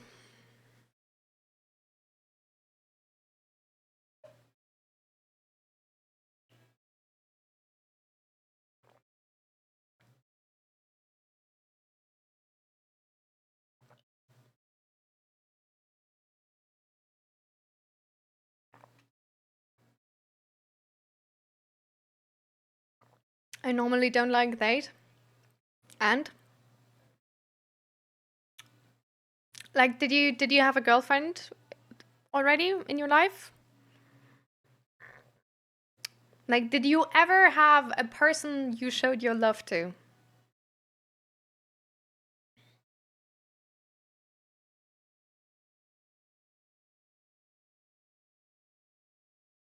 It starts kind of stupid. I don't understand. Explain.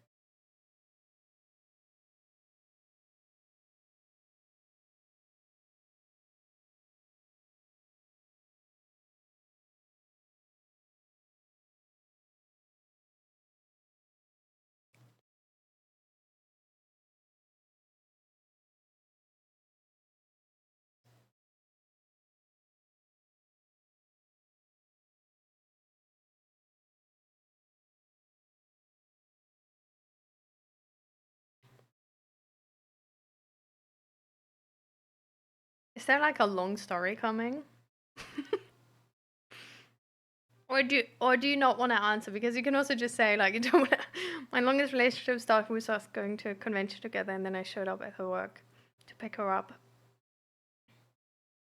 Okay. I mean that's cute, I guess. GameStop. Lol. That's definitely cute. I feel like if you don't like to date, and you like know that person already, um, the I guess the thing to be romantic is that you want the other person to know your feelings. Um, and so you do whatever is necessary to show them your feelings, which depends on the person, right?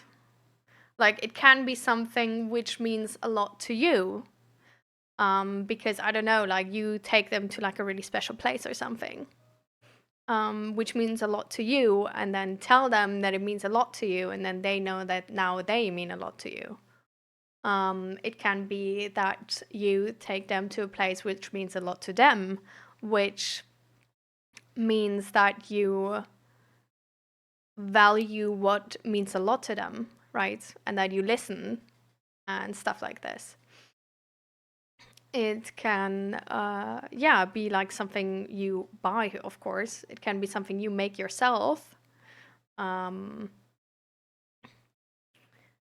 but essentially, you try to find any way possible how you can tell or show them how and what they mean to you. So, for example, to show someone that you like always think about them, it would be like an amazingly cute idea to like whenever you think about them, I don't know, like make a picture or grab something nearby, and them give them the collection of that, and be like, yeah, in the last week, like this is whenever like I thought about you, and then it's like a collection for all of these pictures and or like all of these like weird things where there's maybe like a stolen thing from work or something. Like that's really really cute and romantic. If you want to show them that you really listen, for example, and you really value their ideas and opinions and all of that, it's showing them, sort of proving them that you listen, like buying the things she said she's interested in, or getting like a ticket to something she's interested in where maybe somebody else doesn't know, but you listened. Maybe somebody else forgot, but you didn't, you know? And showing that this is how much every word of her means to you, because you would never forget a word she says. It could also be literally like writing like an entire conversation you had with her or something, and being like, this is the conversation I fell in love with you or something. If you want to show her that you love how smart she is, it could be it could be just like something which shows that, like all the things she helped you with, maybe all the ideas you got because of her.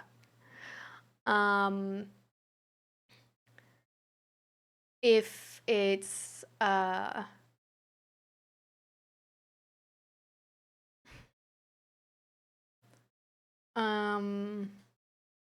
I don't know if it like, yeah, like there's endless possibilities, really.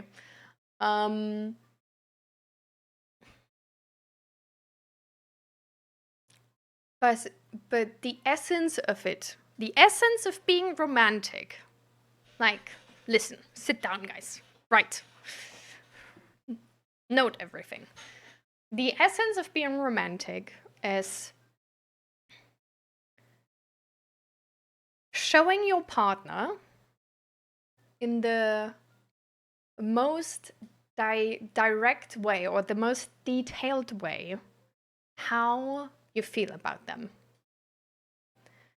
Because words, like just a sentence, can never put into words what I feel about another person. Like, we usually, because of how inefficient communication is, and how usually we don't really talk about like, what do you think of me and stuff like this, we don't really have an idea how others see us. We have an idea how we see ourselves, but not how others see ourselves. We usually talk about things we want to do, or like what we like experienced on that day, but we usually don't talk about how others experience us. Getting a really vulnerable image and a really detailed image is essentially always romantic, because it's like the whole concept of romanticism was like essentially like put into one scene in Twilight. If you've like, probably everyone has seen Twilight at some point. Maybe not the further movies anyway, like the vampire, whatever, doesn't matter. So like, he can read minds, but not her mind. At some point she learns to unblock her mind, sort of, and be able to show him what she thinks and how she sees him. And in that moment, he sees all the moments she remembers. This moment where he picked up their daughter and like threw her into the air, and like they both were laughing. The moment he first looked at her. The moment in class where like her heart was racing while their hands touched for a second. Like, all of these moments, which are, she will always keep in her heart. And this is something we as normal humans can't do. But it's something we can try to achieve, and that's what we try to achieve with romantic gestures. Like, I don't know, maybe said we buy someone the moon. And because we can't buy someone the moon, we at least buy them something which sort of reflects that. We say we, I don't know, we would do anything for somebody, and look hours and hours into like the perfect trip with them or something, or into this like very custom piece of work they like had in mind, but like they just didn't find it online and nobody's selling that, and it's so sad, and now we make it ourselves. Because we want them to have everything. We want them to be happy. We want them to smile. We if they have a bad day or on their period maybe and have pain, we buy all of the things they like and they smile with. Oh, it's getting so emotional. Because we want them to smile. And we can't take their pain away.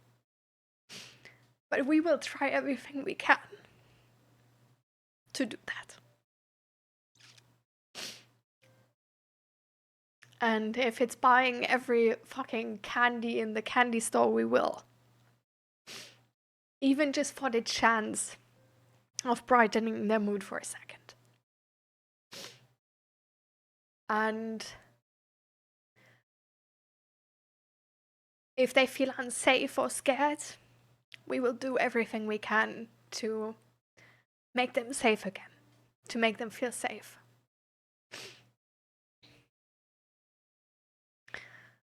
And if that means, for example, pre-watching an entire movie for any scenes of any trigger topic because they really wanted to see that movie, and then maybe cutting that movie in a way where all of these scenes are not in there anymore, and then now it's safe to see, then we're gonna do that.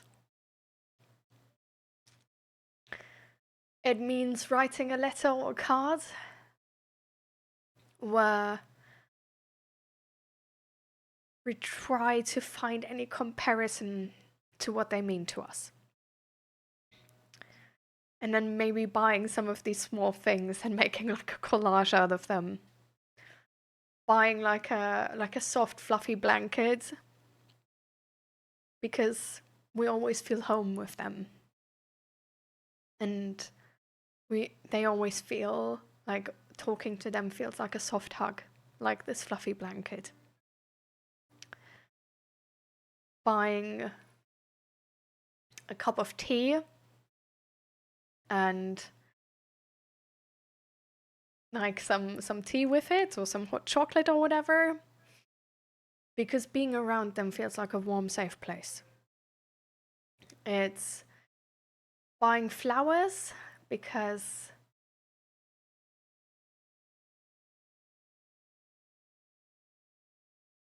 this is how they smell, because they smell amazing to us.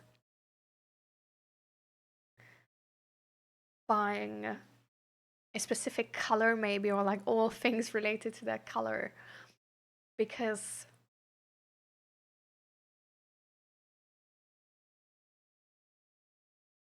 and then it's maybe like yellow or something, because this is as bright as how their smile is. Like it's putting words into action. It's trying to explain them and make it really visible to them what we feel about them and what we think about them. And I don't know, maybe being like, I would do anything for them, and then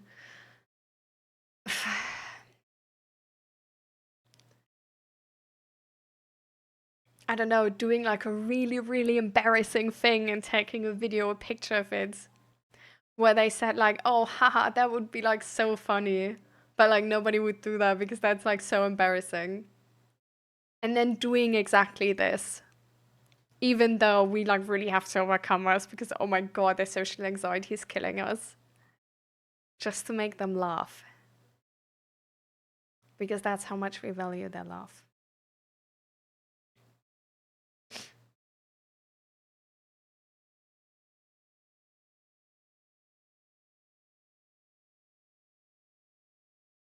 I have a flower named after her, and I got that one with her. I keep reminding her that she is alive because all my flowers before died.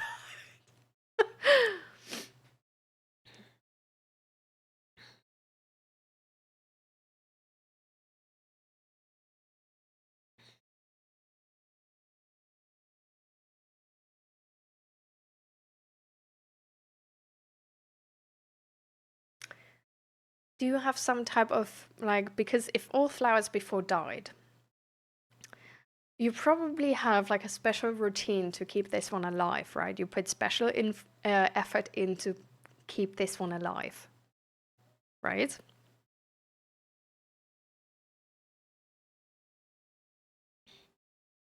You have an app now, yeah.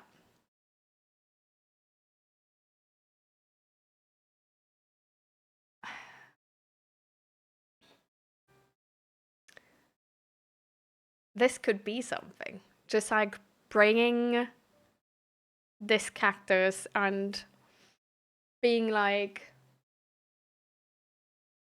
I like you so much that even though all flowers died with me, because I'm really fucking bad at keeping flowers,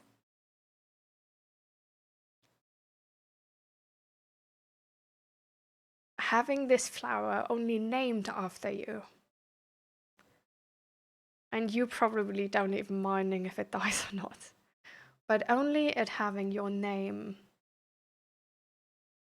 is reason enough for me to change my whole routine, get an app, and get all the support I can to keep it alive.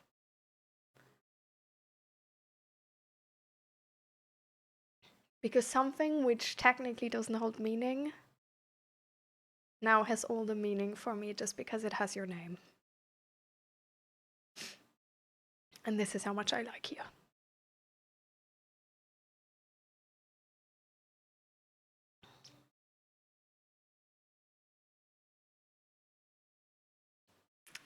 Maybe something like this.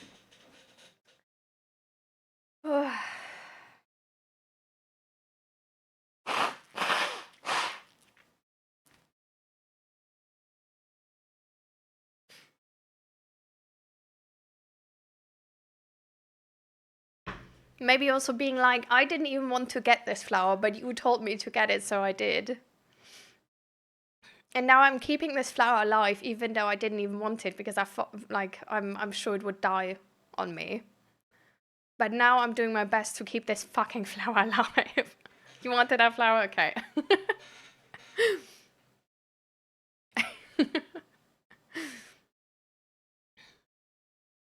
But then still the part before.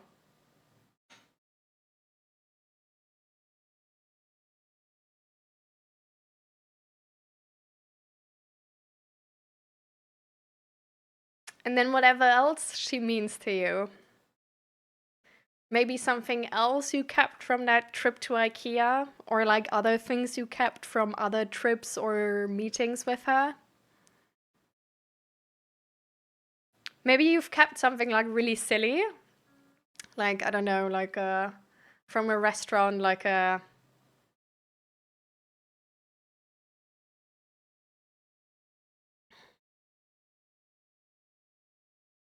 I'm kind of talkative.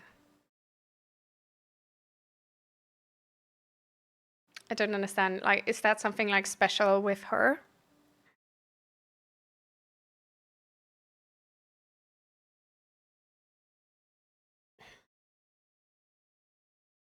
Ah, okay.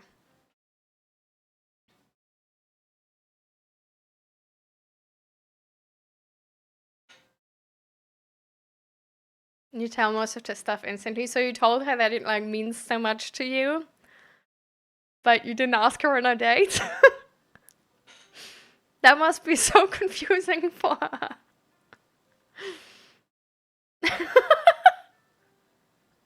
Literally being... I didn't tell her. Yikes.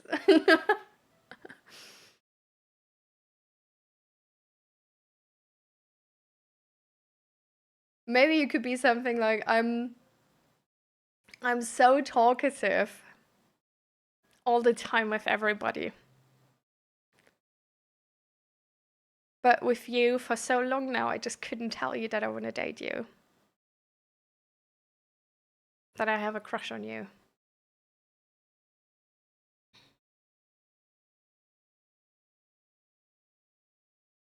Because you make me more nervous than anybody else does. Because I'm more scared from being rejected from you than from anybody else.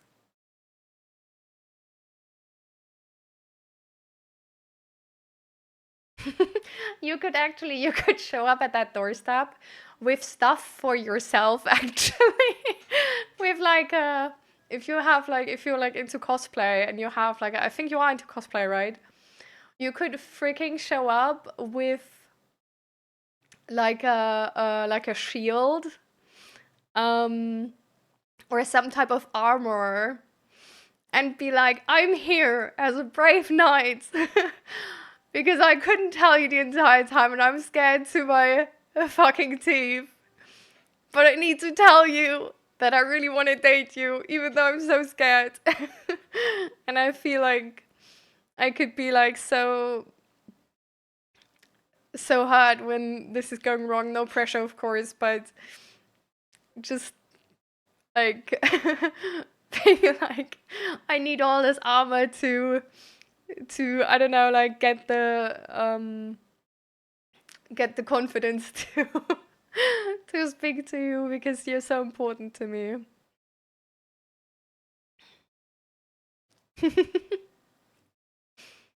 Like that could be really funny and really really cute. Hmm.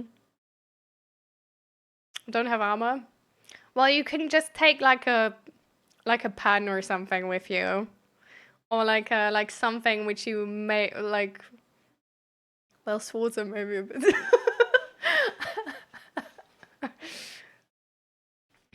But you know what I mean, right? Like it's trying to show that person really what's like a really vulnerable picture about what's going on with you if you think about them.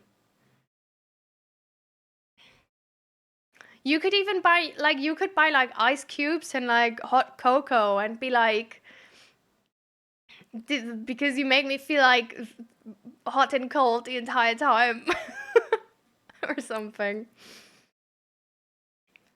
Like it's trying to create that picture and like really showing that other person like yeah, what they mean to you.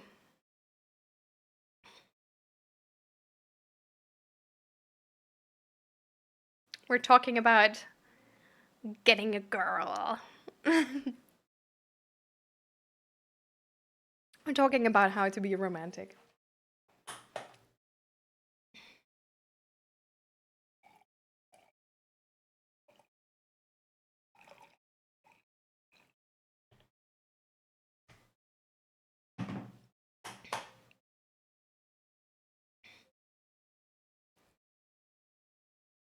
You can maybe you can show her how scared you are that she's now talking to this other guy and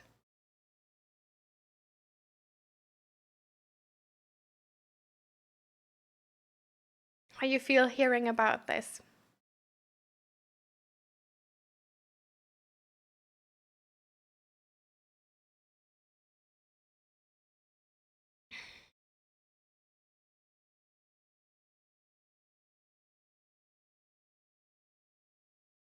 It's really cute.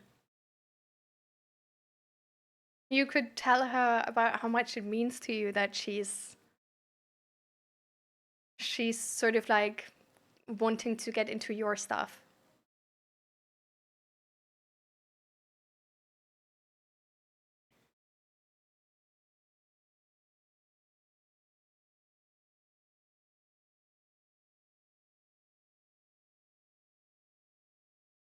What's worse?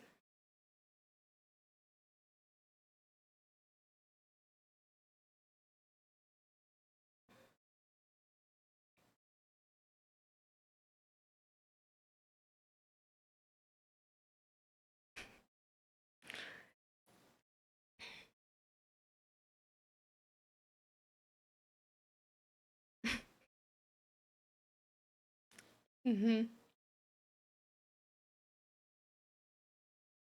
That's such an odd thing to still know. By the way, I don't know. Why do you know who liked you like 2 years ago? What the fuck? Sure. even know if that's like a red flag or a green flag, but I feel like it's a flag, but I really don't know which one. Like, is it a green flag because apparently he's like so little on Tinder, or like, I don't know, or like really like remembers every single person because every single person is important to him or whatever? Or is it like a red flag because apparently he's like borderline obsessed with the people like which are matching with him, and I don't know.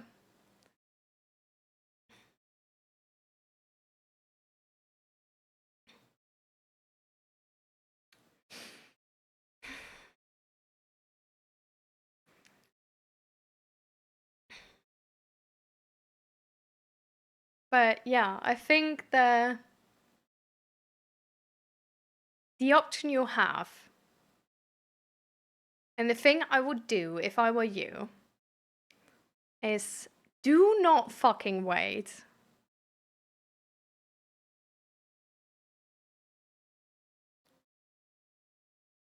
Show up tomorrow. Think, like today evening, like think about what you feel about her specifically. How does she make you feel? And then think about like representation of that. And then get all those things or whatever you come up with, or like make those things or whatever. And show up tomorrow at her place and do that. And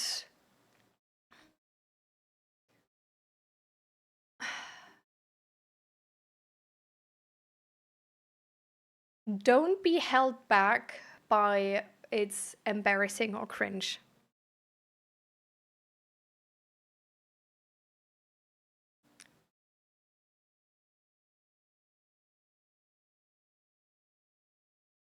Like if you're held back by that's embarrassing or cringe, like that it's its own signal. But just be aware, like this guy could be the person she marries with, you know? Or you could be the person she marries. Like, yeah. What kind of signal is that? That your insecurity is in the way between her and you.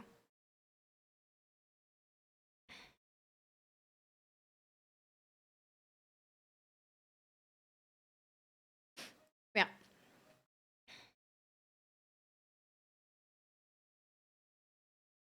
So show up and tell her really what you feel about her the best you can. And not only the positive things, also show how you're scared in that moment. Show that you're scared, maybe, I'm just guessing in the blue here. Show that you're scared to lose her as a friend if this doesn't work out, if she's not reciprocating that. And that you really, really want to keep her as a friend, even if she doesn't like you like this and she still wants to date the guy. Show that you're scared to show up here and show your emotions like this. Show that you're insecure that this is coming out correctly or that you're doing this right, because you're really not really experienced with romantical gestures. And you hope she knows what you mean. And if something is like weird and she doesn't understand, then she should like please ask or whatever. Show that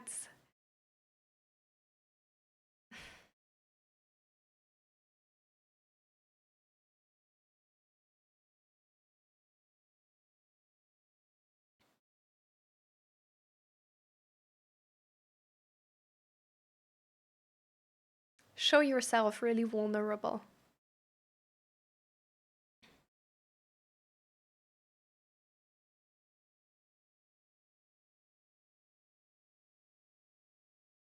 And It will turn out fine. The absolute minimum you will have done is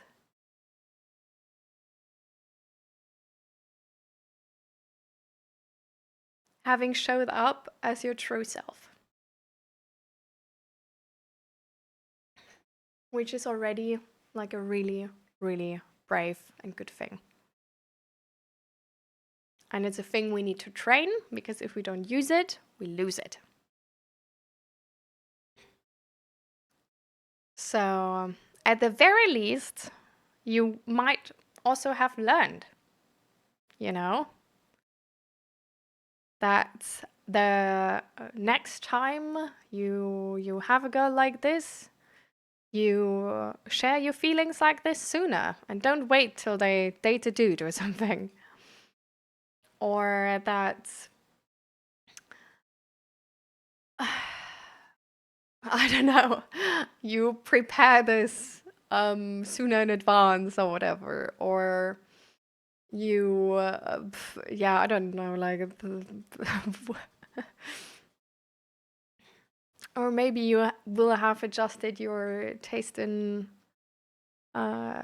people, and will gain the new knowledge that, I don't know, you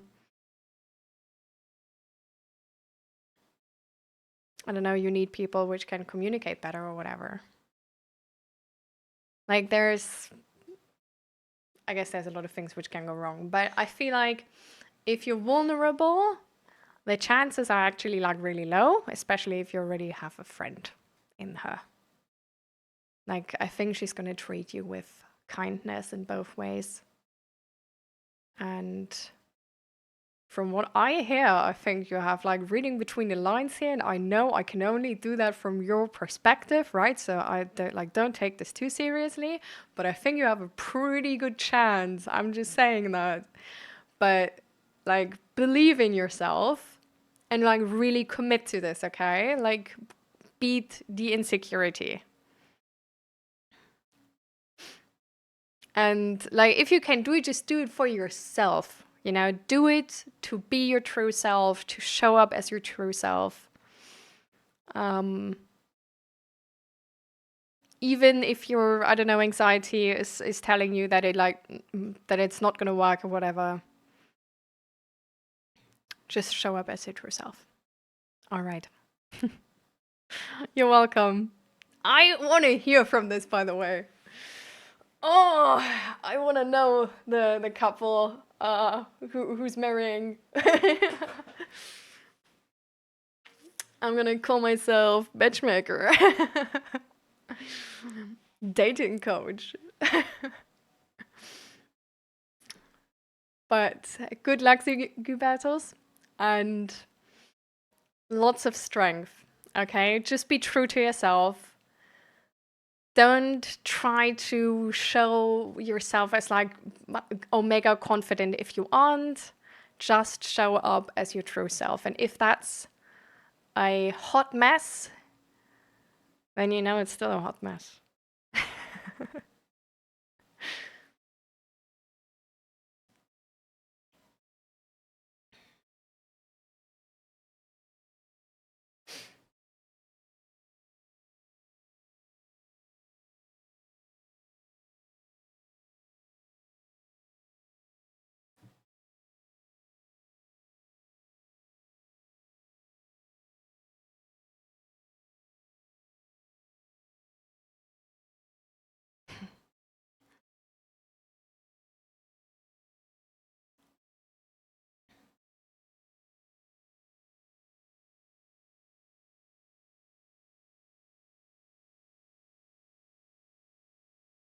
Yeah.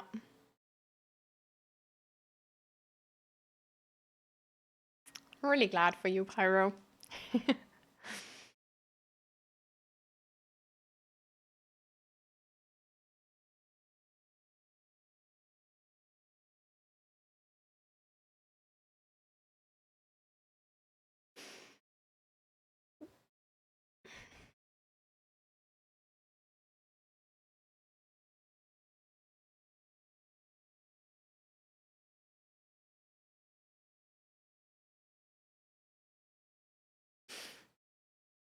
Pyro and white milk. What I wanted to say, drink. Okay, fair. I don't have any water here, which means I haven't been drinking water. Do you guys know what that means? It is 5 p.m. where I'm at. This is not good. I'm gonna get myself some water.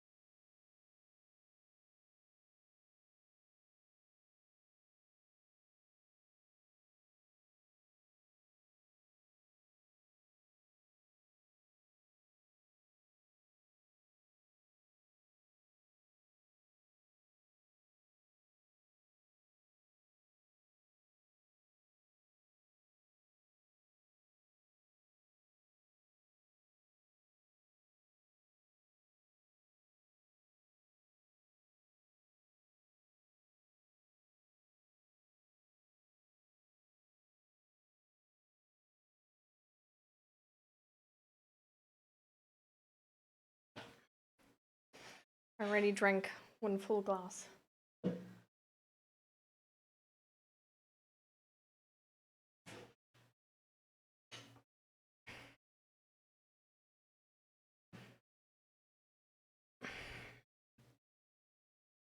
White milk. Not you too.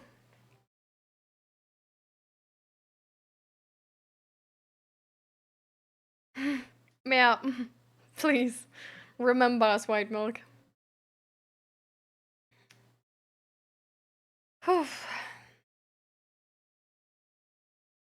mm.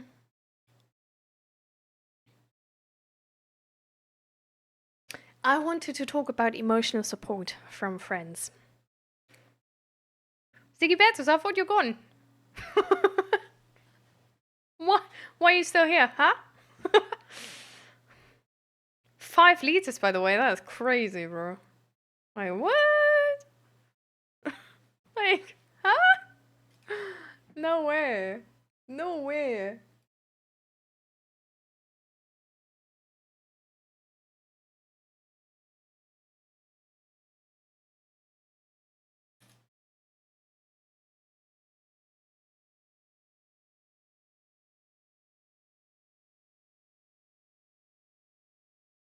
Hmm.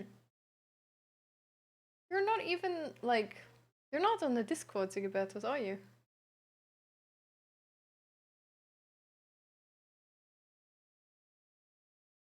Can't find you as a member.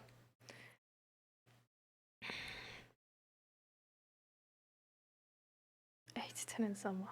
Crazy. Ah, online meeting, I see. So I wanted to talk about giving friends emotional support. because Pyro and White Milk, you said it like you guys feel like bad when you can't give like a lot of support because you just don't know what to say, and I feel like that's something which, like, for example, like Zeg has like struggled with that a lot too. Um,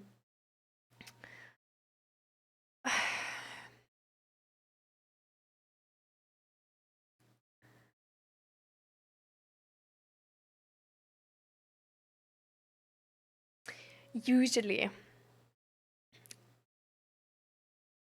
a really good start to get better at this, first of all, is actually asking the person how you can help them, what they expect from you. That they, like, when they come talk to you and say like, I need to talk to you about something, and then they get into this deep topic, or like there's just all of a sudden you are sort of in that deep topic and they don't feel well, that you just say something like, damn, that seems tough, or whatever, like some type of response like this. Like, first, when you notice like, okay, fuck, like this is actually like, oof, tough, you know. um or you can just like look sort of like with this like empathetic look at them, and then just like directly say like, is there anything I can do for you? Like, what can I do for you right now? Like, do you want me to just listen, or, you know?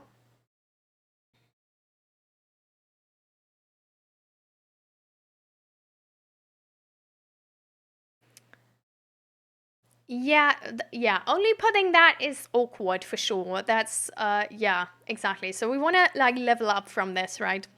So, like, the first thing we say, because there's different types of emotional support and different people want different types of emotional support. Um, with that being said, asking is, if you suck at emotional support, is the best way, because I most of the time actually don't really need to ask. I still like asking. Because sometimes you might just not know, and it also helps the other person actually to sort of think about it for themselves, like, what do they actually need right now? So it puts them from the space of being like everything sucks and stuff like this, into the space of like, how will I get better and how will I get out of this, you know? um so asking them how you can help them, what you can do for them right now, if you can do something to help them feel better. Any of these three questions, pick whatever, can really help you and that person to sort of clarify what the expectation in the room is. Because some people, yeah, they only want you to listen. They don't need you to answer. They only want you to listen. They just want somebody to listen.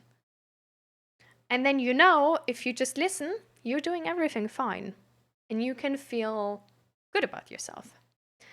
Some people actually want advice, and then you can at least tell them, this sounds like a really, like, then you at least know they actually want advice. You know, you're not giving unsolicited advice, because that's also shit. But you can just also tell them that you don't have advice, but you can maybe tell them who might has advice, you know? But then you at least also know what you need to do. And they know that you thought about it, but just can't offer any. It's not like you don't want to give any, but this is just above your pay grade, you know? Maybe you have advice on a very tiny topic of the entire topic, and then you're at least a bit helpful, you know? Um, or yeah, or you have like some resources which can offer advice instead. Like, you can literally also just like point out the stream, be like, hey, I don't know what to do here, but like, talk to Crate.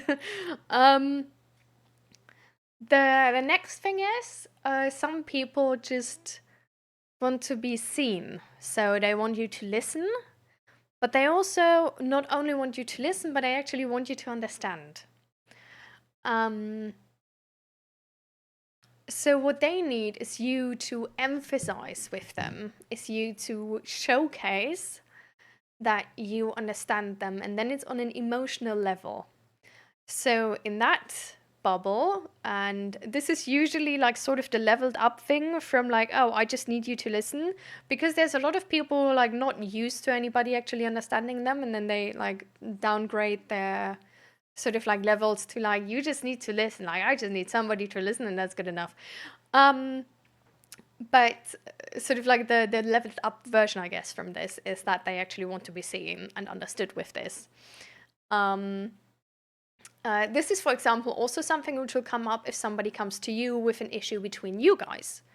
For example, when you should change something you do, or something which you did hurt the other person, then they really want you to see them.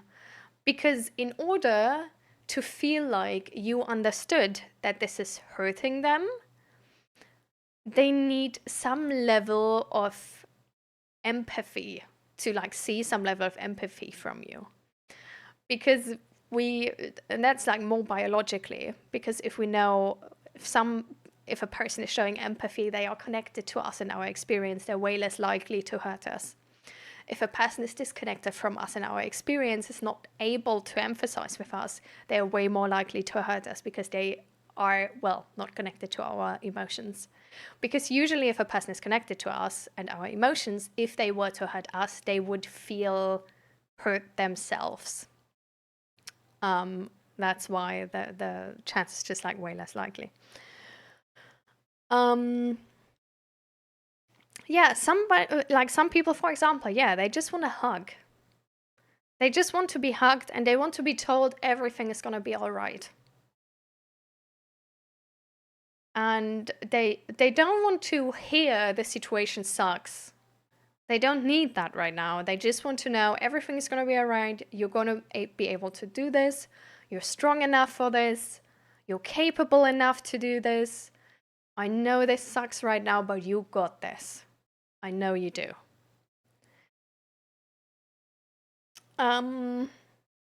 But yeah, then there's the bubble of people who, yeah, want to be seen, like I was going into before, which really need you to understand their emotions.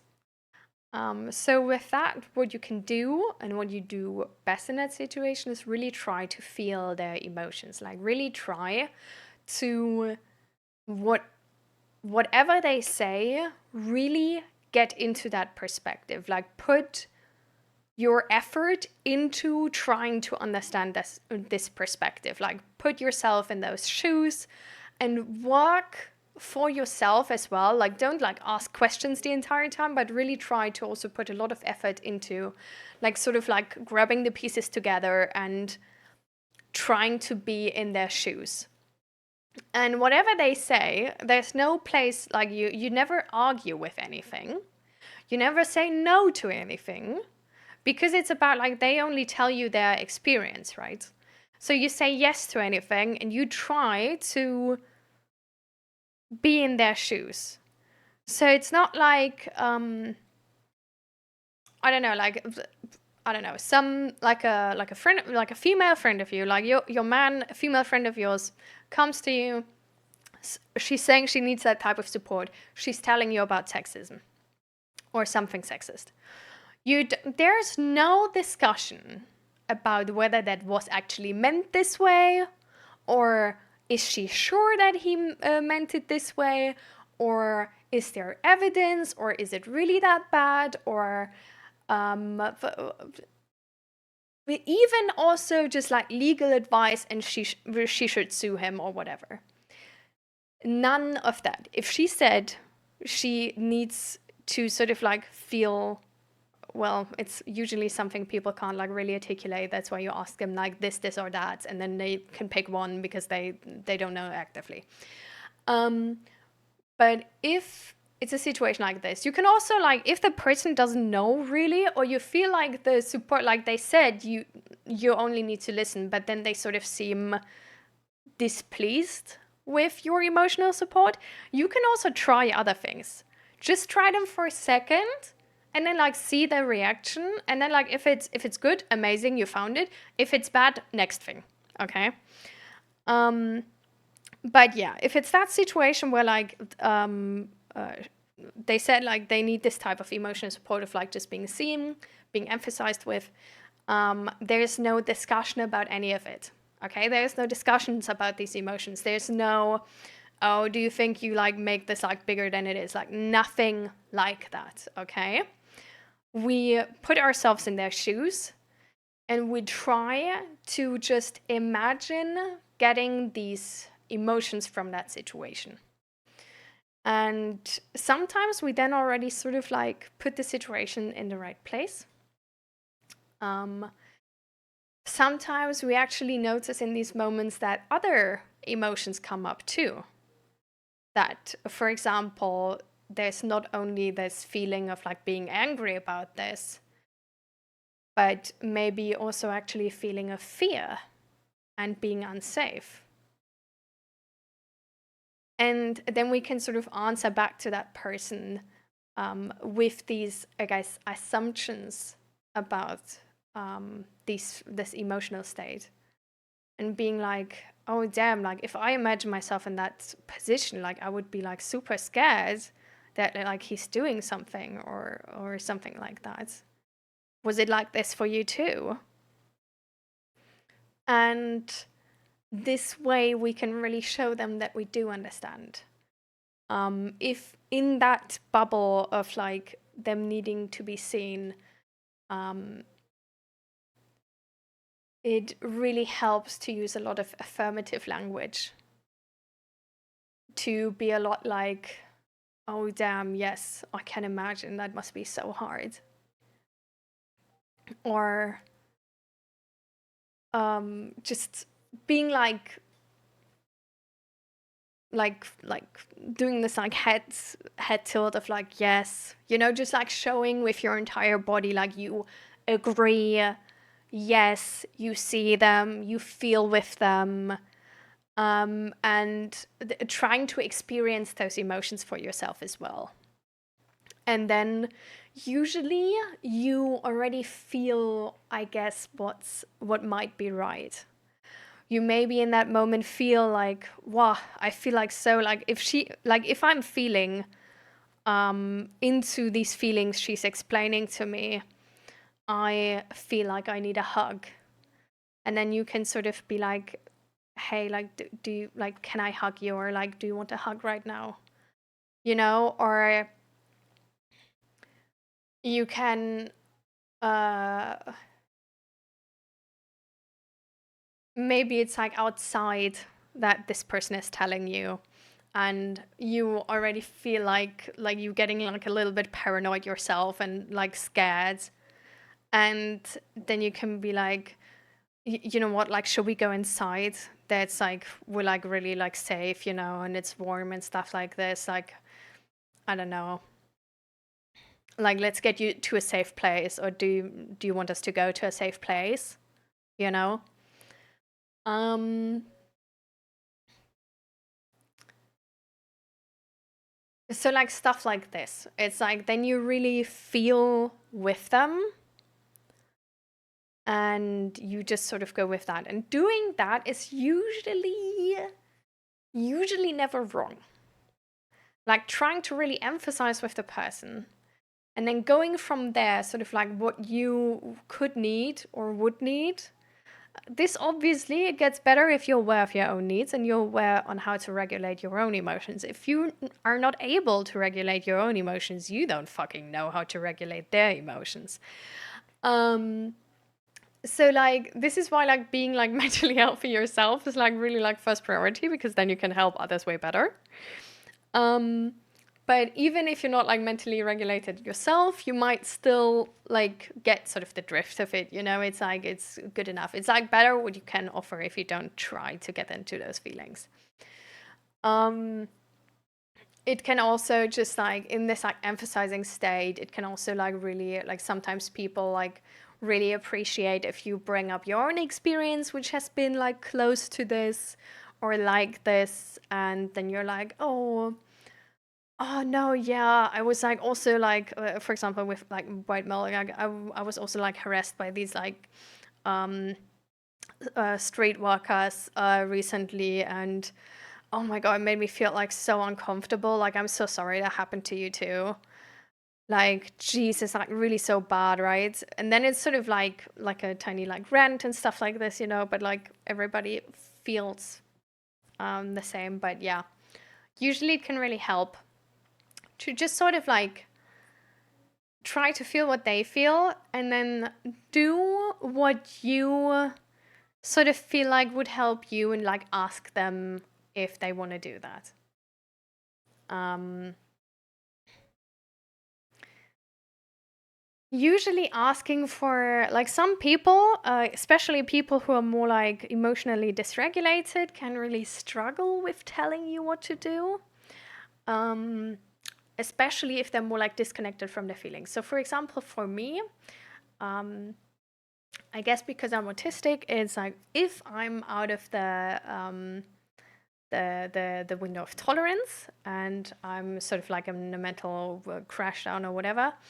Um, if you ask me a lot of questions where the answer is sort of open, um, it gets really frustrating for me. Because I'm so like it puts more stress onto me because I'm like, how the fuck am I supposed to answer this? Especially if it's about feelings, because I'm not fucking aware of my feelings. Like, what are you trying to do? Like, I'm like, okay, well, I guess aware of my feelings usually, but in this state, like, are you trying to make me even more confused than I am? And then it can like really just help to sort of like, for example, like sometimes it can just like help to get like a glass of water, to get like a warming bottle, to get a blanket, stuff like this, like to be hugged. And then it's like, I don't know, like I appreciate it in those moments if the person is just like taking, like sort of, I guess like starting and then, but like instantly giving me the option to like opt out again or like not do it, but not actually like asking, I guess. More like not asking with words, like asking with like doing this motion of like, and then I can just sort of like hug them or like don't, and then it's like over, but like not asking with words, but with like body actions, but like still asking. I also don't like it if people just like sort of like assume what you need, and then like even though you don't like it, they just do it. That's boundary overstepping. Um, but yeah, so I guess it sort of depends. But if it's online, um, it's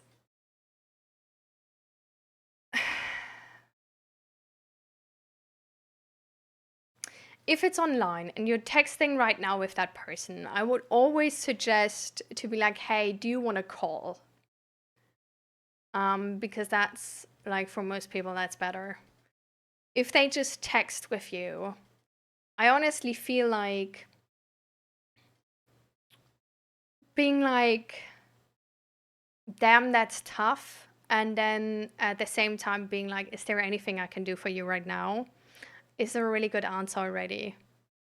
Um, because from there on, like the other person would tell you, right? If you're IRL, then just like asking or sort of like asking with like bodily movements, putting yourself in their position and then going from there can like really help.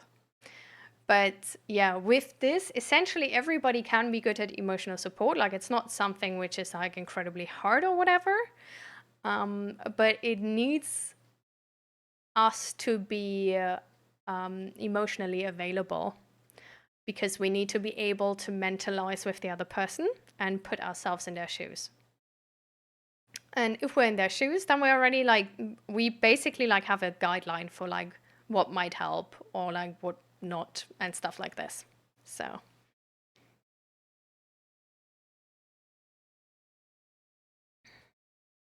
hi, Stilt, by the way, how are you doing? But like, yeah, so was that in any way like helpful, White Milk or Pyro?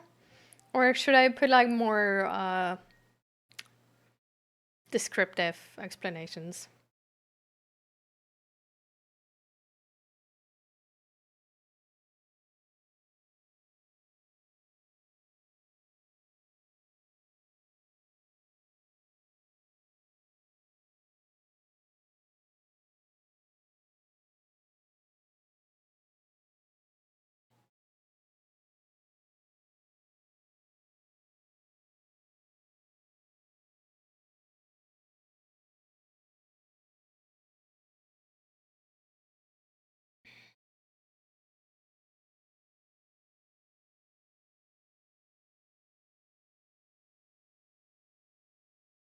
Sorry, I need to answer some friends about tonight.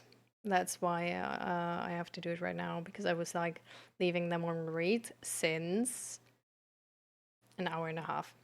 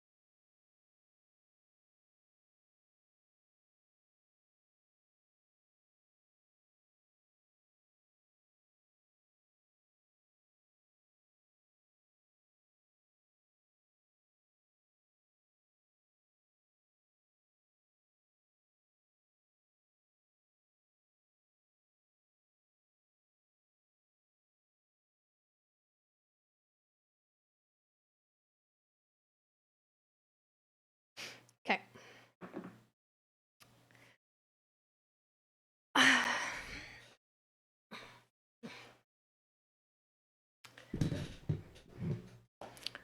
So, any any answer there? I hope I wasn't talking to the void, white milk, and well, Pyro said he was lurking, but yeah. I hope I could sort of like explain a little bit how I manage emotional support, and maybe that could help you.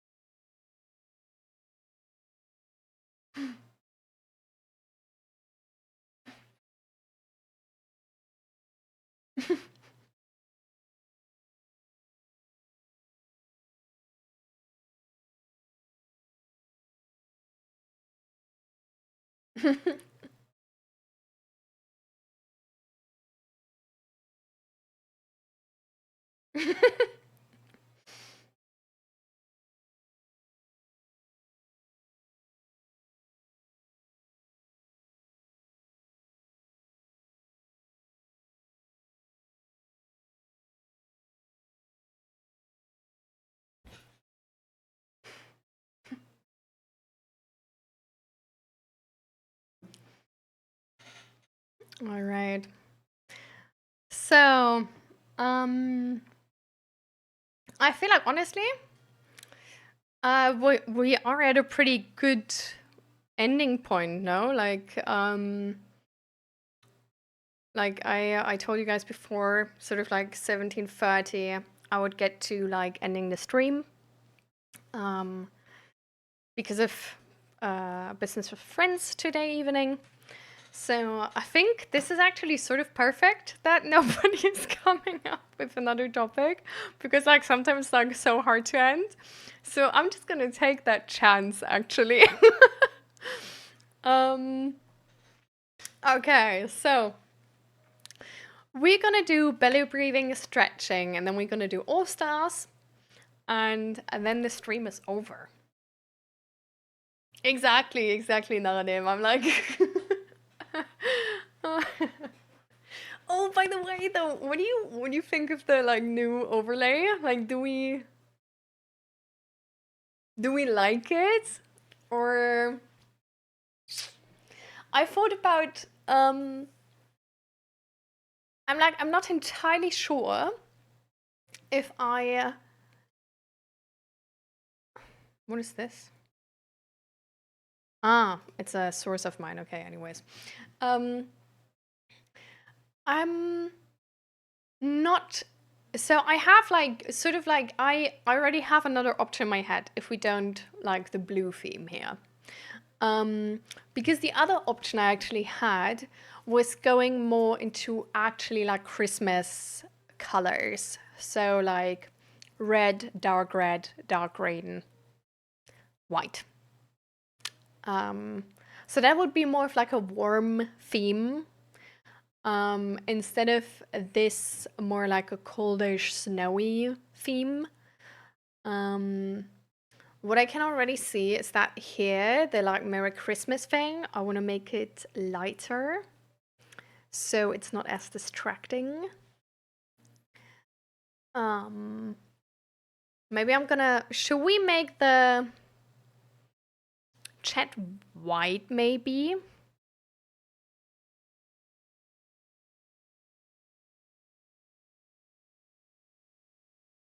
Can I change that easily? We'll see. Oh, it's actually dark brown. Ugh. mm,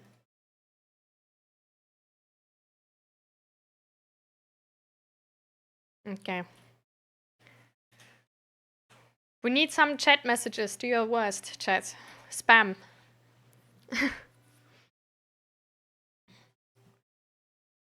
Okay, that looks better already. Keep going, keep going. We're gonna try white too.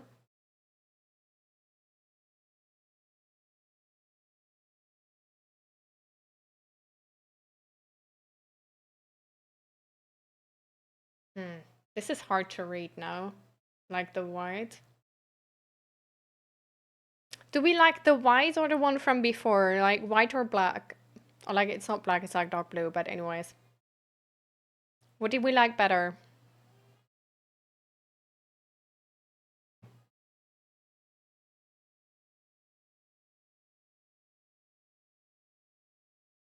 A warning from Dredge. Oh my god, I'm getting you all banned. I'm so sorry. What the fuck? Hmm.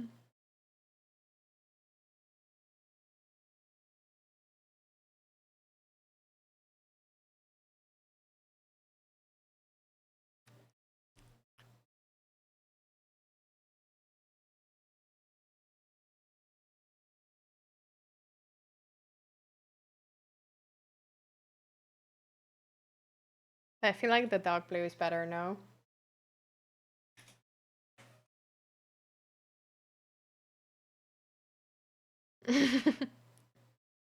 Yeah, the dark blue is better.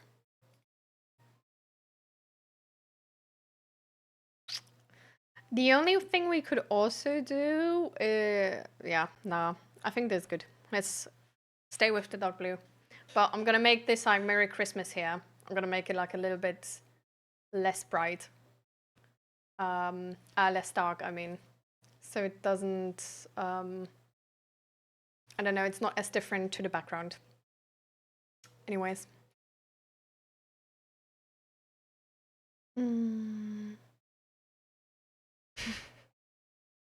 Thank you all for spamming, by the way.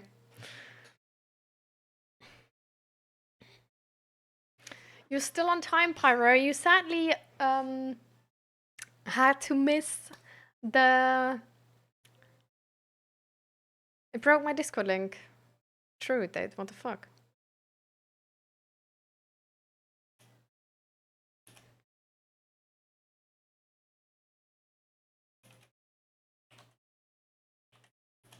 It's this one.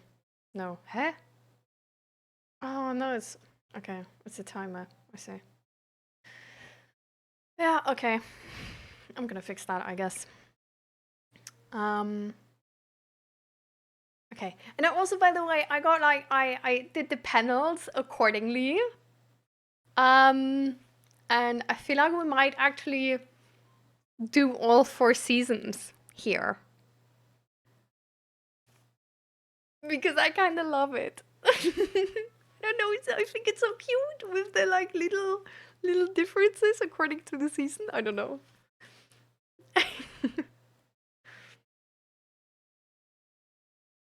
I can imagine. Hold on to that feeling as long as you can.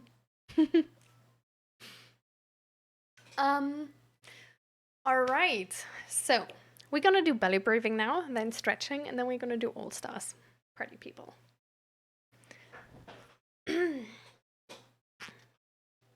So, as you all know, you probably already know how belly breathing works. You put one hand on your belly, one hand on your chest here. By the way, against I have like also a little bit of insomnia. I was talking to ChatGPT about it. Also read some things online again, and the belly breathing actually, like before sleeping, it can really help to have a better sleep quality and fall asleep faster. I actually had like amazing success the last 2 days, which is like, it's only 2 days, okay? So like, I have no way of knowing if this is just by coincidence or actually because of this. But since 2 days, I do half an hour before I go to bed. I already have like no screens on. Well, that's a lie, actually. So half an hour before I go to bed, usually in bed, I'm like still on the iPad and like writing down all the things which are on my mind currently to sort of settle.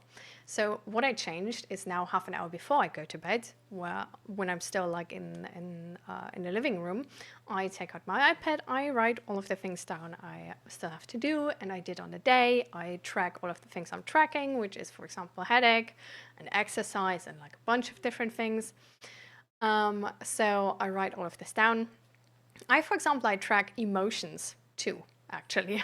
So, so then I write like all of those things down, and I get a tea, sort of like chamomile, chamomile. I don't know. And or peppermint, for example, just like some type of like herbal tea, not a black tea, not a green tea. So no tea which is like actually making me like stay awake longer, right? Because like caffeine is like making you stay awake longer, right? There's also a thing I think called theine, which is better than caffeine, but still makes you like be like more awake. So I drink a tea which doesn't have that, which is most of the herbal teas, which also just warm, like good for your stomach, stuff like this. And then I do some stretching now, and I do some exercises, which for me specifically, because of the headache, is like chin tucks. So like I just like for 5 seconds, like I hold it like this. Looks really fucking stupid. And then I just sort of release. Then I do that again, and then I sort of release. And then another one which is like pulling my shoulders like low and down, holding for 5 seconds, and then release. And then there's another one which is actually pulling my shoulders up a little bit, and then like breathing in, pulling them up, and then because I need to relax my shoulders, like I seriously do. I need to make a habit out of relaxing my shoulders because I have a habit of tensing my shoulders. And then I actually do, the belly breathing too. And just some like other like normal stretches. And I don't know, like this, like usually I take long to fall asleep. The last 2 days, I think I fell asleep within 10 minutes. Like it's seriously insane. So yeah, I'm gonna keep doing that and then report back on if it still works, how it works, and stuff like this. But I'm just saying, like, we're doing this already. You know how this works. Maybe try, see if it works for you with falling asleep.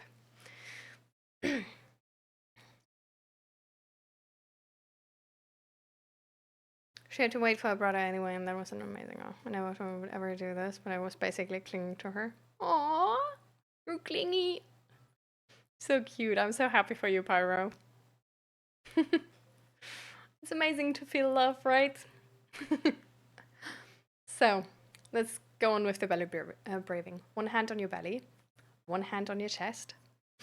And then you want to breathe in and push your belly hand away while maintaining the position of your chest hand. So your chest shouldn't be moving, just your belly. And then you breathe out and have your lips sort of closed to give more resistance to breathe out slower.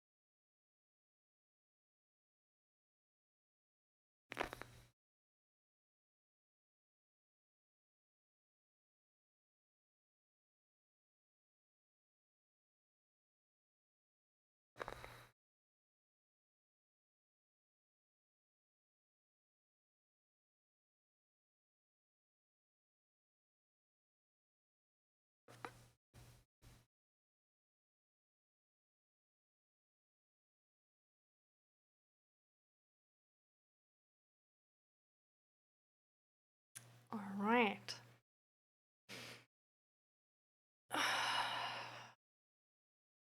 And now we do stretching. So the first thing I always like doing is just sort of do whatever feels right, really. Like with the belly breathing, we hopefully connected a little bit to our body again. And you might feel how stiff your neck is, how you've not been sitting straight, and your back hurts a little bit.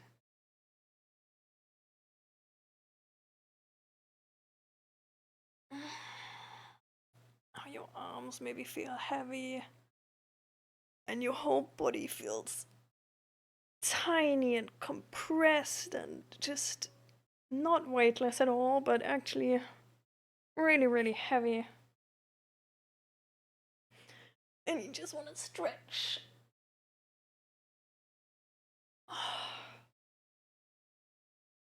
And get some blood flow back in your body.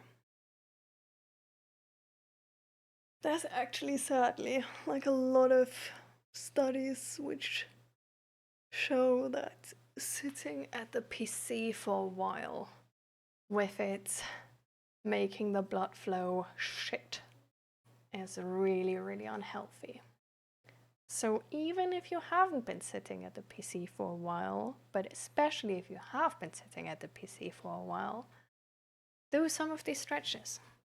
You don't need to be good at them. You don't need to get this angle or whatever. Just stretch as good as you can.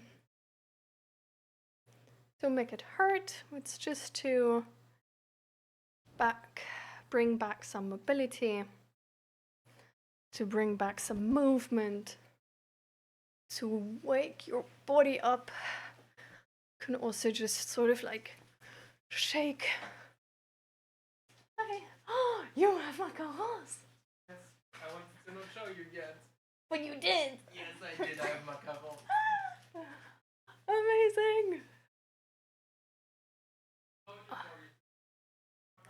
Yeah, that's fine. I still have my breakfast here. Nice. Time for breakfast, lunch, dinner, exactly.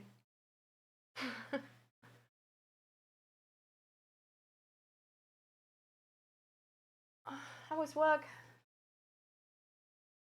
Good. That's it. I think I'm gonna go to Praxis. Wanna come? The Praxis? To buy what exactly? Hardware to assemble the Ah, yeah, true. We wanted to do that. I see. Oh, Luna. We're doing the ending stream stretches now. I'm so sorry, love. We're a little late. We've been streaming for like nearly 6 hours now.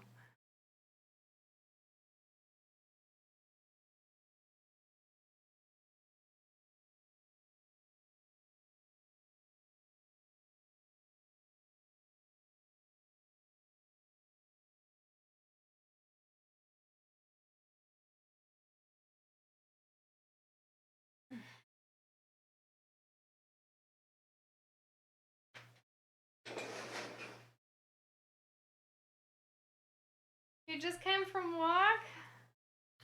Aww. Yeah, I'm sorry. Like the stream times are like quite early, so if you don't if you don't watch the stream while working, then it's really like I usually like end my stream if Zach is coming home from work. So Zach just came home from work. So now I'm ending the stream.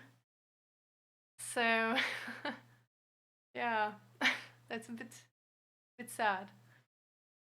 But you can stretch with me. Stretching is really really healthy.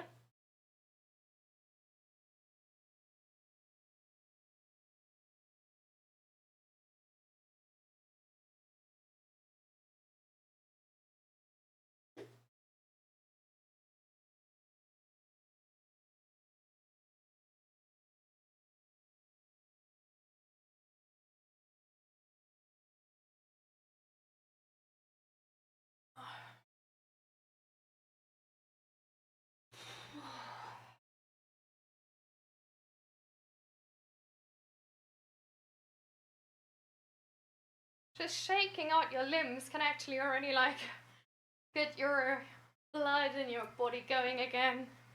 Sort of.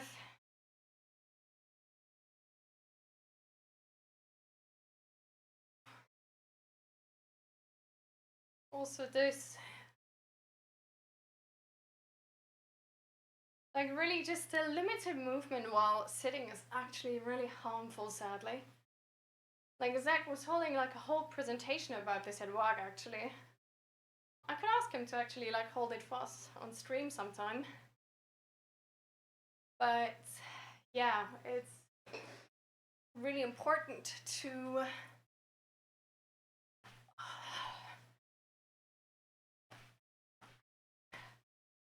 move because our bodies are just not meant to be stagnant. We really like we just get the same problems as with like drinking water quality. My mum is working in like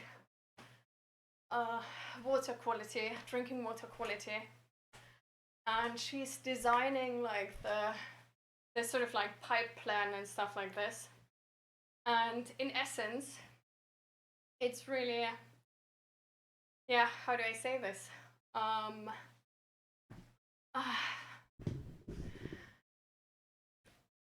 A lot of pipelines are really shit. But any type of water, no matter the water you have, except maybe in America where there's like a lot of chlorine in there. But usually, any type of water you have, if it's stagnant in your pipes, so for example, you have a house, you're on vacation, you come back 4 weeks later, the water in your pipes hasn't been exchanged.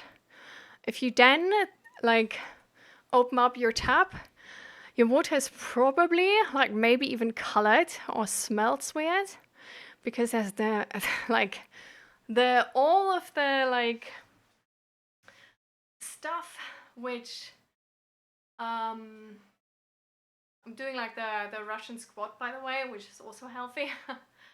But all of the bacteria and all of that in your water has had an amazing time breeding and getting more and more and more. So that's really, it's also like the water is, how you say, it's like attacking your pipe actually and what your pipe is made of.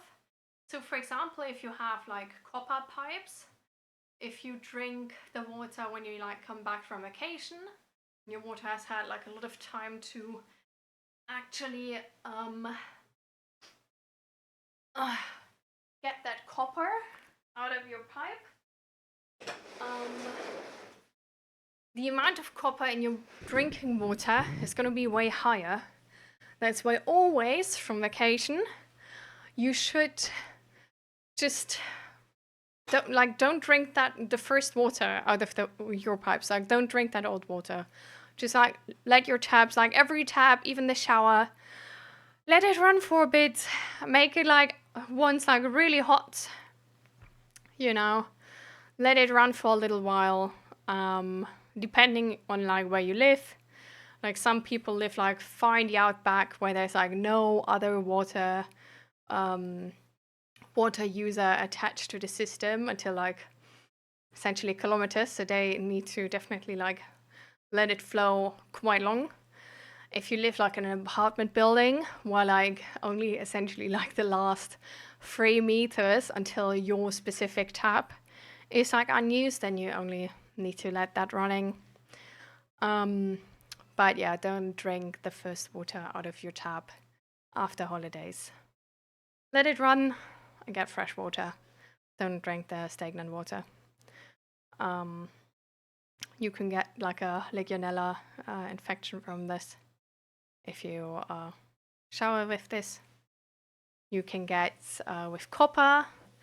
It's said, I'm not too sure about this, so I'm saying it's said, that you can actually get like more allergies if you ingest too much copper. With bacteria, you can just get the shits. Like, yeah. So just let it flow, take the fresh water. The same thing can happen with our body. Like if we don't move, if it's stagnant for a while, the blood flow is way, way harder for our body. Like the blood is sort of like our pulse actually goes down. So there's less blood being actually like pumped in our system, right? And then just the oxygen sort of like concentration is going lower, so our cells don't get as much oxygen as they should. So it's really, really good to at least once a day, minimum, bare minimum, do something which is like really waking up your body. It can like even in the morning, like you just wake up and you do like, I don't know, like 30 jumping jacks or something.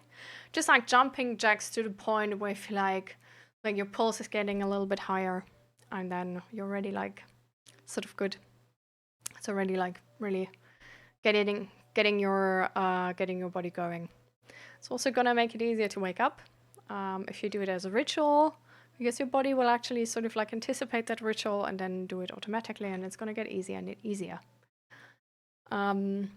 But yeah, so if you've been sitting for a while, doing that every once in a while, just stretching, maybe jumping a little bit, waking your body up. Maybe if you work in IT and your lunch break, go for a walk or playing some tabletop tennis, where you like run around the tabletop thing. Really, really healthy.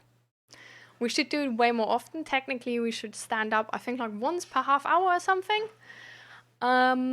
Nobody's doing that, so at least do it when we think about it as much as we can. And now we're doing All Stars.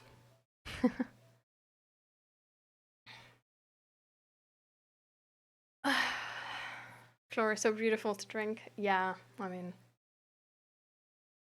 It's like, yeah.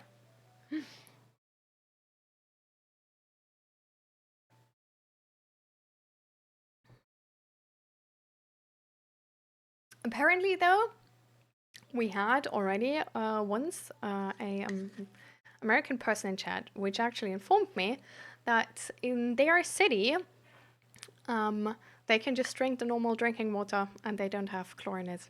They just have really good normal drinking water. So apparently, it's also like sort of like a media thing that we believe all of America has like really bad drinking water.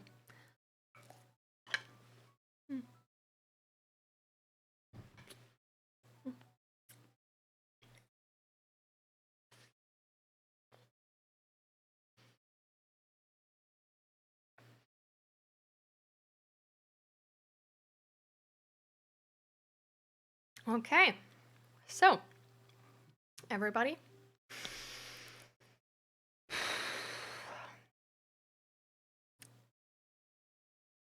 let's do All Stars.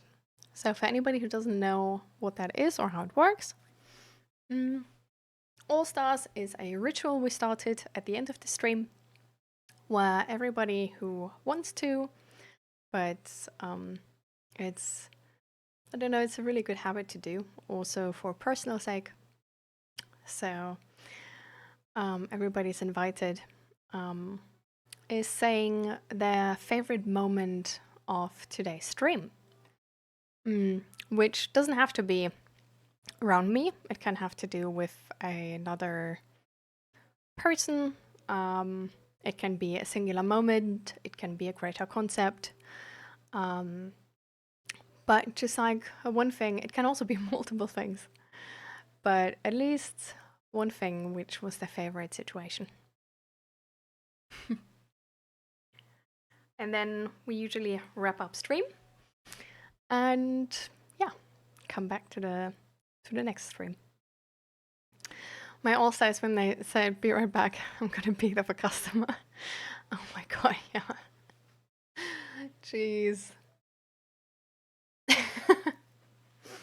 Like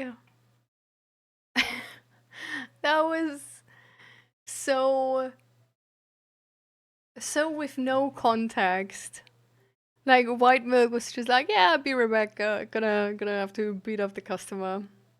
Oh my god. I was seriously like, hopefully hopefully everybody understands this. Because like I know like White Milk would never, but like what the hell? Or like, would they? I don't think they actually beat up a customer, right? Like that's not something people do, right? Right? That was not enough information with that one. That was actually too little information. But that was definitely like this like really like a D&D type situation of somebody who's like chaotic neutral, and like everybody on the table is just like, what? And then the chaos begins.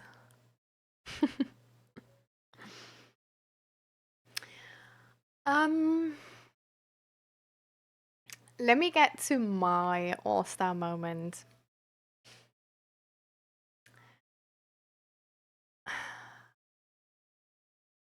My all-star moment was that when I started the stream, we already had like a whole conversation going.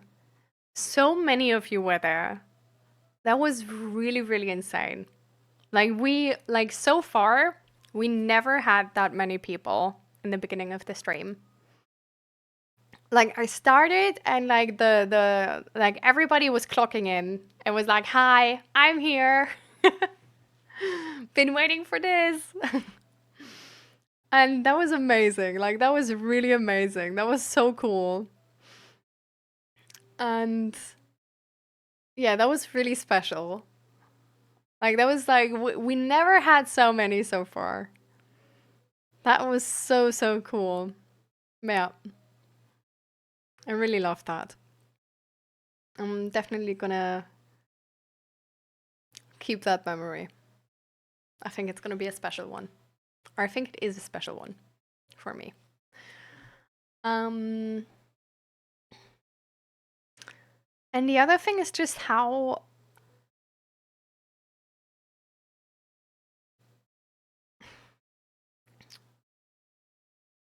do I say that? I don't know. I think it was so awesome how many people we had here today and about how many things we talked, and so many people were sharing how they've been and how they're doing, and I'm sort of like a tiny bit self-conscious or insecure that, I don't know, maybe I wasn't able to give everybody the attention they needed. I definitely would have loved to been able to give MCLP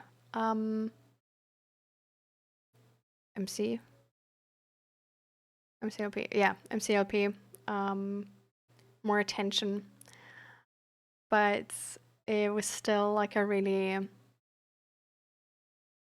I don't know. I'm still really grateful for it. And I'm grateful I was I was in a position to, I guess, suffer with that luxury problem of not feeling like I was able to give everybody attention because there were like so many people. Which is definitely something I want to come up with a solution to.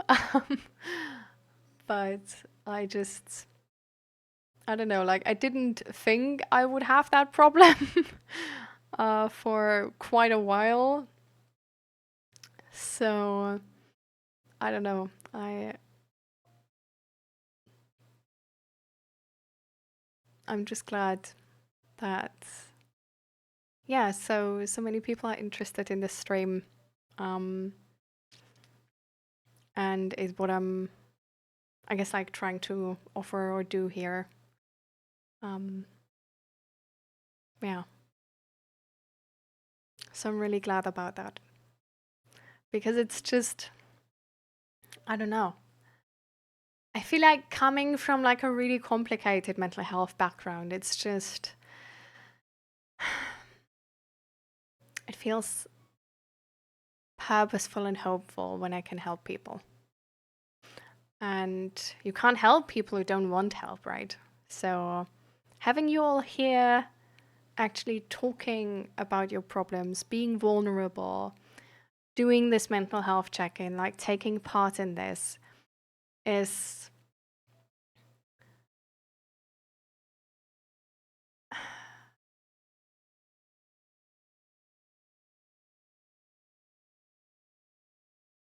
I don't know, it's just, I guess, giving me the opportunity to do something good, you know? And I'm glad I'm able to do that. Because doing good feels good, right? So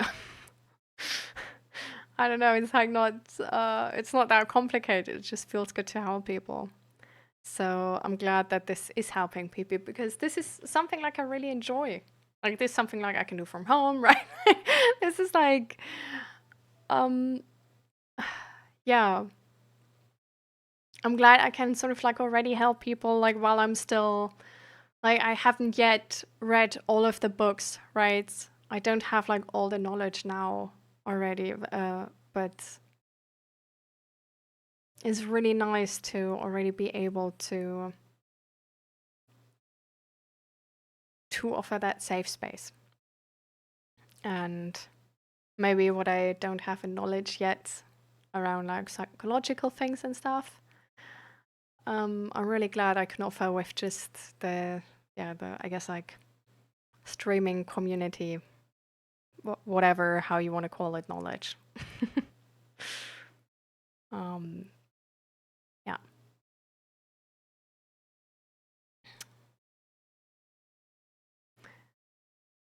apart from that,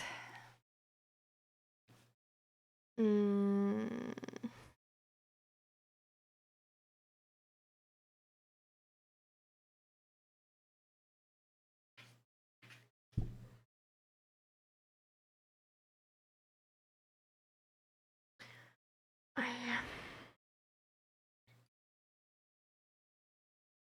apart from that, like one like specific moment, I guess, was the talk with Sigibertus, because I'm like, I don't know, I'm so hyped. I'm so hyped.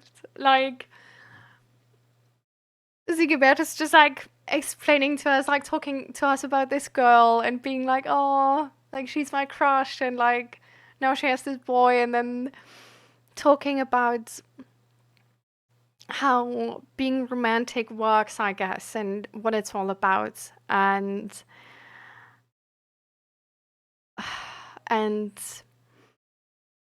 just being like a this tiny part, like this tiny mouse in this romantic novel. Like that's how I felt. Like I just felt like I'm this like tiny mouse in the corner of the picture of like a romantic movie, you know, watching all of it unfold. And like in how's it called? Oh frig. The this like Disney thing with the shoe and shit, and then they like in the Disney movie there was this like witch, or no, this good fairy. I mean, of course not a witch. I'm so sorry. But this good fairy, and she, um, sh- what did she do? She made the mice into like this tiny like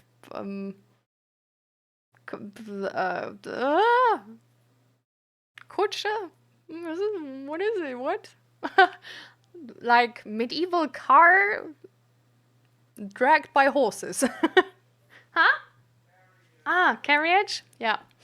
And then like the mice also helped like Cinderella. Oh yeah, exactly. Oh my god. Yeah, and then the tiny mice actually helped Cinderella like sew that dress and stuff. Like that type of mice. Like that's like this is the mouse I feel like, and I'm living for it actually. I love it. I'm like I'm this tiny mouse like helping with the dress for the like big occasion and whatever. Like I think that talk was just so beautiful, like being like Sigebert is sort of like showing how this classic this classic conflict between the insecurity to actually tell someone what you feel about them, and then your crush meeting another person and you getting this wave of regret and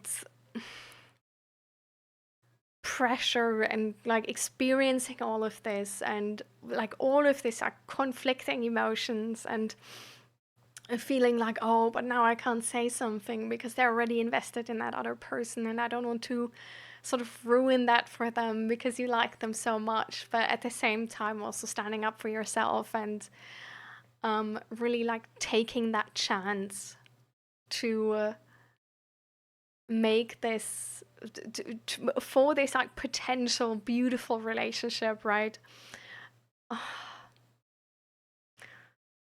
I think that's so beautiful.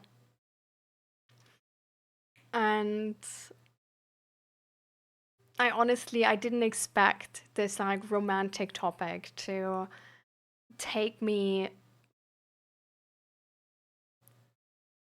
to bring me to tears, and feel so intensely. But it did, and I really like that.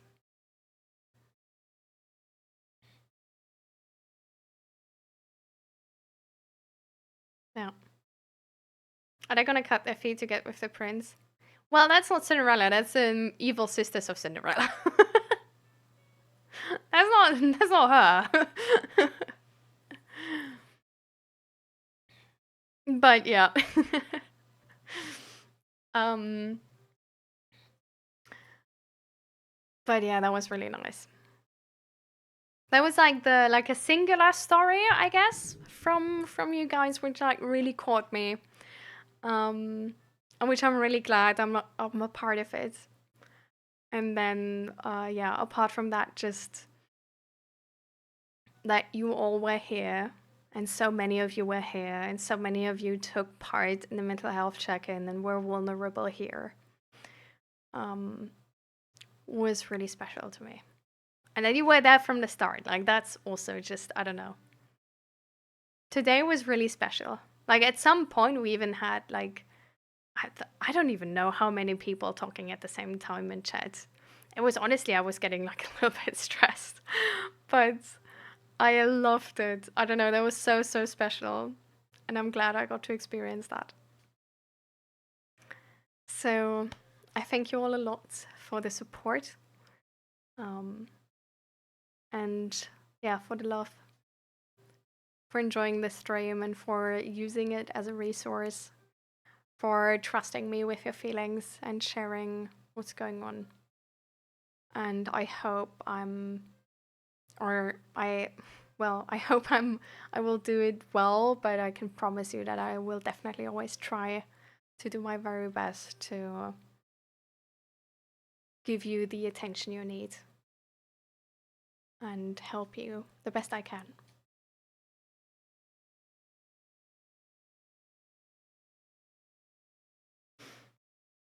So what was your favorite moment? What was your all-star moment, Pyro?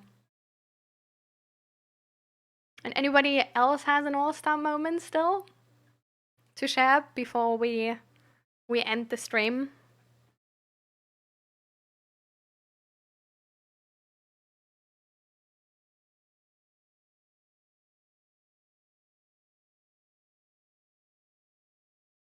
Yeah.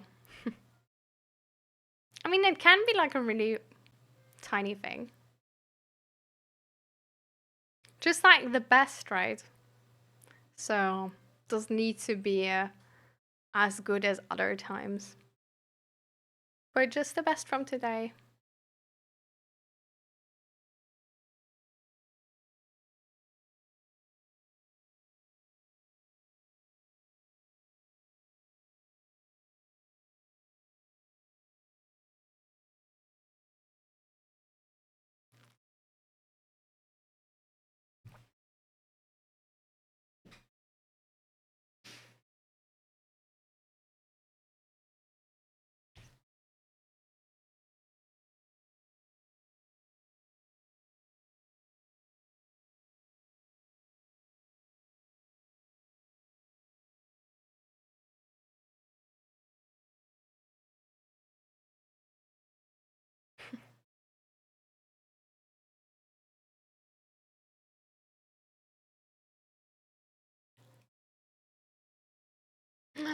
Oh.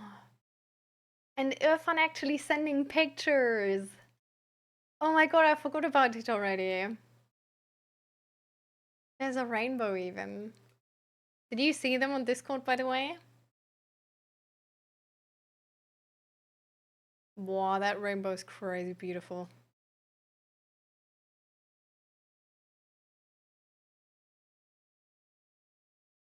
That church, or what it is really nice too.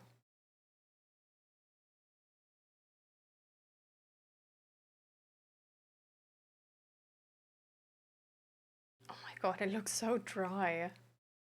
That's crazy.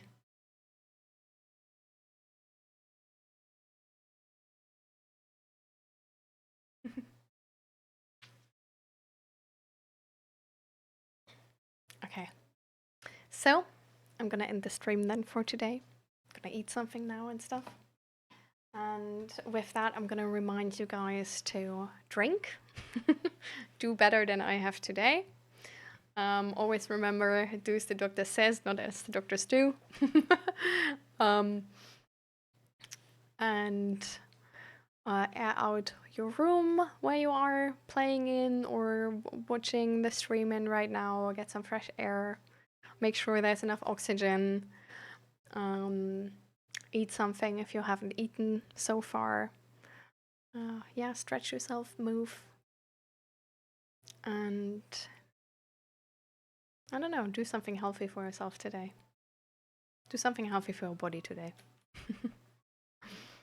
Whether that might be mental health or physical health. Apart from that, here are the social links. So there's my YouTube link. Here you find all of the VODs from the streams. I haven't uploaded the last, like 3 or something. So I really get to them, like have to get to them now. But I just like didn't have the time to get to them. So I hope all of them are still available actually. Maybe I've waited so long that one of them is not available. I hope I didn't miss one. But life just has been happening. Anyway, so here's my YouTube link. And then we have my shop where you can buy like all of the different clothes. So if you want to support me, you can do that there. Or my Etsy shop in the description. And apart from that, of course, my Discord. So if you haven't joined the Discord yet, consider. We do sometimes like every day where I sort of like think about it. We do daily check-ins where we just sort of like say like, hey, how you guys been doing? You're also always welcome to start one of those. Yeah, to just have like a more of this like, I guess, be real type sense, where we just share what we're doing right now, with like a, I don't know, unedited picture, and then of course like, I don't know, just the streaming notifications and a bunch of other things, book recommendations, cooking recommendations and recipes. There's even like a 3D printing channel nowadays. So it's just like our community sharing and caring. And yeah, sometimes when I look for like players to play games with, then I also look there. So if you want the chance to game with me, then that's the best way to go about that. I do have to say that I'm not gaming too much recently, right? Especially not alone. So don't be, I don't know, like there's not a promise, but this is the best possibility. Oh yeah, and sometimes we're actually like have the indie campaigns or like doing one shots and stuff like this too. So that's also something you can find in the Discord. In the background for the online class and my examiners in March. Oh, that's fine. Do you have quickly time to take part in All Stars, Naradim? Just as your last act of business here? Because otherwise, we would be gone for today.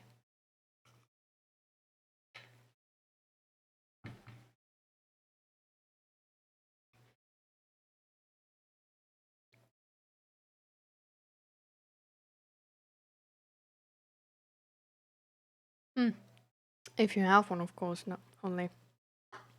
I understand if you didn't. Yeah. What is that emote? That's amazing.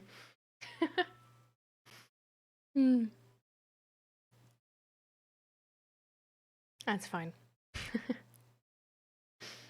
Maybe we can talk more on Thursday. So see you next time. Thank you, Naradim, again for the resub today. 36 months already. Crazy. I think actually right now you're one of the people which are here for the longest time now. Like you were, yeah, like from the people who are like still active in the community, I think you're the OG now. No?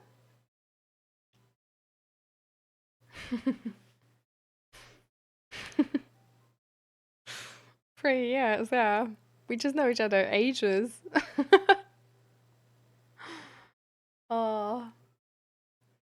Maybe we need some time again to like go and eat Korean barbecue again sometime. They have like a new chicken now, which is like I sent pictures in the Discord. Did you see? Wait. It looks so freaky.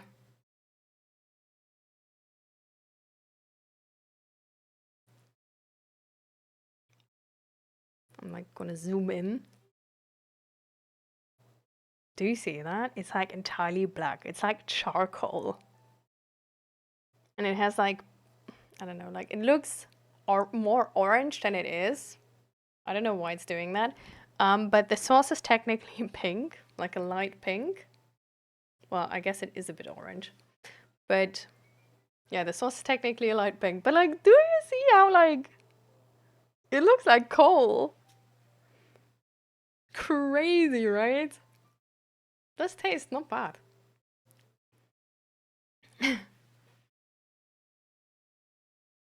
And wait, I'm gonna show you guys something else too. We bought like bao buns, and they were like Christmas themed, and they were actually tasty as hell. Like I actually expected them to taste like rather shitty, because they look cute, right? And usually brands only invest in one thing, but they tasted really well. Before that, we had pumpkin bapaos.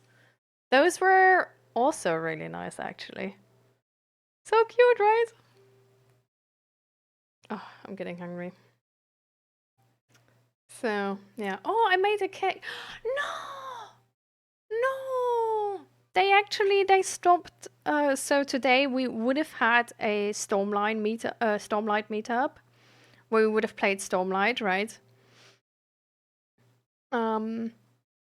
And I made a cake actually, but now one of them is sick, so we don't play. Man. But I want to show you guys. Do you see? It's like D20s.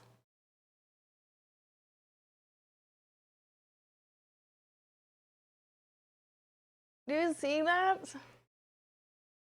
Can you like... That's D20s, okay?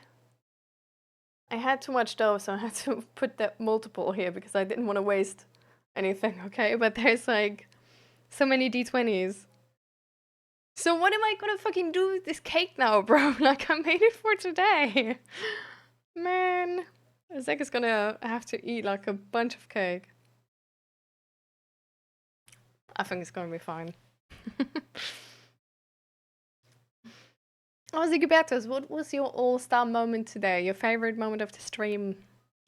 We're like going offline now, so this is the last thing we always do. The kind of thing was almost 2 years ago. Yeah, it was a long time.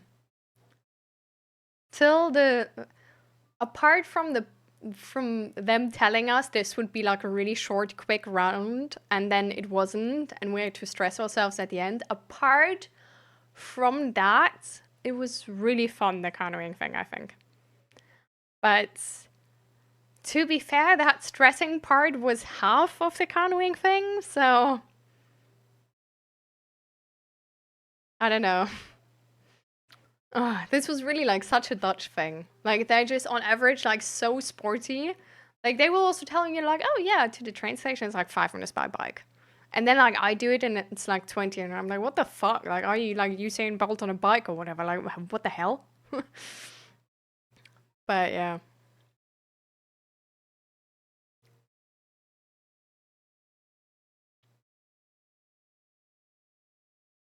About making a pool plushie? Do it.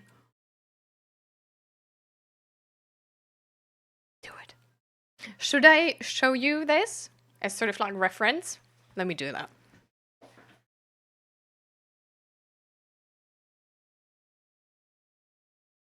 Okay, so this is how it looks like. Okay, so we have sort of like so here's one seam, and then we have like seam here and here, and in the middle of the face. Okay, and then like 2.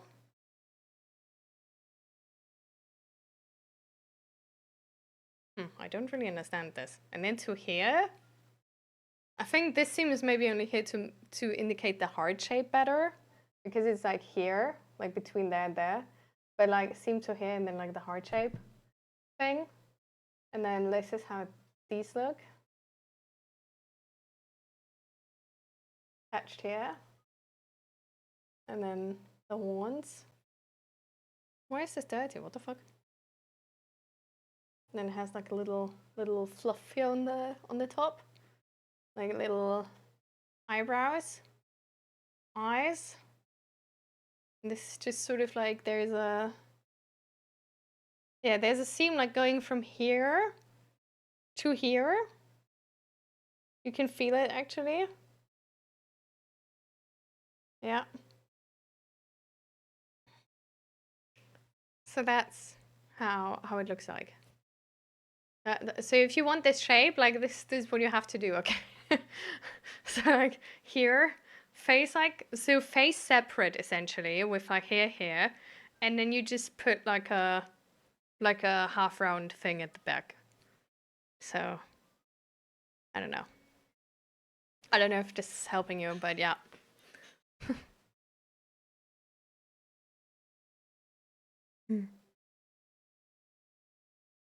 Hi, Struda. Welcome, but I'm going offline. I'm sorry. I've been online for 6.5 hours nearly. I'm gonna try to use a YouTube tutorial instead. Okay, fair point. Well. Understand, but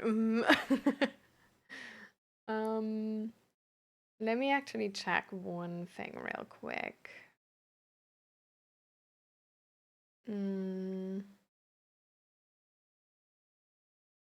Oh.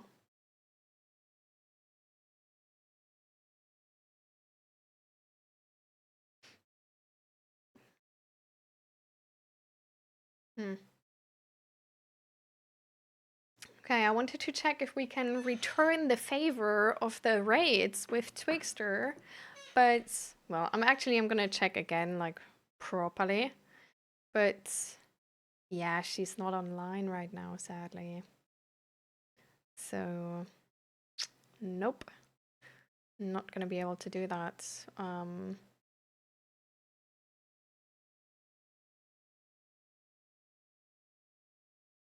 And they are also not online, so... Alright, don't have anybody. But... Thank you. But you're really welcome to join on Thursday for the next stream, Struda.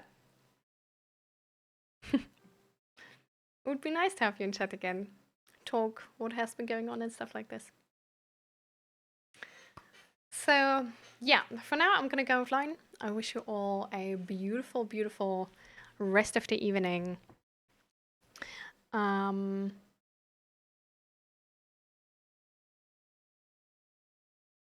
am I your old follower? Yeah, I know. That's why I'm saying, like, it would be nice to sort of, like, catch up and, like, what has been going on and stuff like this. Because it's been a long time since you last came here. I think years, maybe. So... Like, definitely not in the last... Like, since summer. For sure not. So... Alright. So, party people, I'm gonna go. You will definitely join on Thursday? Amazing. I'm glad. Yeah. So, everybody, I wish you a beautiful, beautiful evening, and thank you all for being here. It was really, really amazing.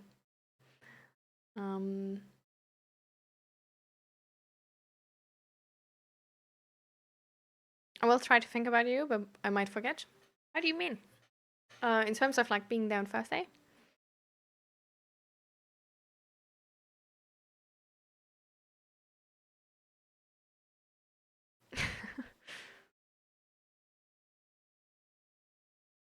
Nice. Also, by the way, guys, don't trust people when they tell you that your allergy marker they like put on your back goes away easily and you only need to shower and you might have to rub a little bit because I don't know if I can show you. Wait.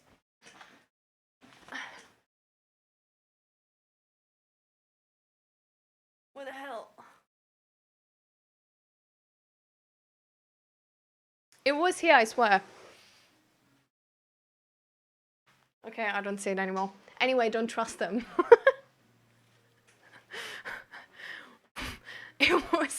It's hell to get that shit off.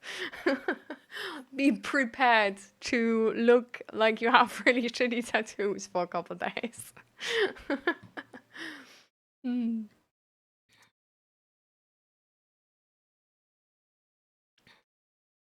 Ah, okay. Yeah, I mean, now that you're on Discord, you have better chances of not forgetting, I guess, Sigibertus, so